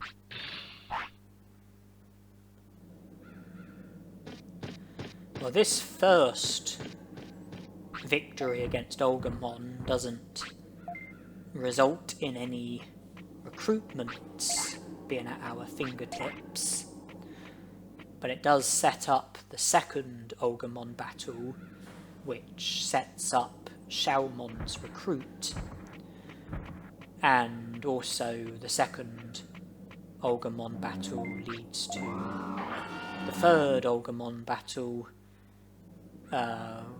which ends with you recruiting Waymon, and the third Agumon battle also sets up the fourth Agumon battle, where you finally recruit Agumon. Now, I was going to take the lift downwards and go to the Olga Fortress in pursuit of Agumon. Then I realised that Barkamon's appetite came into play, and eating at the restaurant would be my preference to giving Barkamon a food item. So I decided to take the elevator upwards instead of downwards, and focus on defeating and recruiting Birdramon. She will take us back to the city, then we can go to the restaurant and eat, and then we can use the Birdra transport to return to the Great Canyon.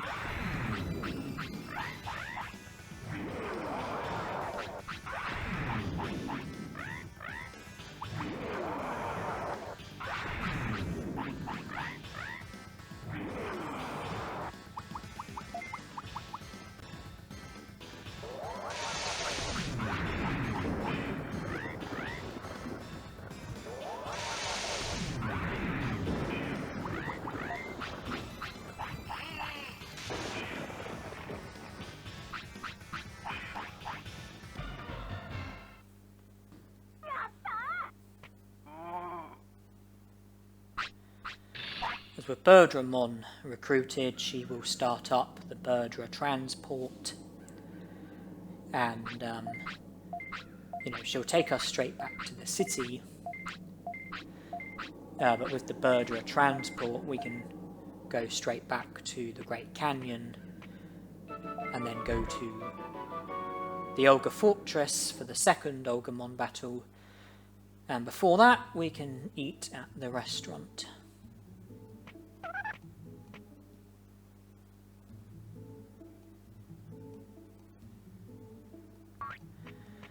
Doesn't time go by quickly?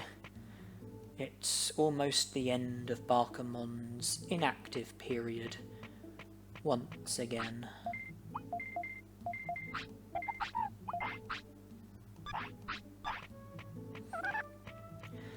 Of course, I don't want to Digivolve.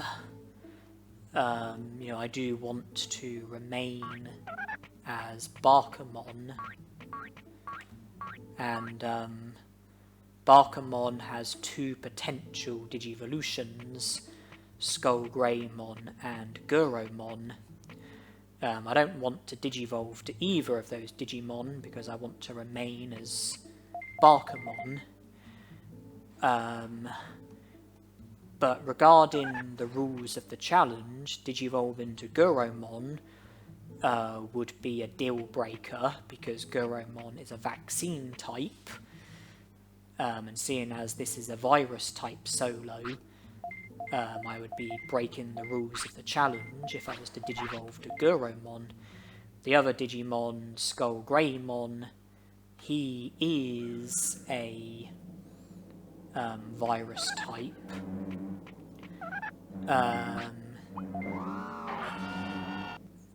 But it doesn't look like...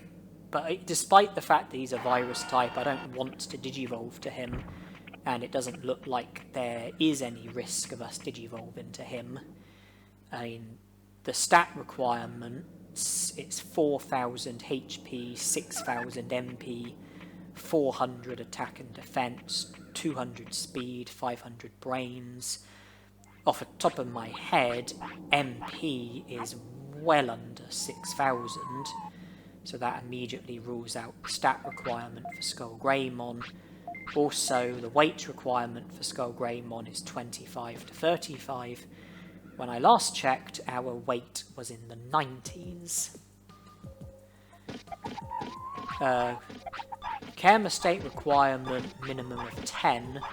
I've honestly lost track of care mistakes because the way that we've been keeping Barkamon awake against his will, I'm sure that is a care mistake, and I'm not sure if it just counts as one or if it counts as more than just one. So I don't actually know if I'm fulfilling the care mistake requirement for Skullgreymon. And then there's two potential bonus conditions: a minimum of 40 battles or a minimum of 45 techniques. We definitely won't be fulfilling the techniques. At some stage we might fulfill the battles, but without the stat requirement and the weight requirement, we will only have 2 of the requirements at most.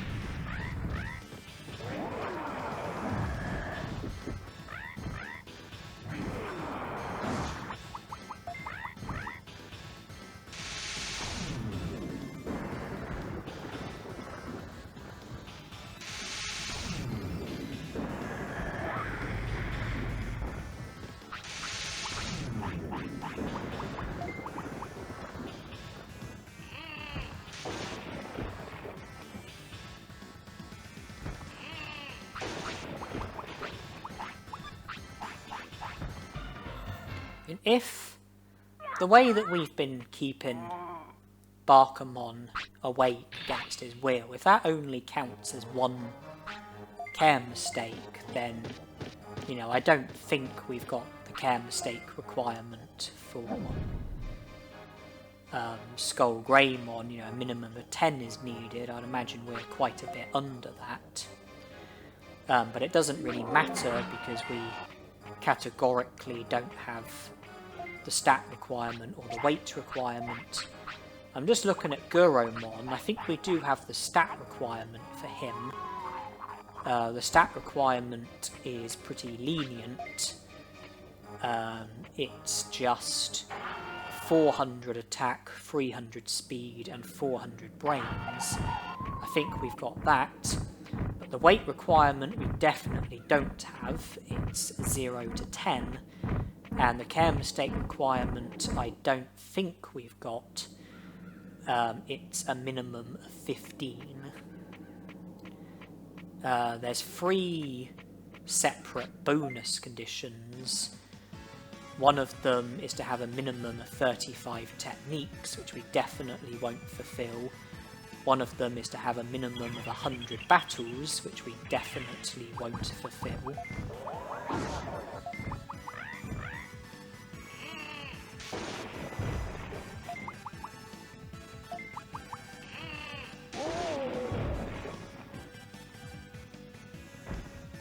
The other is for happiness to be at least 95% full.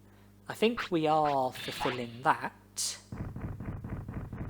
So I think we have got the stats and the bonus condition, but we definitely haven't got the weight, and I don't think we've got the care mistakes either.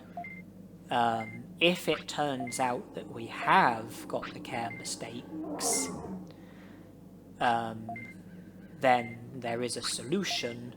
That would be to scold our Digimon. Well, I mean, if we Digivolve to Koromon, then reload from when we last saved as Barkamon, and it would have to be assumed that we did have the care mistake requirement along with the stats and the bonus condition, because we definitely don't have the weight requirement. And a solution would be to just scold Barkamon a few times, put an hour happiness down. Then we would no longer have the bonus condition.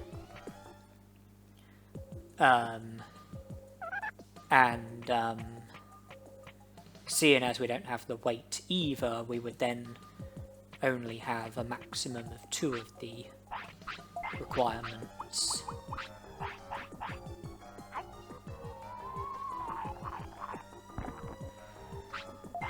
So Skull Greymon, it doesn't look like we need to worry in the slightest. Keep MP under 6,000. Keep our weight where it is. As for Koromon, I think that keeping our weight where it is will be enough in order for us to... wait, hold on. With Skull Greymon, keep MP under 6,000, keep our weight where it is. That way, no risk of us Digivolving to Skull Greymon. As for Koromon, well, I would imagine that as long as we are sensible with our care mistakes and we keep our weight where it is, then we won't need to worry about Koromon either.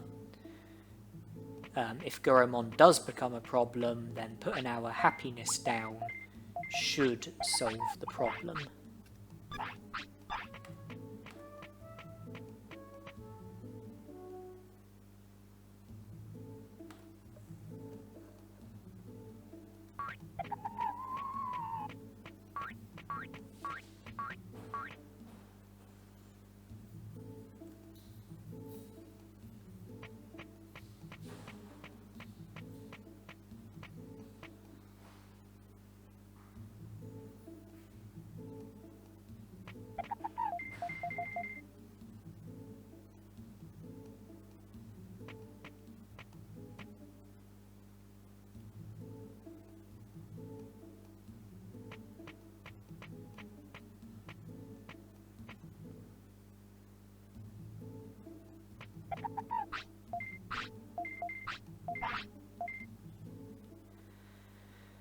Now, once again, I made a prompt return to the city because of the fact that my Digimon wanted to eat, and I wanted the restaurant to be place where my Digimon does eat. But thanks to Birdramon, I was able to return to the Great Canyon, and now I can recruit Shoutmon.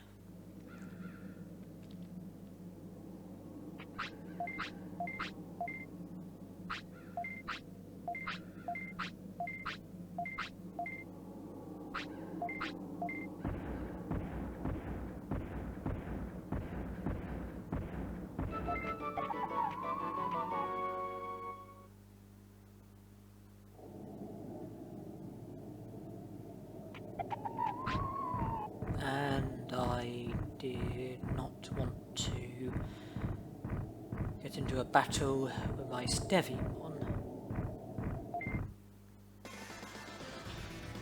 I was worried about the other Ice Devimon being within sight, but he's chosen not to battle.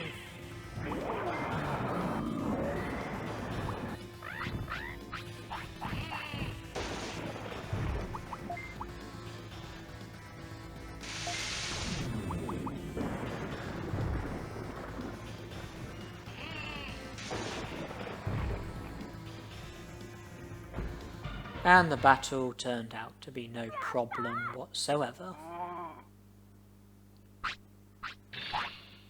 When you defeat Ice Devimon, there is a very low chance of him dropping a food item called a speed leaf, one of the rarest items in the game.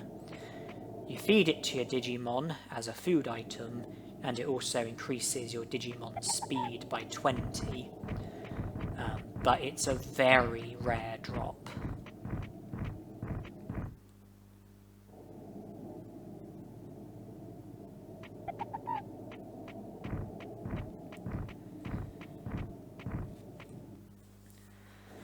You can probably tell I'm heading to the Ice Sanctuary from here. Normally, you're meant to only be able to enter the Ice Sanctuary with a Vaccine Digimon. Fortunately, there is a glitch which enables you to enter the Ice Sanctuary with any Digimon. There it is in action. We have entered the Ice Sanctuary with a Virus Digimon, and we can recruit Agumon with a Virus Digimon. Ice Sanctuary is meant to be exclusive to Vaccine Digimon. Greylord's Mansion is meant to be exclusive to Virus Digimon. It is possible to enter the Ice Sanctuary with any Digimon, but as for Greylord's Mansion, I think you can strictly only enter Greylord's Mansion with a Virus Digimon. I don't think there's any sort of glitch or anything like that which will enable you to enter Greylord's Mansion with a Digimon who isn't a virus type, and I'm hoping that the Icemon will run past us if I am busy doing an animation. Is he not able to run past? What if I move out the way? Would he come out?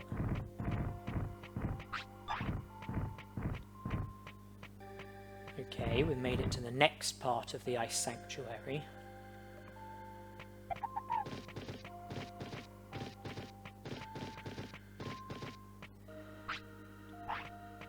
There is that battle in the last room against those 3 Digimon, and if you enter the Ice Sanctuary normally with a Vaccine Digimon, then I think that all 3 of the Digimon always battle you, but when you enter the Ice Sanctuary with a virus type, then I have a feeling that it is possible for 1 or 2 of the Digimon to choose not to battle you.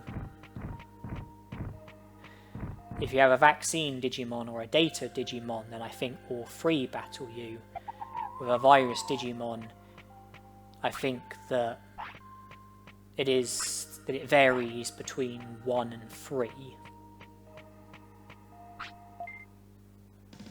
Okay, 2 are battling. Depending on luck, I think it can be 1, can be 2, can be 3.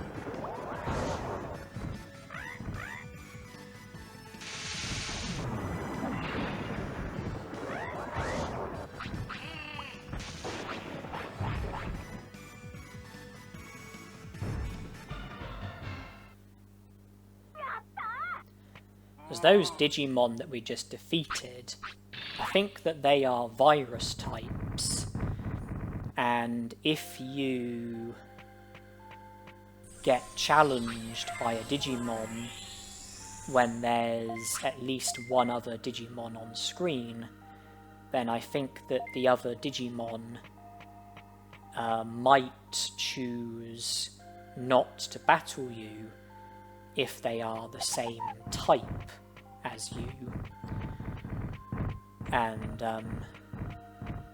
so because of that, if I'm right about that, and if I'm right about those Digimon being Virus Digimon, then that's why they might not all battle you if you challenge them with a Virus Digimon.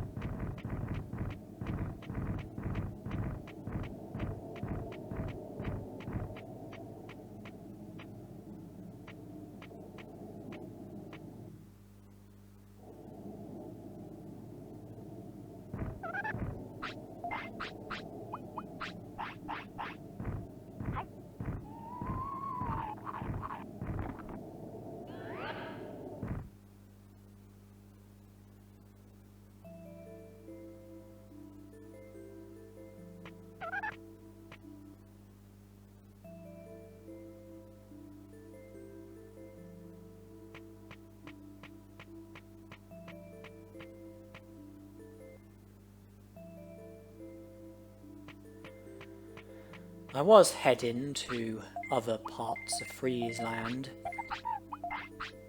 until the old appetite came into play. but it's easy enough to return to Friesland if you have Birdramon recruited, which we do.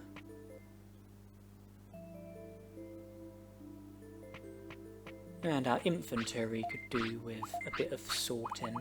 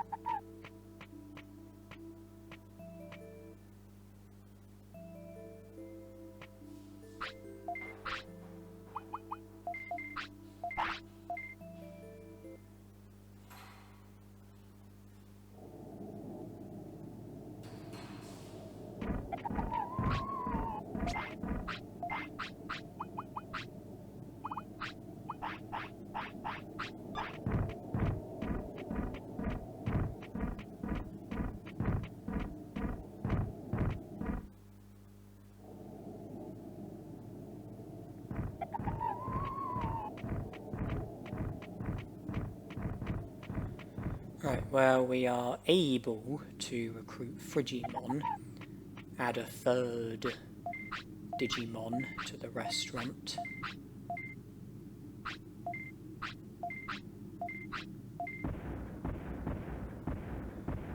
So I think that will be Tyrannomon roughly between 6 AM and 12 PM, Miramon roughly between 12 PM and 6 PM, Frigimon roughly between 6 PM and midnight, and then Miramon again roughly between midnight and 6 AM. So Miramon for 12 hours, Frigimon for 6, Tyrannomon for 6.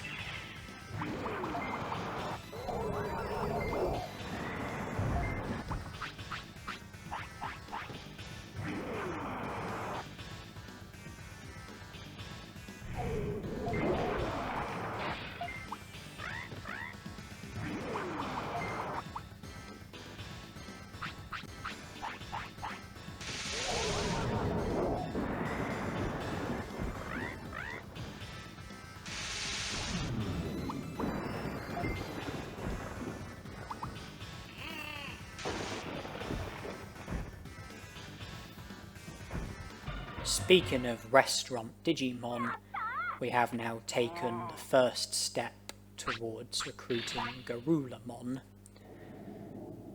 and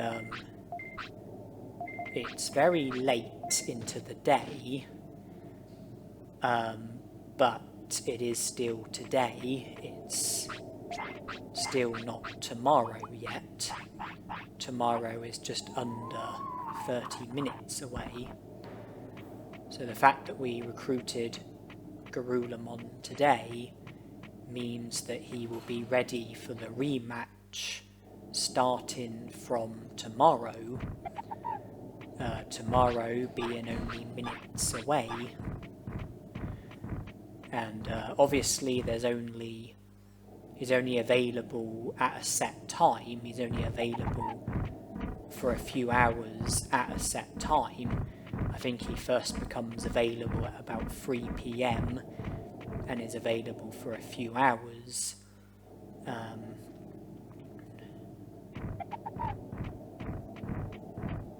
Okay, we've just reached midnight, so I think that Garurumon will first be available in about 15 hours' time. I might not want to battle him today. I might want to leave it for another day, but he will be available should I want to battle him. I mean, he'll be ready when I am.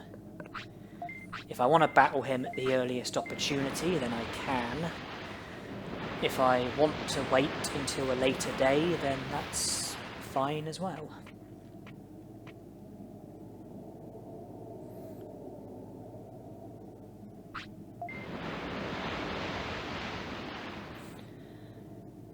But when he does become available on a certain day, it is important that I don't leave it for too long before I battle him. Because if you battle him on like the very first hour, if you battle him on like the very first hour, his HP will only be half full. It'll only be 2,100. And I think that's the same if you battle him on the second hour and possibly even the third hour. But then after that, I think his HP will be full. I think it will be 4,200, which will make him harder to win against. Especially seeing as you can't command your Digimon in any sort of way. You can't use any items or use any finishes or tell your Digimon what to do or assist your Digimon in any sort of way.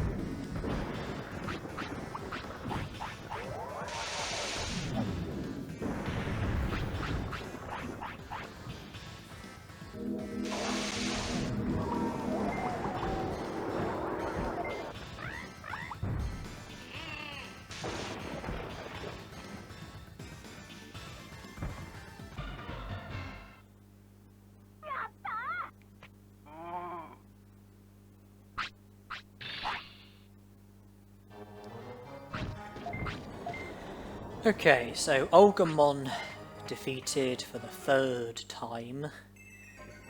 Waymon to be recruited in a minute.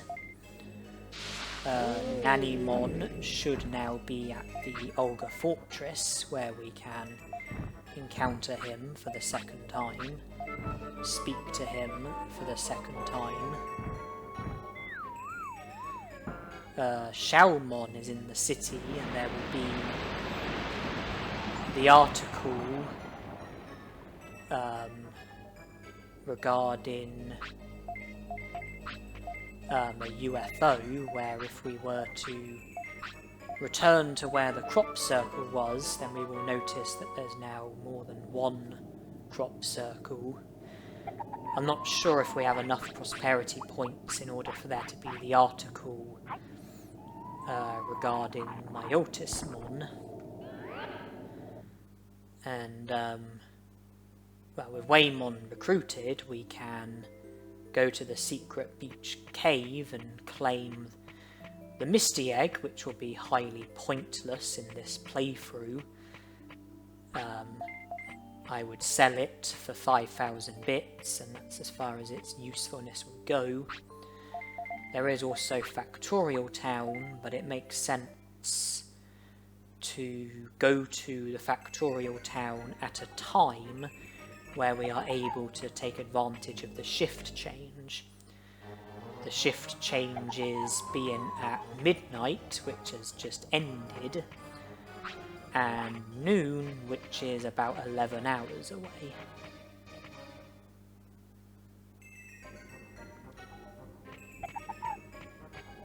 "11 hours now."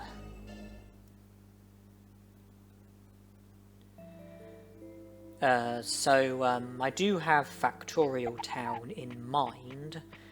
I do have a desire to try and take advantage of the shift change and make it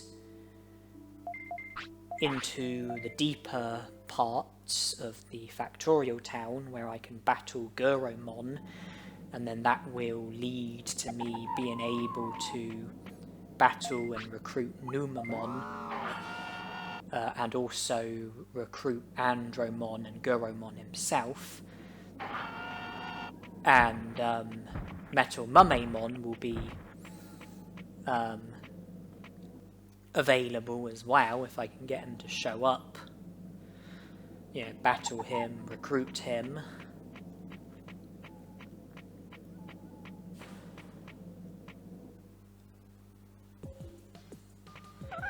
And we're also not far away from the time in which Kokatorimon shows up. In the Misty Trees, Kokatorimon first becomes available at 4 AM. I think it's 4 AM, and I think I think 6 AM is the last hour in which he's available. And 4 AM is only about 2.5 hours away.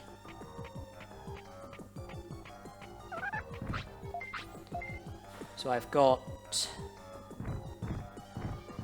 Kokatorimon on my mind, as well as Factorial Town.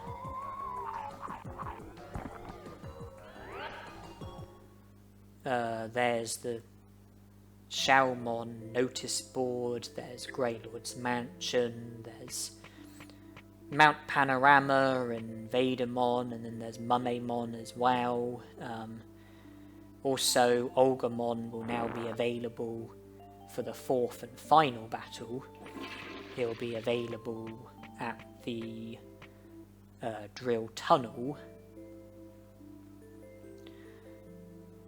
And we still haven't yet recruited Dremolgemon or Leomon.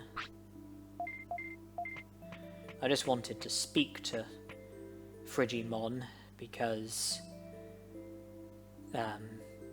as the newest recruit at the restaurant, he would be the Digimon there until I speak to him. Okay, there is the article about Myotismon. Article about the UFO as well. Yeah, there was no chance of Frigimon disappearing until I spoke to him. By speaking to him, the Digimon at the restaurant will be whoever it should be. If I had all the restaurant Digimon recruited, then I think that this is the time slot for Garulamon. But we don't have Garulamon. And I think it will be Miramon instead, since he was the first restaurant Digimon that we recruited.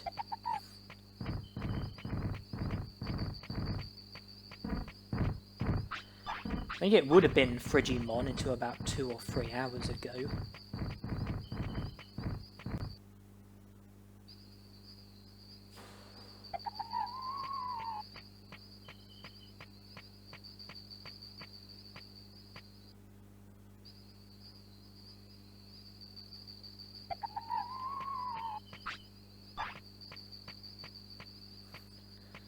Well, that's us one step closer to Vadermon. Barkamon wants to eat. If we go to the restaurant, I think it will be Miramon.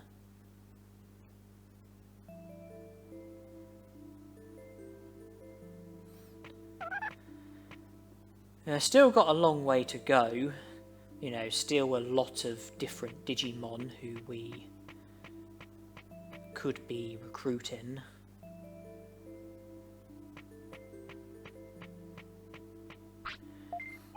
But I think that we should give priority to certain Digimon, such as Digimon who can only be encountered during certain circumstances, certain criteria. Kokotorimon is an example. Digimon who are subject to the shift change at Factorial Town. That's another example of what I was talking about. By resting, we have passed another hour, 3 AM, almost 4 AM.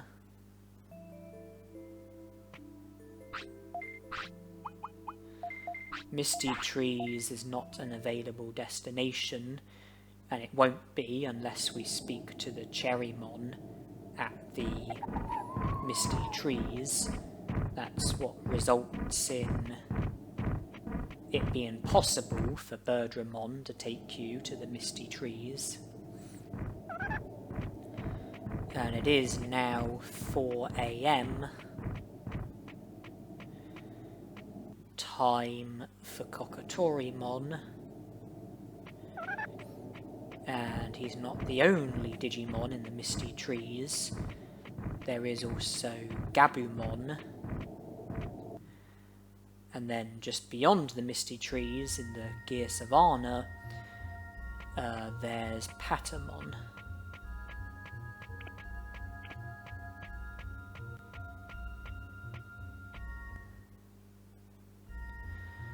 If I choose to stay awake, then we've got about another 7.5 hours until the shift change at Factorial Town, which would be at 12 PM. If I was to sleep and wake up at 4 PM, I think it would be, then then the next shift change would be the one at midnight, which would be 8 hours away.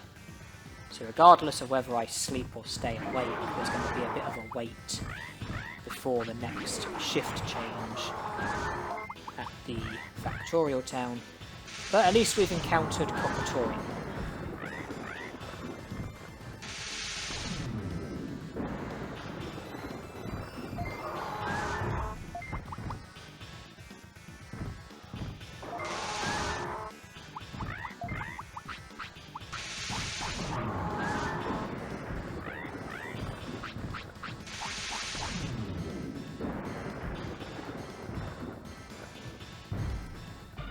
Does anybody fancy fried chicken?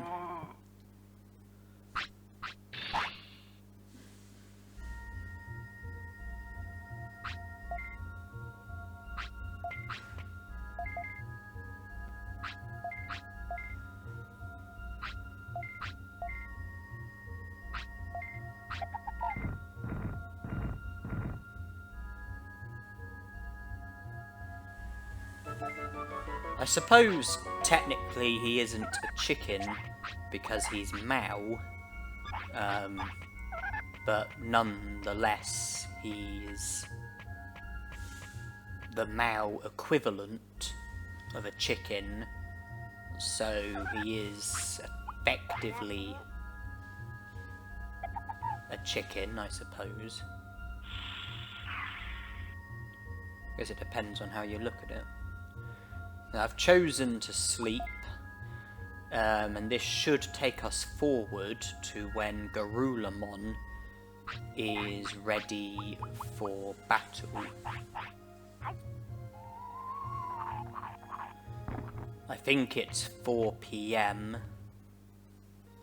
I think that Garurumon is ready for battle, and I just left and re-entered because the Digimon here would have been the nighttime Digimon,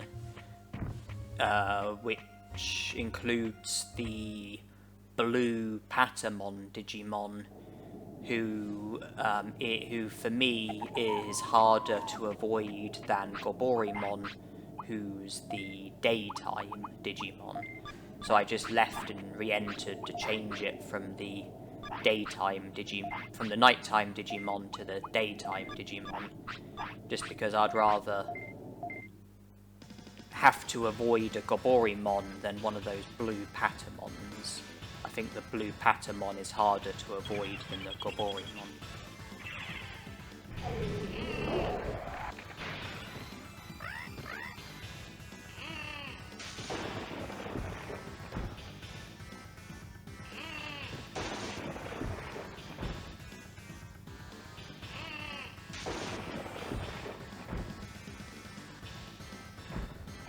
That is now all of the main restaurants Digimon recruited.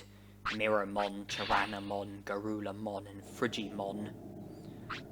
I think Garurumon is at the restaurant during the very early morning. I think roughly between midnight and 6 AM. And then I think it's Tyrannomon a bit later into the morning, roughly between 6 AM and 12 PM, and then Mirrormon in the afternoon, roughly 12 PM until 6 PM, and then Frigimon at night time, roughly 6 PM until midnight.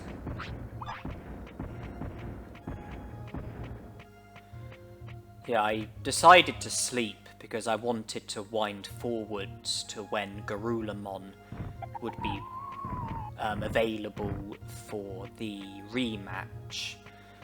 And also where I have kept Botamon awake against his will so much throughout this challenge, I have been able to make more progress than what would have been possible if I had let Botamon sleep when he wanted to sleep, and I'm hopeful that I might now be able to see to the remainder of the challenge without needing to worry too much about time.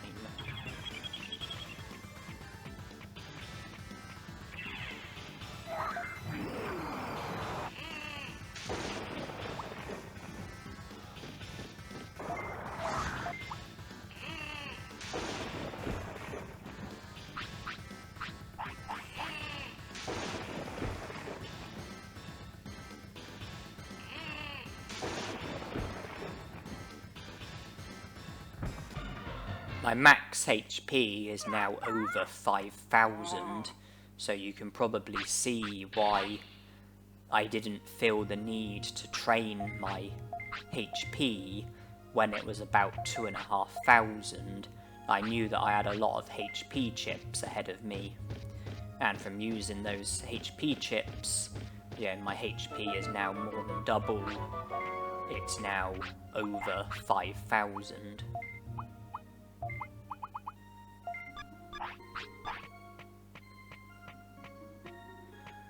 The Gear Savannah's not far away, so Botamon is next on the agenda.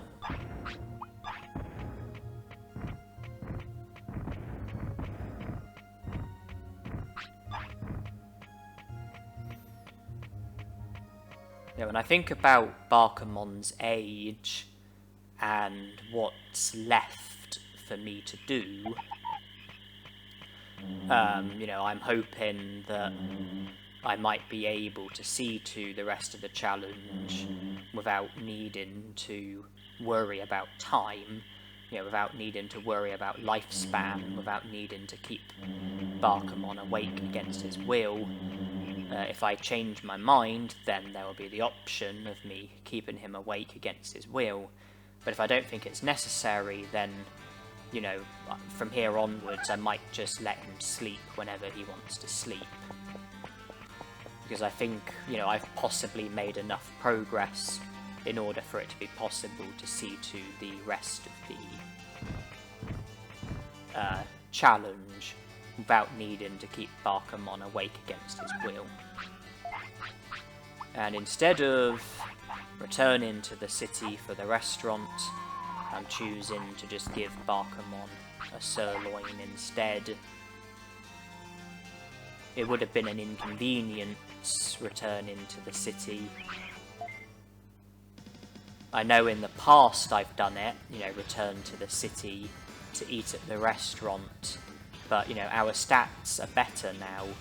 I think that we don't need to rely on the restaurant as much anymore.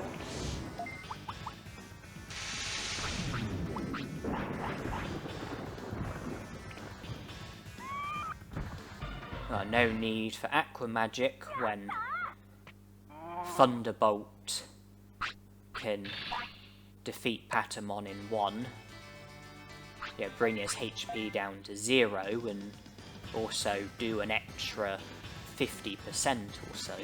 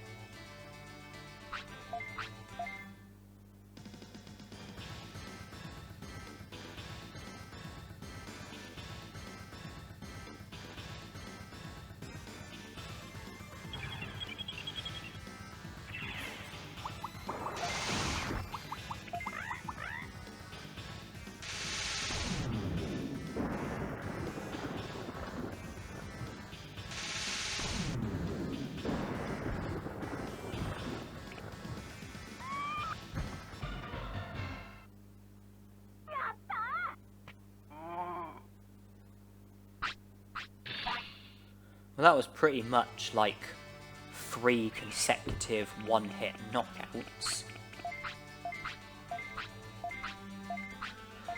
A bit like how it would be if I was to go up against a boxing champion. They would strike me once in the face, I would be unconscious. Eventually I would become conscious again, and then they would knock me out again with a single punch, and then when I become conscious again, they'll knock me out with a single punch again. Kind of feel like that was pretty much how it was with Barkamon and Patamon. I have a feeling that from that battle, Barkamon could have learned Spinning Shot and Wind Cutter, or at least one of those techniques. We didn't learn either of the techniques, and I am totally fine with that. When it comes to techniques, I have what I want. Thunderbolt, Megalospark, Aqua Magic. I think here onwards I will use the restaurant less than I used to. I possibly might stop using the restaurant altogether, or at the very least, you know, use the restaurant a lot less and just use the food items that are in my inventory, most likely to be sirloins. It's just because, you know, I think my stats are probably good enough, and I don't really need any more stat boosts from the restaurant. You know, with the stats that I've got plus Aqua Magic, I think there's, you know, a good chance that my stats will prove to be more than good enough.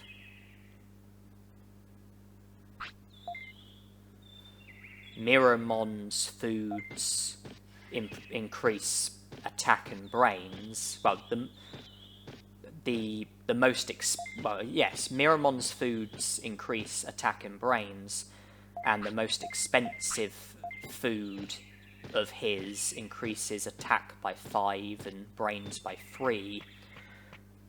Tyrannomon, I think, even though HP isn't specified, I think his foods does increase HP, as well as defense and speed, which is specified. I think the most expensive Tyrannomon food boosts HP by 50, defense by 5, and speed by 3. Frigimon, I think the foods boost MP and brains. I think the most expensive food boosts MP by 50 and brains by 2.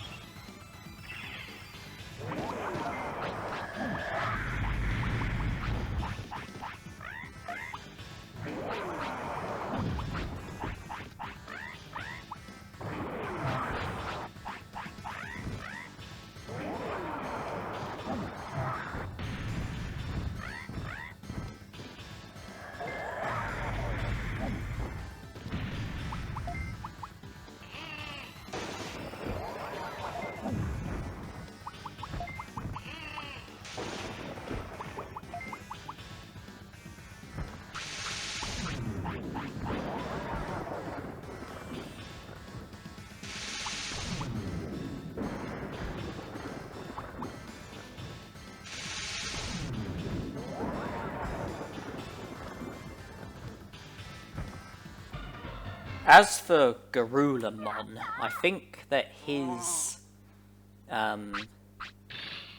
foods boost HP, and I'm not sure what the other stats are. I think his most expensive food boosts HP by 50, but I'm struggling to remember what other stats are affected by his foods. Then there's the other restaurant Digimon, Vadamon and Digitamamon. And before I comment on them, I just want to say that we should now have access to Leomon's Ancestors Cave, because the notice board, Xiaomon's notice board, had article number 8 regarding an alien Digimon. I think you need to have a minimum of 45 prosperity points in order for it to be possible for that article to show up, as well as needing to read the other article regarding the UFO and go into the crop circles at the Mount Panorama before reading the article about the UFO and after reading the article about the UFO. The fact that the 8th article has shown up, I think,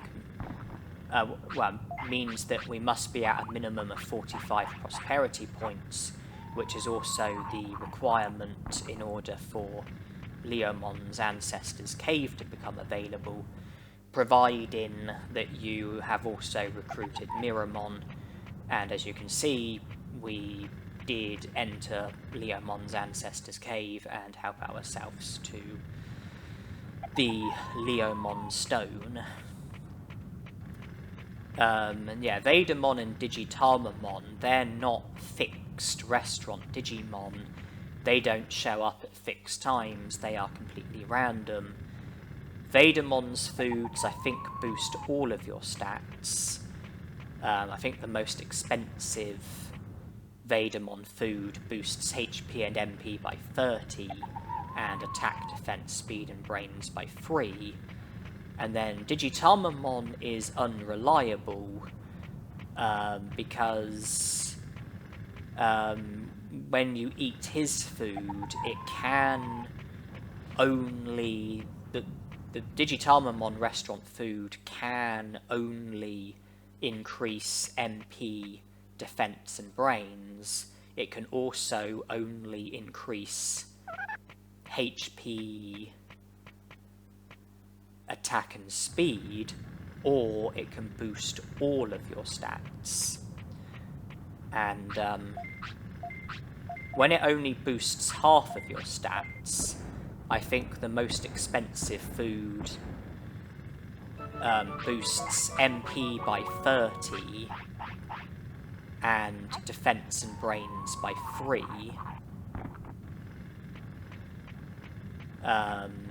That's if it's those stats that gets boosted. If it's the other stats, then I think it's HP by 30 and attack and speed by 3. But if it's all of your stats that get boosted, then I think the most expensive food boosts HP and MP by 60 and attack, defense, speed and brains by 6.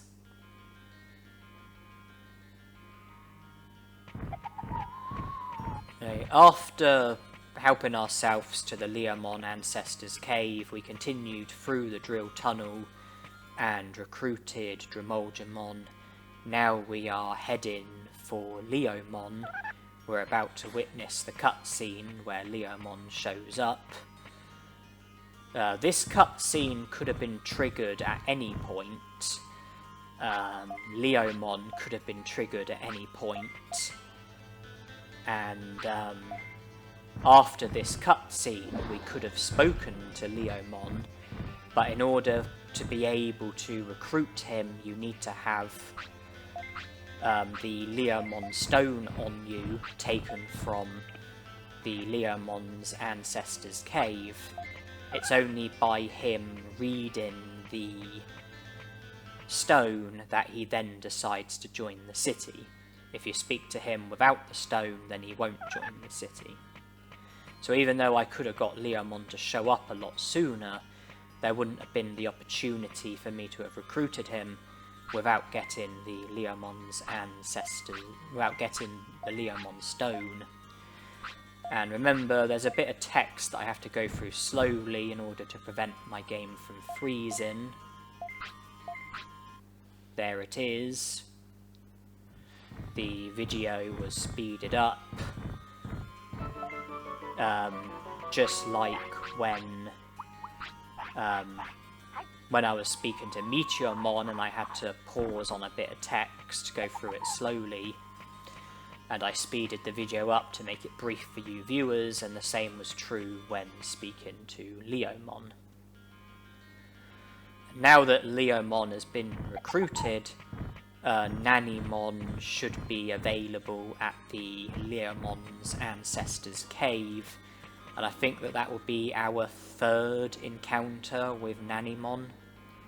I think we spoke to him at the Dino region and the Olga Fortress, and next on the list is the Leomon's Ancestors Cave, leaving the sewer in the Factorial Town, as well as Toy Town.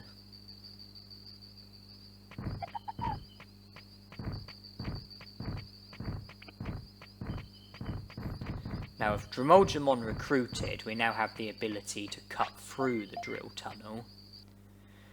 And since we are aiming for the Leomon's Ancestors Cave, I think the quickest way is to cut through like we did, and then return, but not cut through, which takes us to this part of the drill tunnel. Because if we had chosen not to cut through at the other bit, then it would have taken us to the bit where we recruited Dremolgemon, which I think is further away from Leomon's Ancestors Cave than from the bit of the drill tunnel that we started at. You know, I cut through, taking me to the drill tunnel entrance, and then entered the drill tunnel from there. Didn't cut through, just entered. Took me to the part of the drill tunnel that it took me to, and I think that the Leomon's ancestors' cave is closer to that part of the drill tunnel than it is the other part of the drill tunnel where we recruited Digimon. I think it was a little bit quicker to have done things the way that I did them.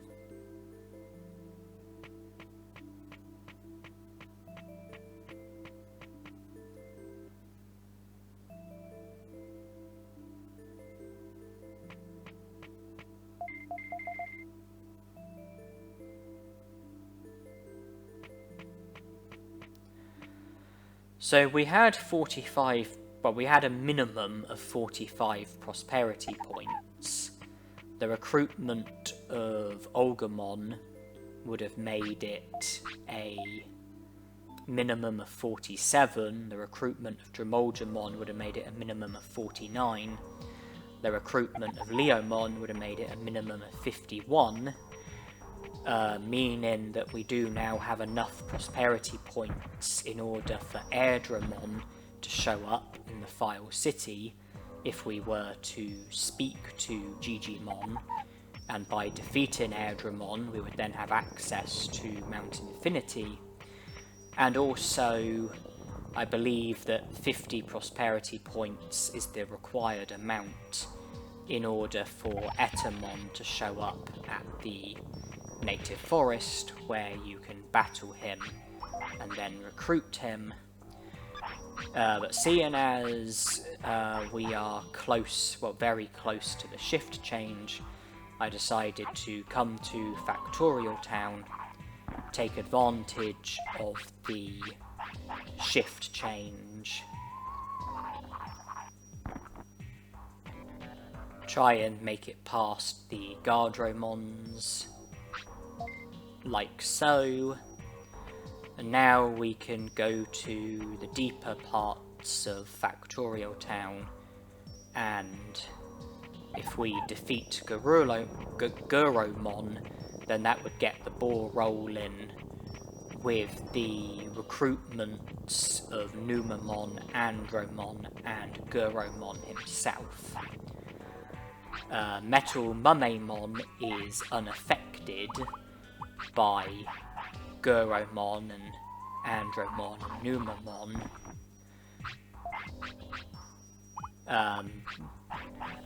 He too is a recruitable Digimon, and I do have him in mind as well.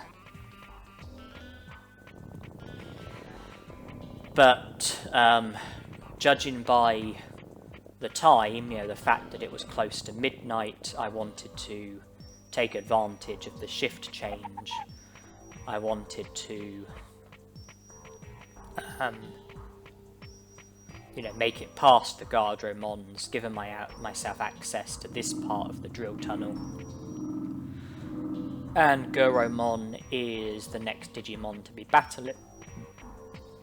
And seeing as he has Machine as his first nature, he is not going to like being struck by Thunderbolt and Megalospark.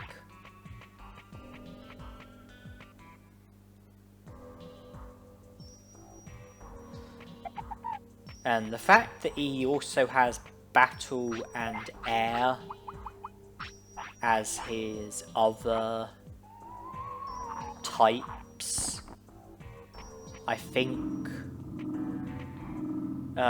will make him even more vulnerable to air, even more vulnerable to Thunderbolt and Megalospark. With our attack stat and some Aqua Magic, I would expect Thunderbolt to do well over 1,000 damage, possibly even over 1,500 damage.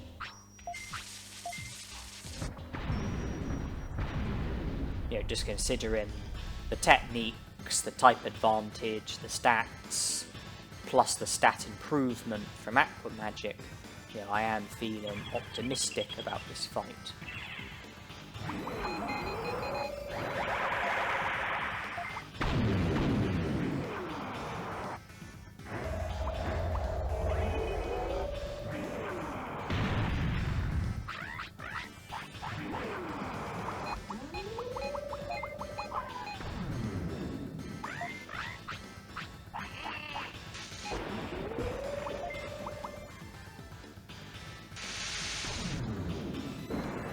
there you have it, 1740.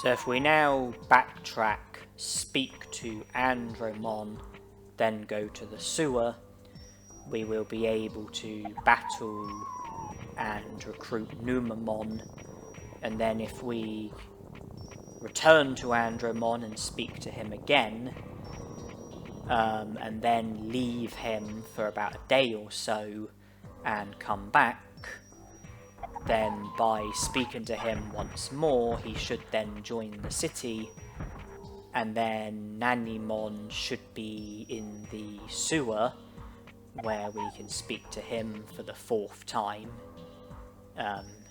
throughout this challenge, and also Koromon should have recovered, and by going to Koromon and speaking to him, he should join the city as well. We do, of course, have Metal Numemon to be thinking about as well.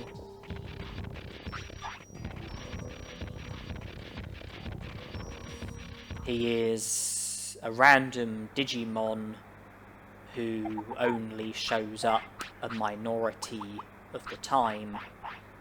I think it's completely random. I think the chances of him showing up are somewhere between 1% and 5%. If you just repeatedly enter the area where he's meant to be, leave, re-enter, leave, re-enter, leave, re-enter, then hopefully he will eventually show up, and then you can battle him, and if you're successful with defeating him, then he'll join the city afterwards.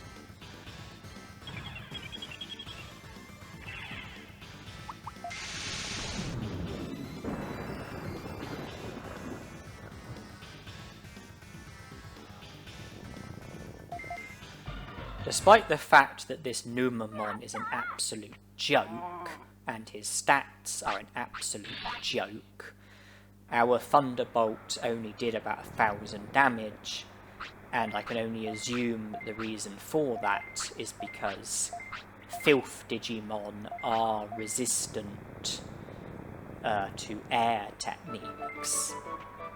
Air does have type advantages. It does have quite a few type advantages, but it's not effective against everything.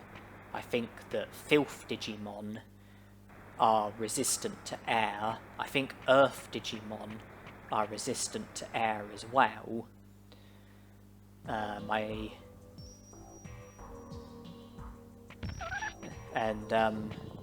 As for the other natures, machine, battle, air,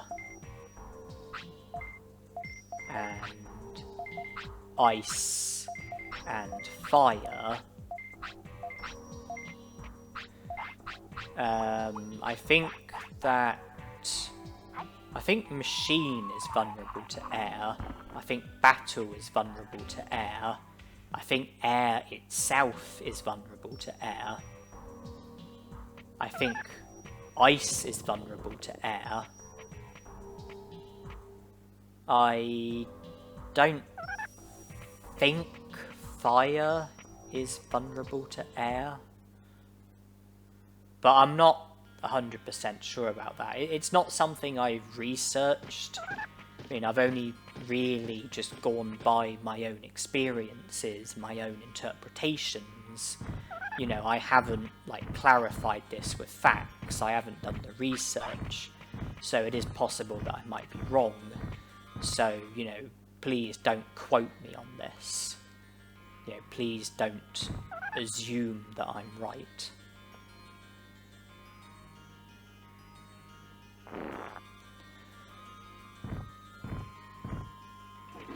Anyway, thanks to the newly created shortcut, it's now possible to get from the Factorial Town to Gear Savannah, and vice versa, and that was particularly convenient because Barkamon needed the toilet, and I was able to go from Factorial Town to the Gear Savannah, take Barkamon to the toilet that's just outside a Trash Mountain, and now I have returned to Factorial Town.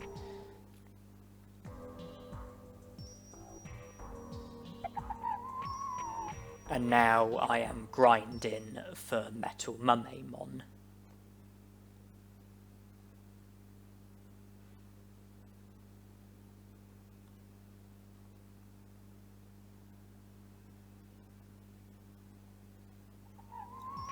And we have been successful.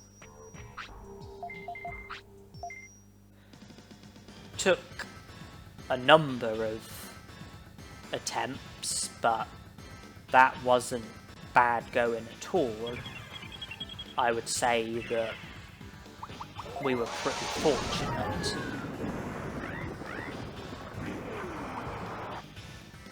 I'd say that we were pretty fortunate with the number of tries that it took.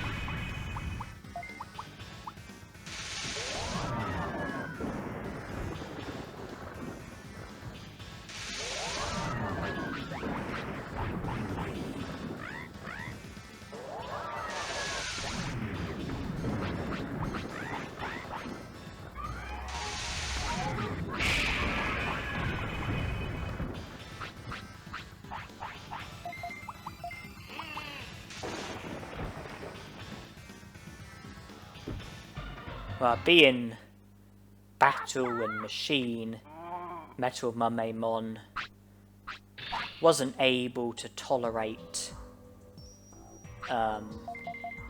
Thunderbolt or Megalospark too well. We've added him to the city. But out of the random Digimon, the Digimon who show up randomly, Metal Numemon, Numemon, and Piximon, I regret to say that I think Metal Numemon is the only one that we have recruited so far, which means that we do likely have frustration ahead of us with attempting to recruit Numemon and Piximon, if I'm right about the fact that I haven't yet recruited those Digimon. I've taken out the protective floppies because a protective floppy comes in handy against Piximon, and it also comes in handy against Machinedramon and Digitamon. I won't be able to use a protective floppy in all three of those battles because I've only got 2 protective floppies. But I think that I should use a protective floppy when battling Piximon, and then use the other protective floppy either when battling Machinedramon or when battling Digitamon. The status harm can be a real problem, and you can cure status. Well, if you become subject to status harm, then you can cure it with a Various, but then if you become subject to more status harm, then you would have to use more Variouses But if you use a protective floppy, then that completely protects you from any status harm during the battle. So it makes the most sense to use protective floppies in the battles where you are most likely to fall victim to status harm. Piximon uses Confusion Storm, which has a very high rate of causing confusion, plus Bug and Danger Sting, which have a high rate of causing flattening.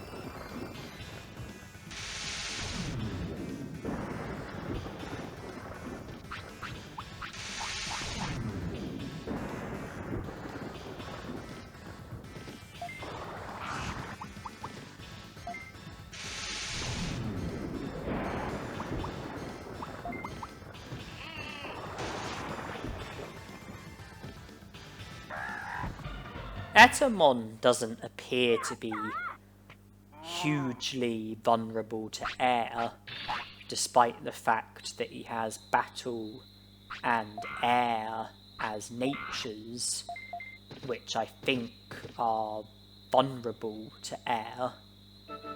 Although he does also have filth as a nature, which I think is resistant to air, so maybe that balances it out somewhat.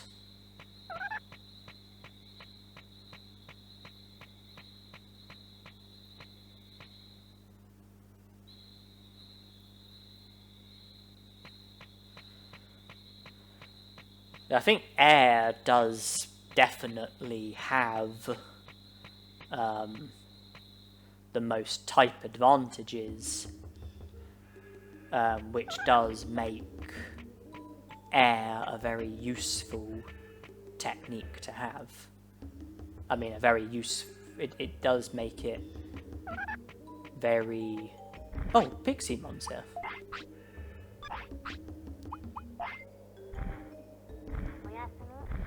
I wasn't expecting Piximon to show up straight away. Yeah, I think air is one of the better types to have due to the number of type advantages that it has.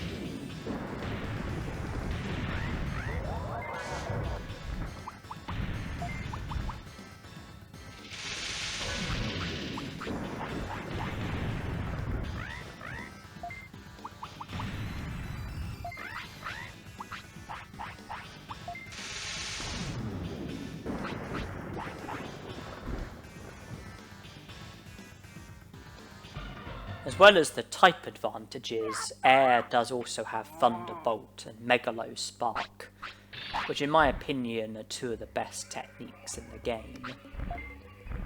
I think Earth is also one of the better types because of how much status harm you can inflict upon an opponent.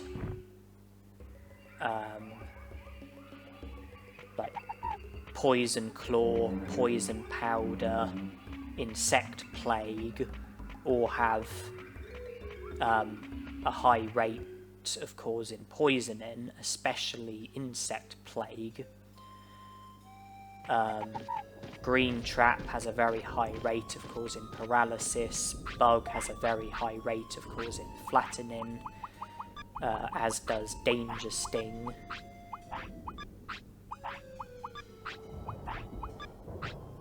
Moss Shield is a non-offensive technique, but still a good one to have because it greatly boosts your defense and boosts your speed as well. And then Charm Perfume has a very high rate of causing confusion. And not only that, but also I consider Bug to be one of the best techniques in the game. And I think Ice is also one of the better types due to the fact that I consider Ice Statue to probably be the best technique in the game. I mean, Ice isn't too fantastically well off when it comes to type advantages or status harm, but I do consider Ice Statue to be the best technique in the game, and because of that I consider Air, Earth, and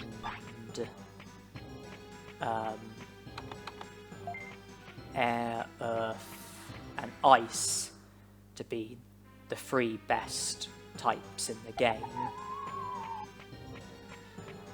I would say I'd probably consider Battle and Filth to be the two worst types in the game, and then I would say I probably consider Fire and Machine to be somewhere in the middle.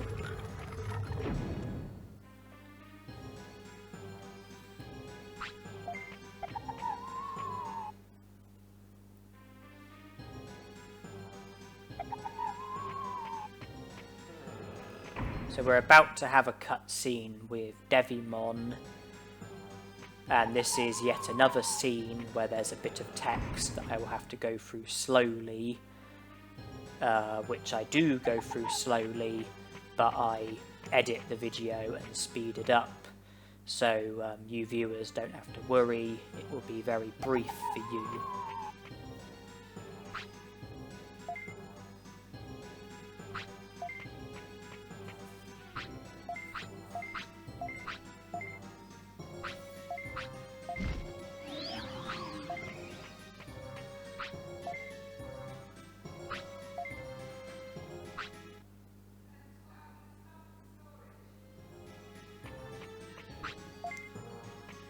Now we can use the door that we previously couldn't use.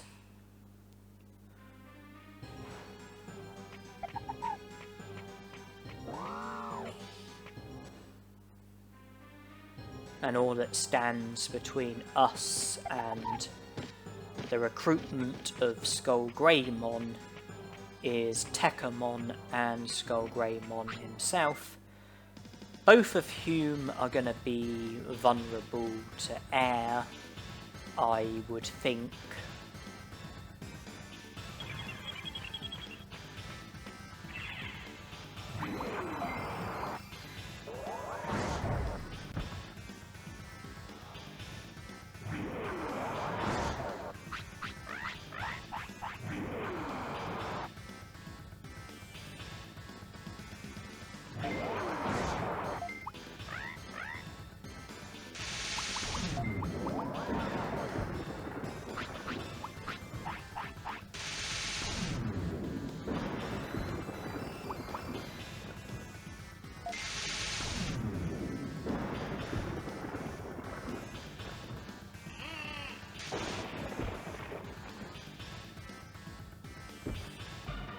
I didn't replace the MP floppies because I considered them to be small fry, and I haven't replaced the small recoveries because I considered them to be small fry as well. Medium recoveries and medium MPs, those are the HP and MP recovery items that I've got. The HP recovery items and the MP recovery items.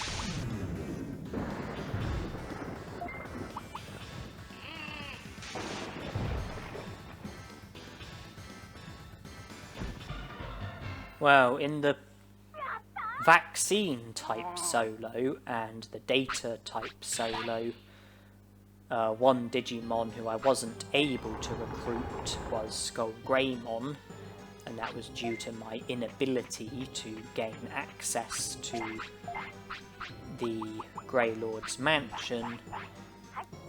But that hasn't been the case in this solo, the Virus type solo. I've had no problem gaining access to Grey Lord's mansion, and I'm on the verge of recruiting Greymon, a Digimon who I wasn't able to recruit in either of the two other type solo challenges. Okay, Greymon has now joined the city.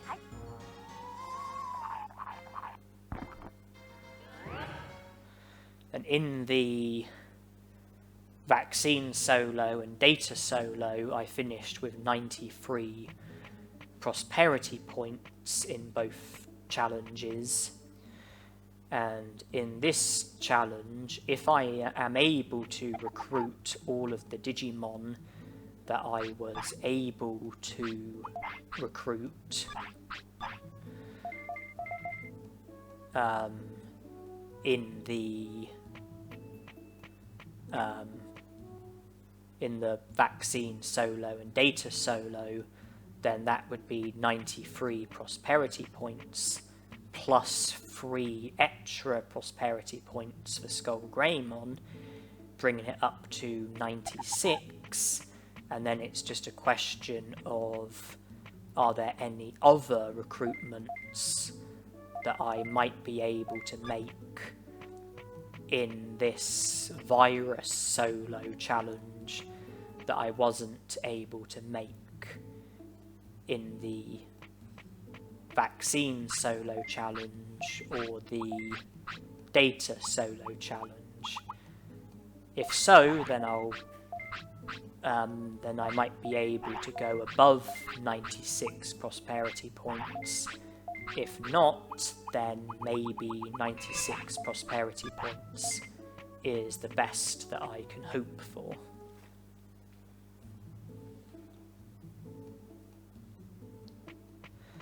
The truth will come out as this challenge progresses.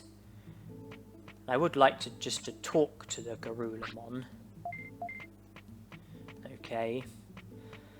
I've spoken to him, And now the Digimon who will be in the restaurant will be the Digimon who is due to be in the restaurant at this time, which I think is Garurumon. Wait, no, Frigimon. I think Frigimon is the Digimon who's due to be at the restaurant now. Because now that I've got all 4 of the main restaurant Digimon, they should each do about 6 hours a day. And it's fixed time slots every day. And then there's obviously the 2 others, Vadomon and Digitamamon, but them showing up is completely random. They do not have any kind of fixed shift or anything like that. It's just completely random.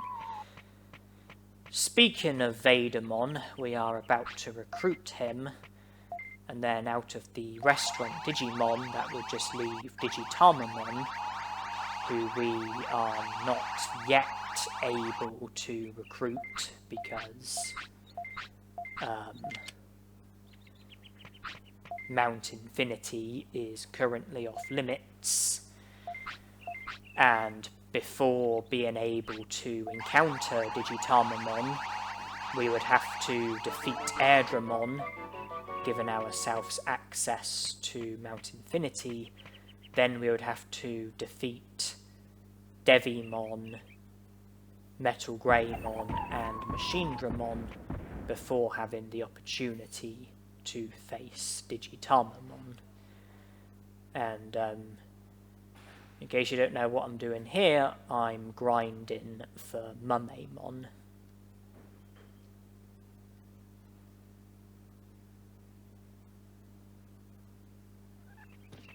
And here he is. In Mount Infinity there is also Megadramon, but you don't have to defeat Megadramon in order to be able to encounter Digitamamon. But you do have to defeat Megadramon in order to recruit Megadramon, and therefore have any chance of reaching maximum prosperity rates.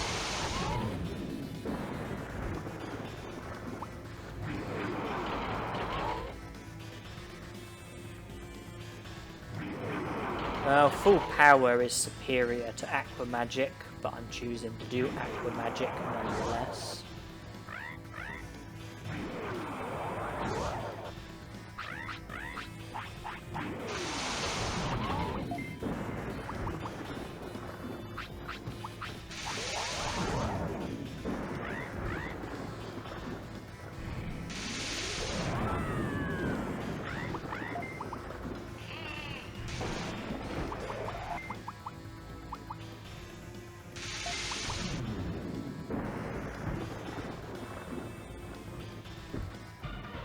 Okay, well that's the 3 random Digimon defeated and recruited. Numemon, Metal Numemon, Piximon.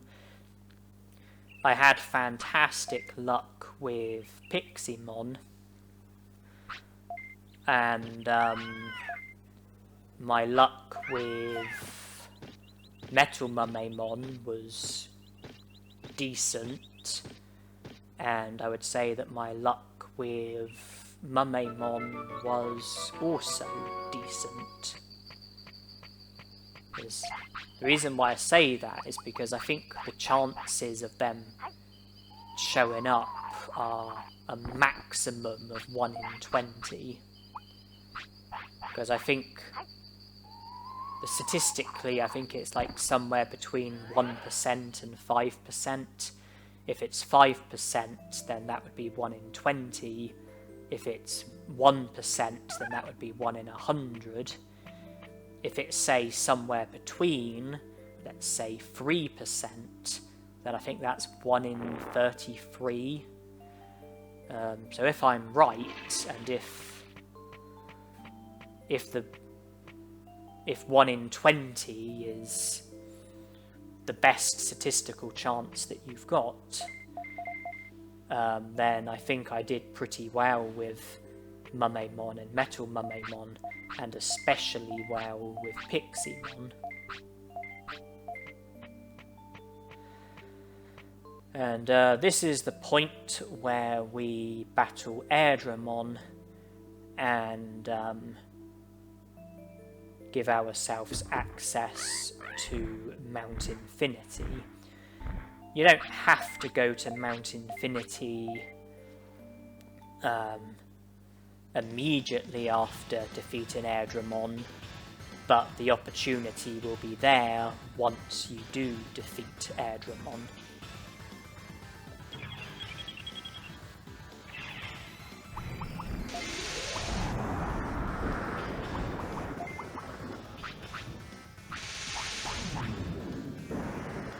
I don't need Aqua Magic, I can finish this off quickly enough.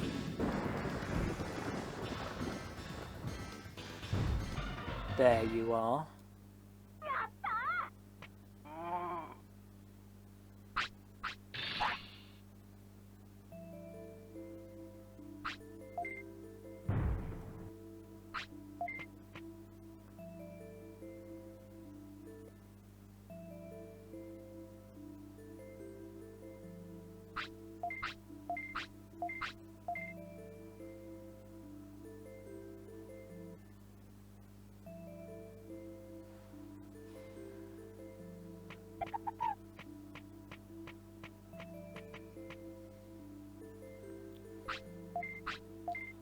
I'm hoping it's been long enough in order for Andromon to have recovered the data, and for me to therefore be able to recruit Andromon and Koromon and speak to Numemon as well.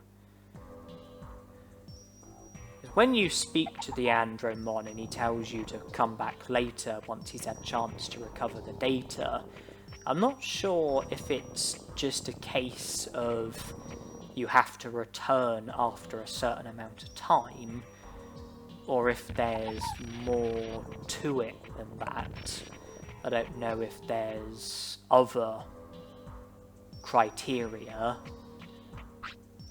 but Andromon has recovered the data, so whatever we needed to do in order for Andromon to recover the data, we have been successful with doing whatever it was that we needed to do.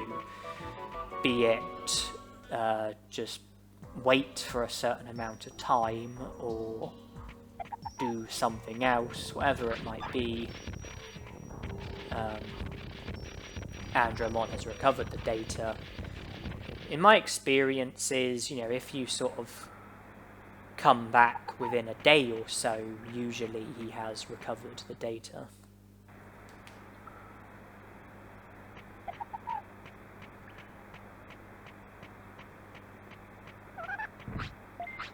I think this is our 4th time of encountering Numemon, leaving just one other possible destination, that being Toy Town.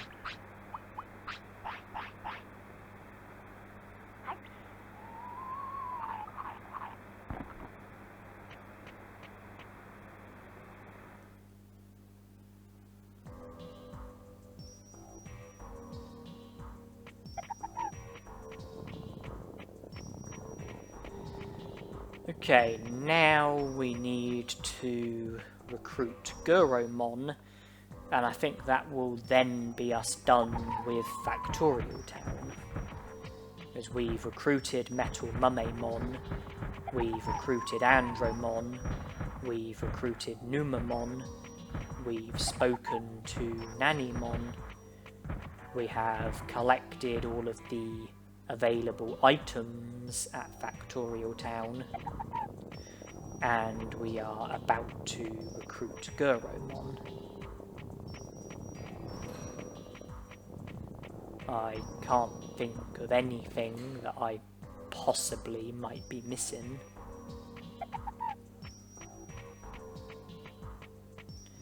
Not from Factorial Town, anyway.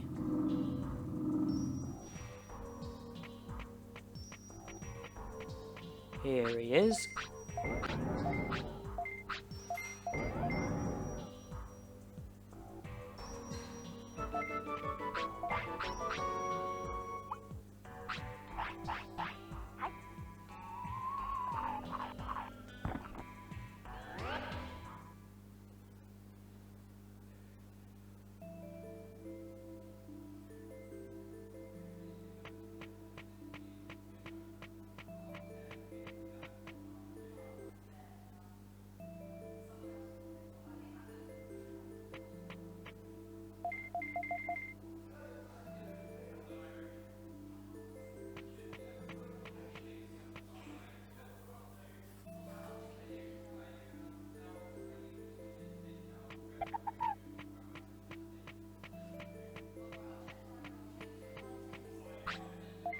It's not tomorrow yet.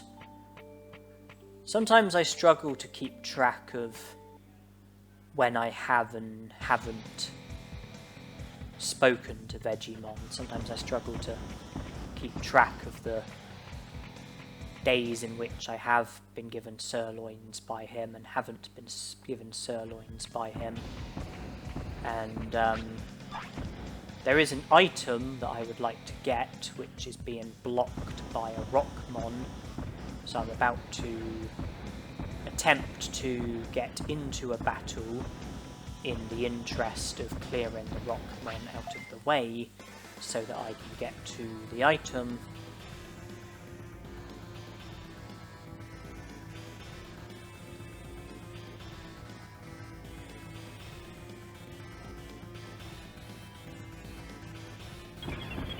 Get this battle out of the way and the item will be mine.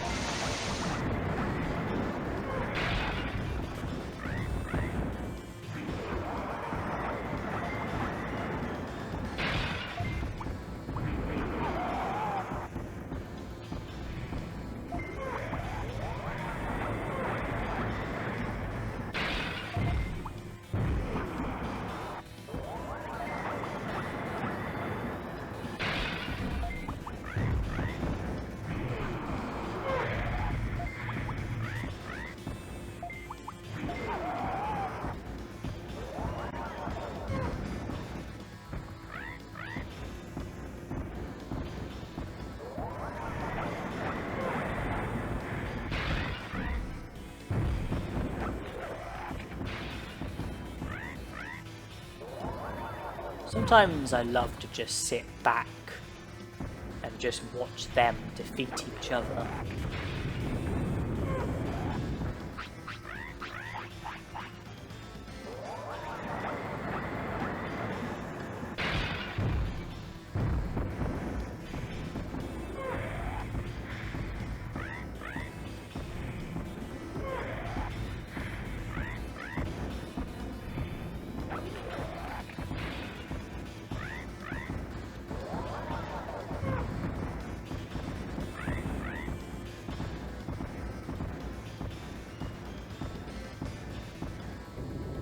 Is this the end of Rockmon?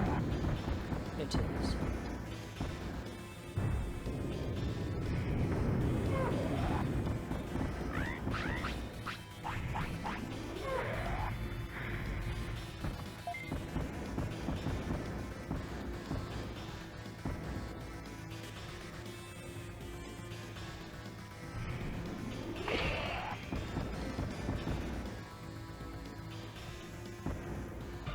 You really don't need to be powerful in order to be able to defeat those Digimon. They're so prone to hitting each other and doing significant damage to each other that you can literally just sit back and just wait for them to pretty much just defeat themselves for you. It's only an Omni Disc, which is not a valuable item, but I do have a bit of OCD of wanting to collect all of the items from the computers that are located throughout this game. when there's a computer with an item in it, I like to collect the item if possible. Just one of my silly ways, even if it's an item that I really don't care about.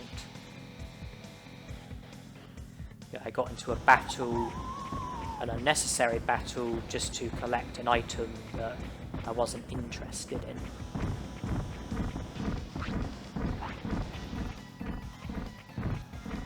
And just before getting into the battle, I did loiter for a bit. I waited for the clock to strike a new hour and for the hour to become midnight.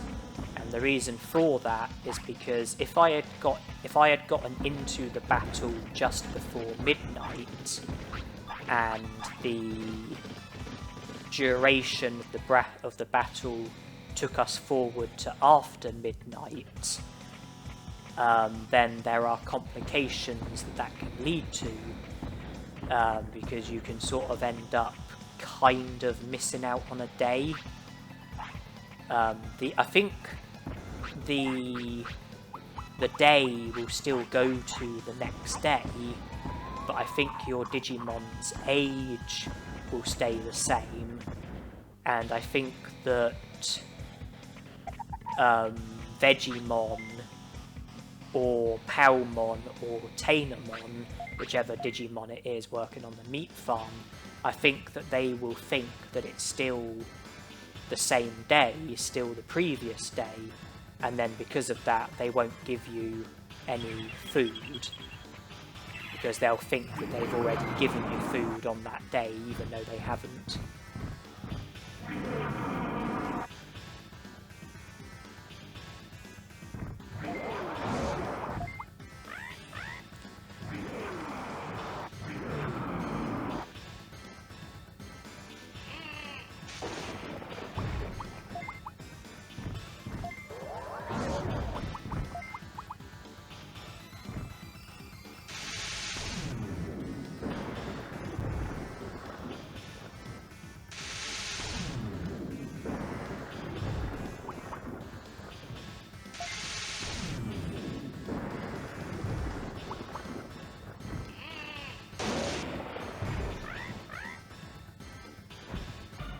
Once again, there's a bit of text that I have to go through slowly.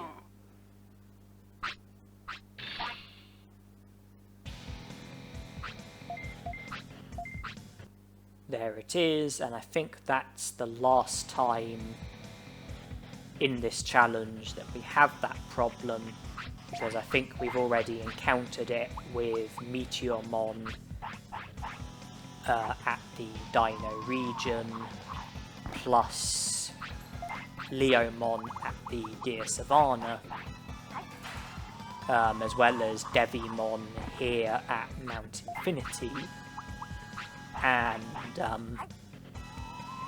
Devimon at Greylord's Mansion.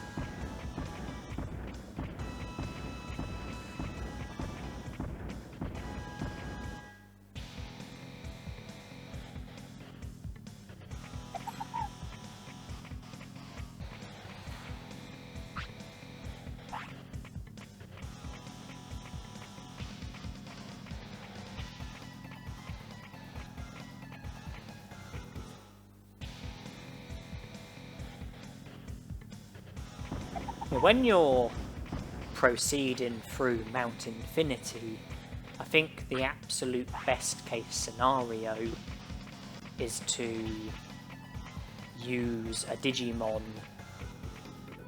who has air as their nature, and is able to use Thunderbolt and Megalospark. It's just, for the Digimon that you are going to be encountering in Mount Infinity, air is pretty much a nemesis for all of them. You know, Thunderbolt, Megalospark, you will do serious damage against the Digimon in Mount Infinity with those techniques.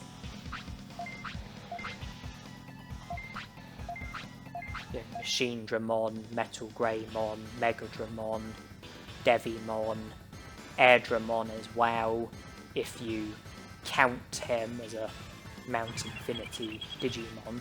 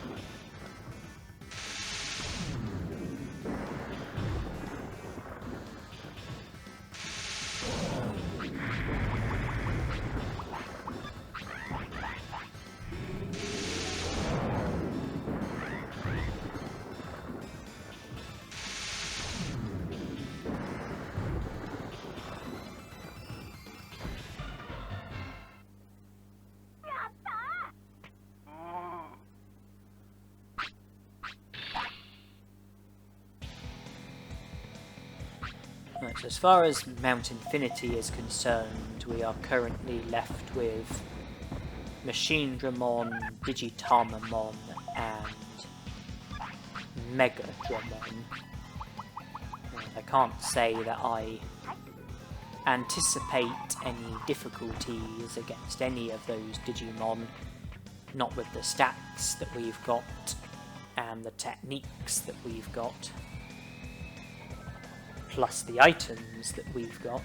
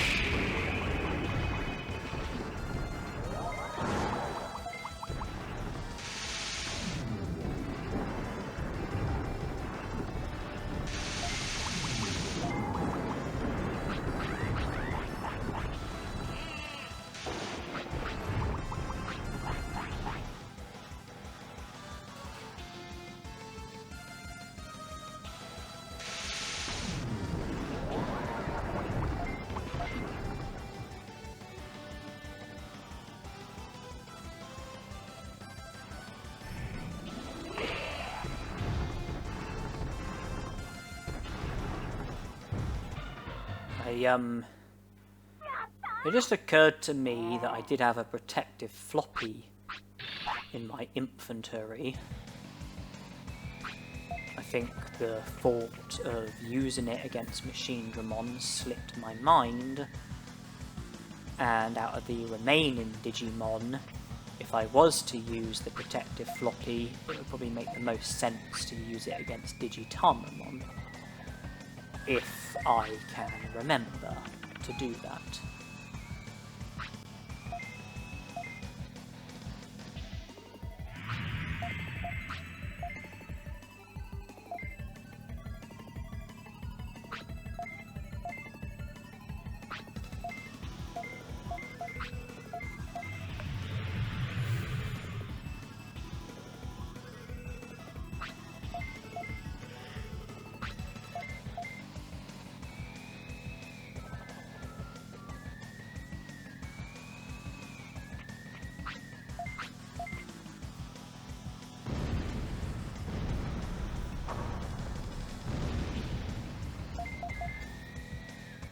We are coming towards the later stages of this challenge. We are the majority of the way there with the recruitments, the majority of the way there with the prosperity points, and we've gotten most of the harder stuff out of the way.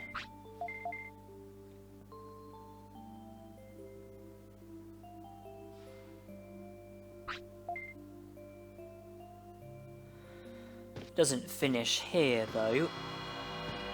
We leave and then we return, and Barkamon needs the toilet, so let's go and stand next to the toilet before we go through the dialogue.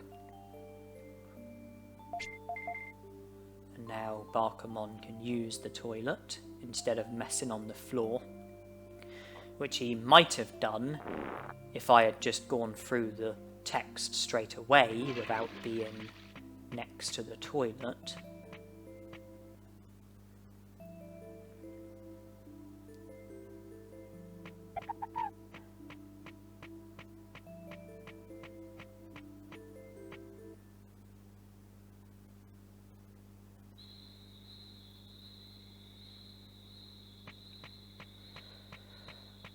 And the next destination for us is the optional back dimension, which is located at the Grey Lord's mansion. We are, out of the 3 places that the back dimension can be at, the Grey Lord's mansion, Ice Sanctuary and Olga Fortress, we are fully done with those 3 places. We've recruited Skull Greymon and fully looted the Grey Lord's mansion. We've recruited Agumon and fully looted the Ice Sanctuary. We've defeated Agumon and Xiaomon and spoken to the Numemon at the Olga Fortress and looted all of the items at the Olga Fortress. So we don't need to go to any of those places again. We are fully done with them. So I'm not going to the back dimension to try and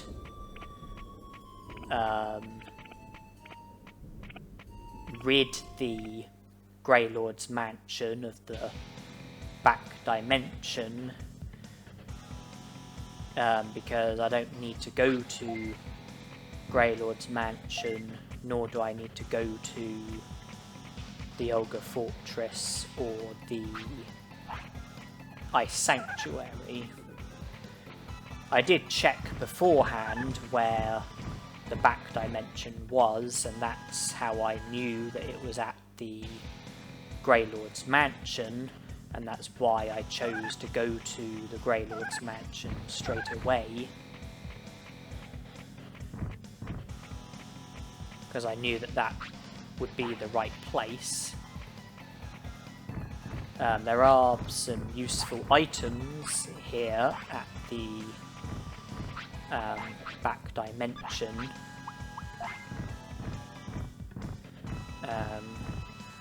You have a ray gun, which is a Digivolution item that makes you Digivolve to Vadomon, can be sold for 5,000 bits.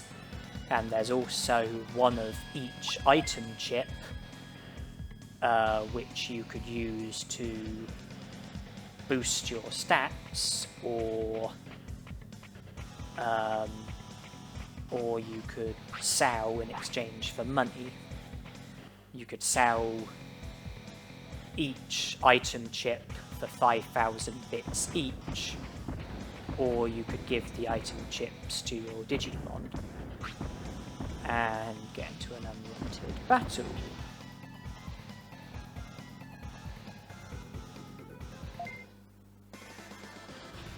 Well, at least I've taken out the Tankmon and the other Rockmon, and I should now be able to collect the remaining items in peace.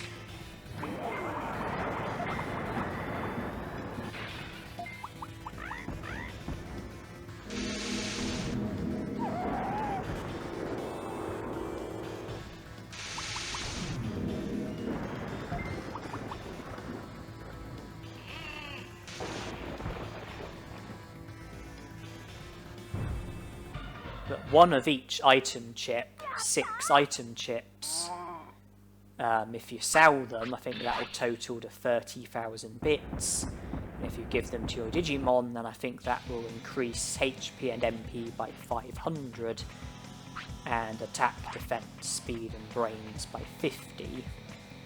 And if you choose to defeat Machine Dramon, then you get 10,000 bits for defeating him, and you also get a Chain Melon, which you can either sell for 2,500 bits or give to your Digimon.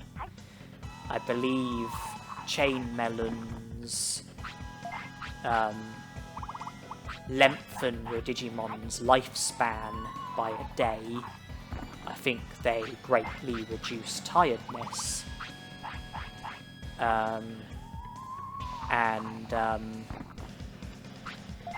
I think that they boost your happiness by a reasonable amount as well.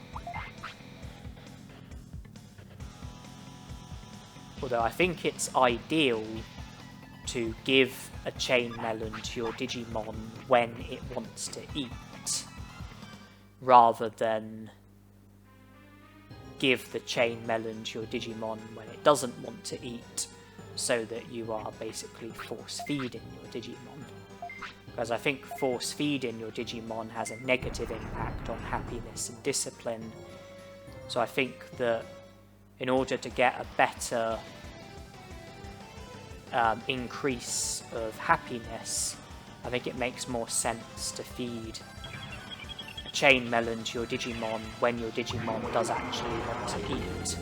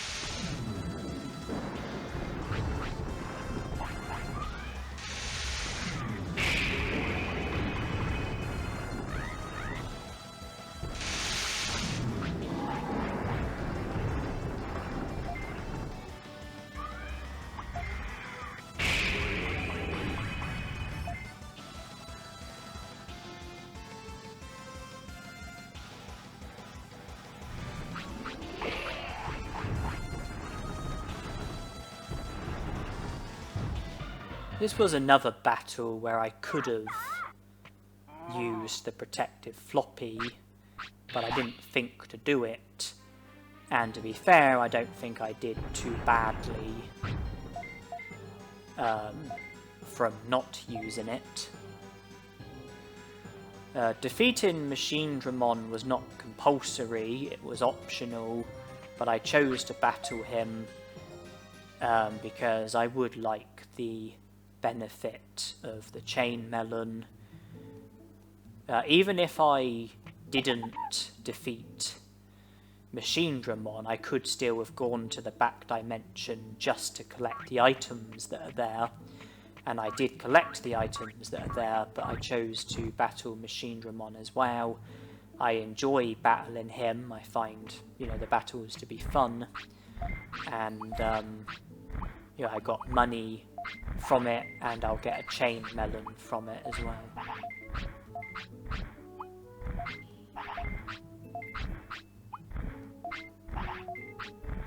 I do have some leftover unwanted items. Brain chips, I think, are the only item chip that I'm not interested in, because having got my brains up to 500 and learning the enabled technique, I don't think I have anything further to gain from making my brains higher. And if I'm right about that, then the brain chips are all but useless, and therefore it seems to make the most sense just to sell them and keep the money that I make from them.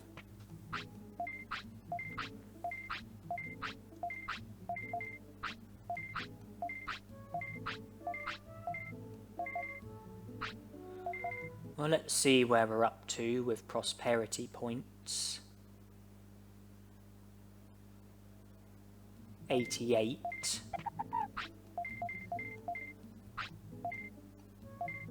Koromon, Digitamon, those are the only hints.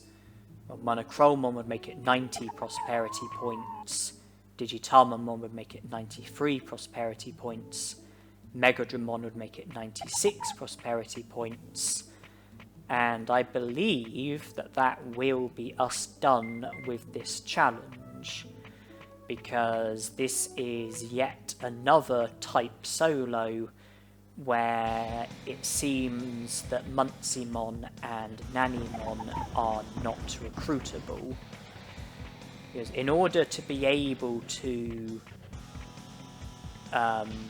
recruit Muncymon, I think that you have to defeat Muncymon, and initially the door that leads towards Muncymon is locked, and in order to be able to get the door unlocked, I think that you have to speak to one of the robot Digimon while you have Muncymon as your Digimon, and in order to be able to get Muncymon as your Digimon, I think that you would have to Digivolve from Numemon to Muncymon. Numemon is a Virus Digimon, Muncymon is a Vaccine Digimon.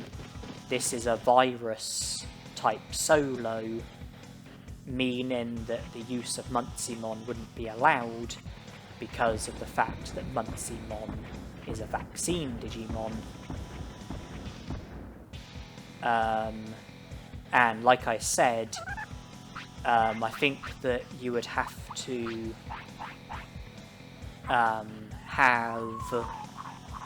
like, in order to get Muncymon, I think that you would have to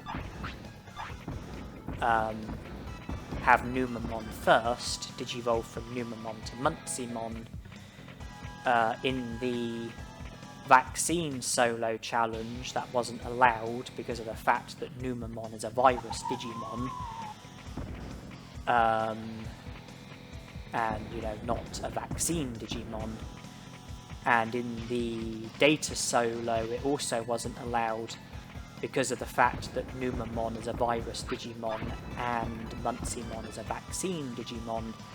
So both Digimon are not Data types, and in this instance Numemon would be okay because he's a virus type, but Muncymon wouldn't be okay because he's a vaccine type. You know, in the vaccine solo, the use of Muncymon would have been okay, but the use of Numemon wouldn't have been okay. In this solo, it's the other way around. The use of Numemon would have been okay, but the use of Muncymon wouldn't have been okay. And in the Data solo, the use of either Digimon wouldn't have been permitted. So in all three of these type solo challenges, Muncymon hasn't been recruitable, and that also means not being able to encounter Nanimon at Toy Town, thus meaning that Nanimon's not recruitable either.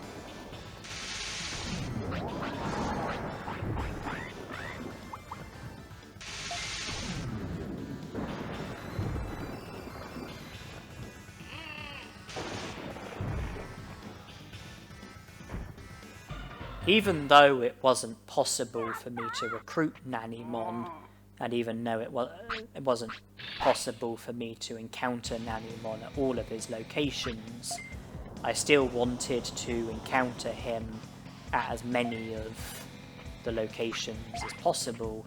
That's why I chose to speak to him at the 4 other locations, and I think I did the same in the Vaccine solo and the Data solo, as well as this challenge, the Virus solo.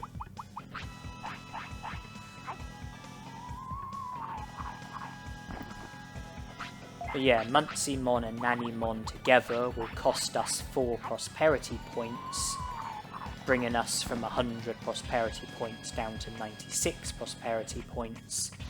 And in the Vaccine solo and Data solo, it also wasn't possible to recruit Skullgreymon, which cost us a further 3 prosperity points, bringing us down to 93 prosperity points.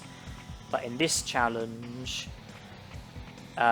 we have been able to recruit Skullgreymon, and we will be able to recruit all of the other Digimon that we recruited in the Vaccine solo and Data solo, meaning that in this challenge we're able to improve, and there's 96 prosperity points up for grabs instead of 93.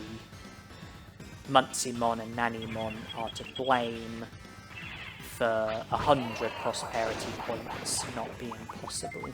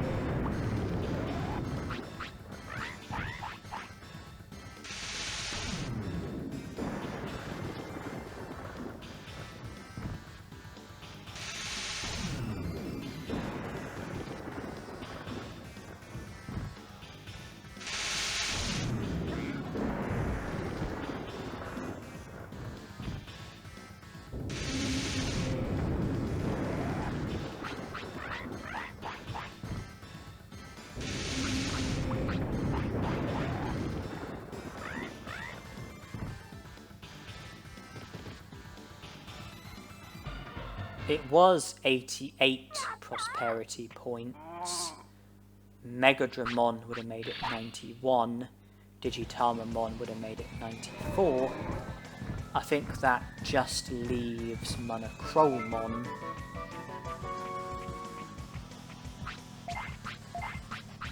who unfortunately for me is the worst Digimon to recruit, in my opinion. The Monochromon shop minigame is my least favourite part of the game. The Monochromon recruit is my least favourite recruit.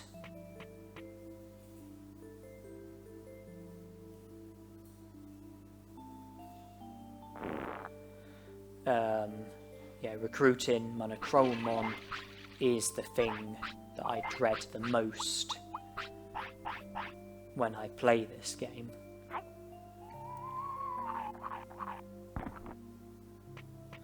I force-fed the chain melon to Barkamon because I know there's a small chance that feeding a chain melon to your Digimon can make it sick, and by feeding the chain melon to Barkamon in the city, if it was to make him sick, then I easily could have gone straight to the clinic and got the sickness cured. Whereas if I had given him the chain melon in the Great Canyon and become sick, then that would have been more of a problem. The good thing about the chain melon is that our lifespan has been extended by a day, which gives us more time to see to the rest of the challenge, which is solely the Monochromon recruit. So, you know, we can now afford to have more unsuccessful tries because of the fact that we should live for an extra day or so.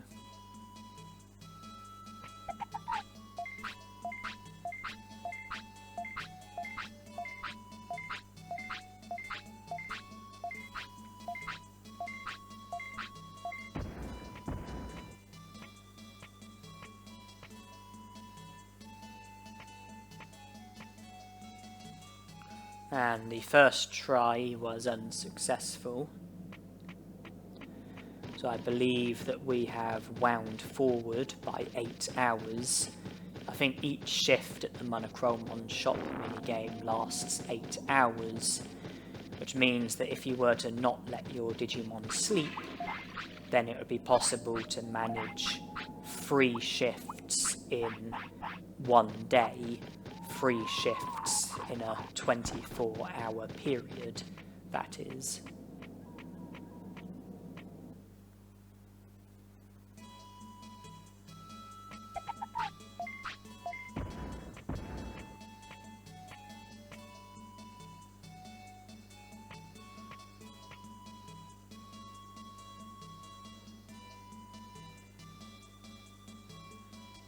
Right, Muchumon, dodgy customer, medicine, excellent choice. Gonna try and sell it at the maximum.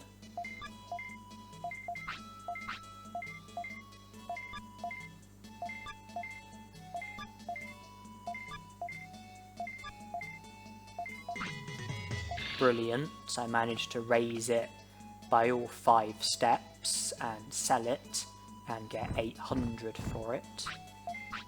Gotsumon, decent customer, portable potty, decent choice. My decision was to raise the price by 2 steps and I was successful. Weedmon, bad customer, portable potty, decent choice. I'll try and raise the price by 1 step, which is 330.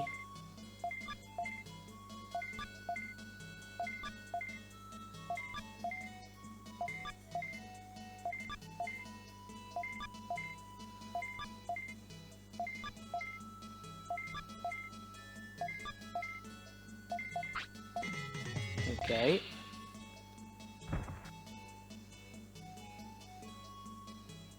reasonable customer. Excellent choice. I'm going to try and sell for 1200. 2, which is raising it by 2 steps.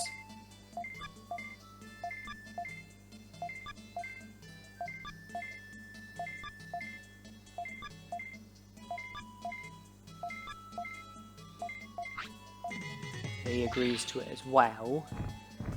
And we are about halfway there with the money, but less than halfway there with the customers. So it's going well so far, but we can't get carried away. All it takes is a bit of bad luck and it will all fall apart. Gabumon is the best customer.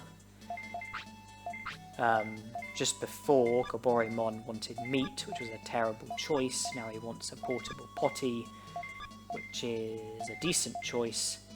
With a medicine, I just kept the same price. With a portable potty, I tried to raise the price to the maximum, but the Gabumon stormed off, and now we have a dodgy customer with a terrible choice. And he storms off as well, and all of a sudden the wheels are starting to fall off.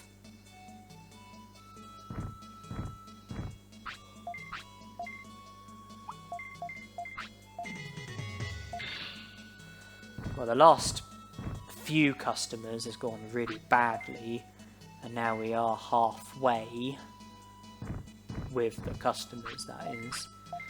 Gotsumon, decent Digimon, portable potty, decent choice. Try and sell for 360. 2 steps above the regular price.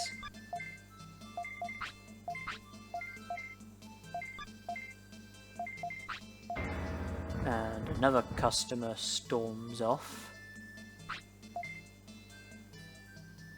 Now we have an excellent customer. Excellent choice. I'm going to try and raise the price to the maximum.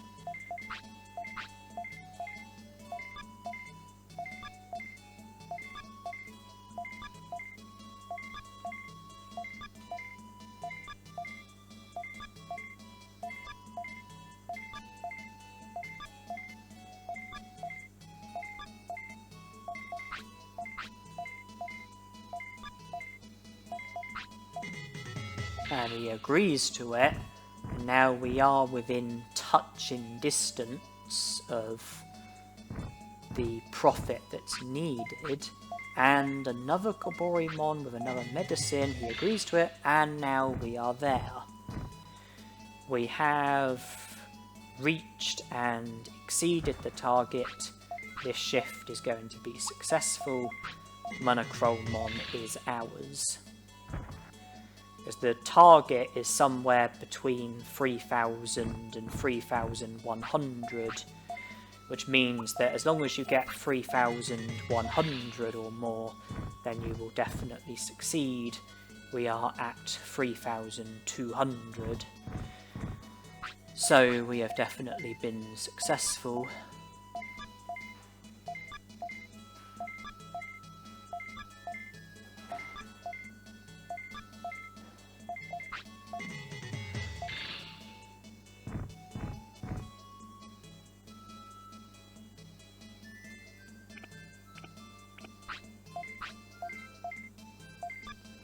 Even though I've already reached the target, I am still trying to sell the items at the price that I would normally sell them at, just in pursuit of trying to finish with an even bigger profit. Not that it's going to make any difference to the game, just something that I want to try and do still.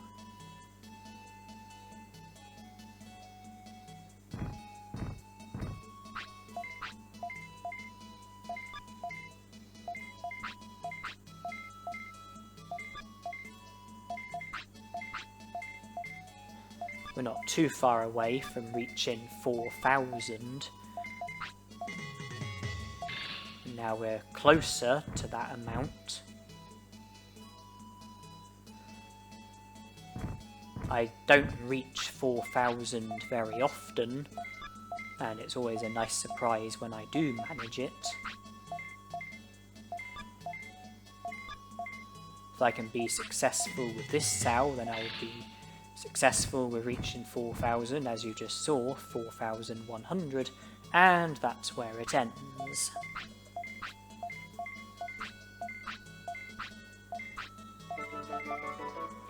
That's where our shift at the Koromon shop ends, and it's pretty much where this challenge ends as well, because we've recruited Koromon, which has brought us up to 96 prosperity points, which is the most that we could have achieved, because Muncymon and Nanimon are not recruitable.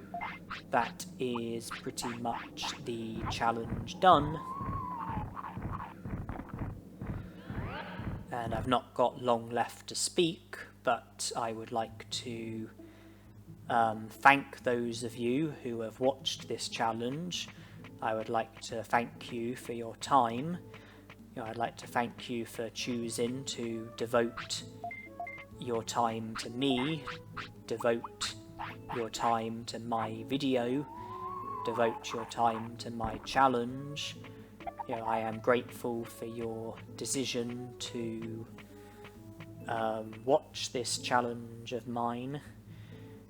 I can only hope that you had a positive experience. I can only hope that you enjoyed watching this, and I hope to see you again soon in whatever else it is that I might do.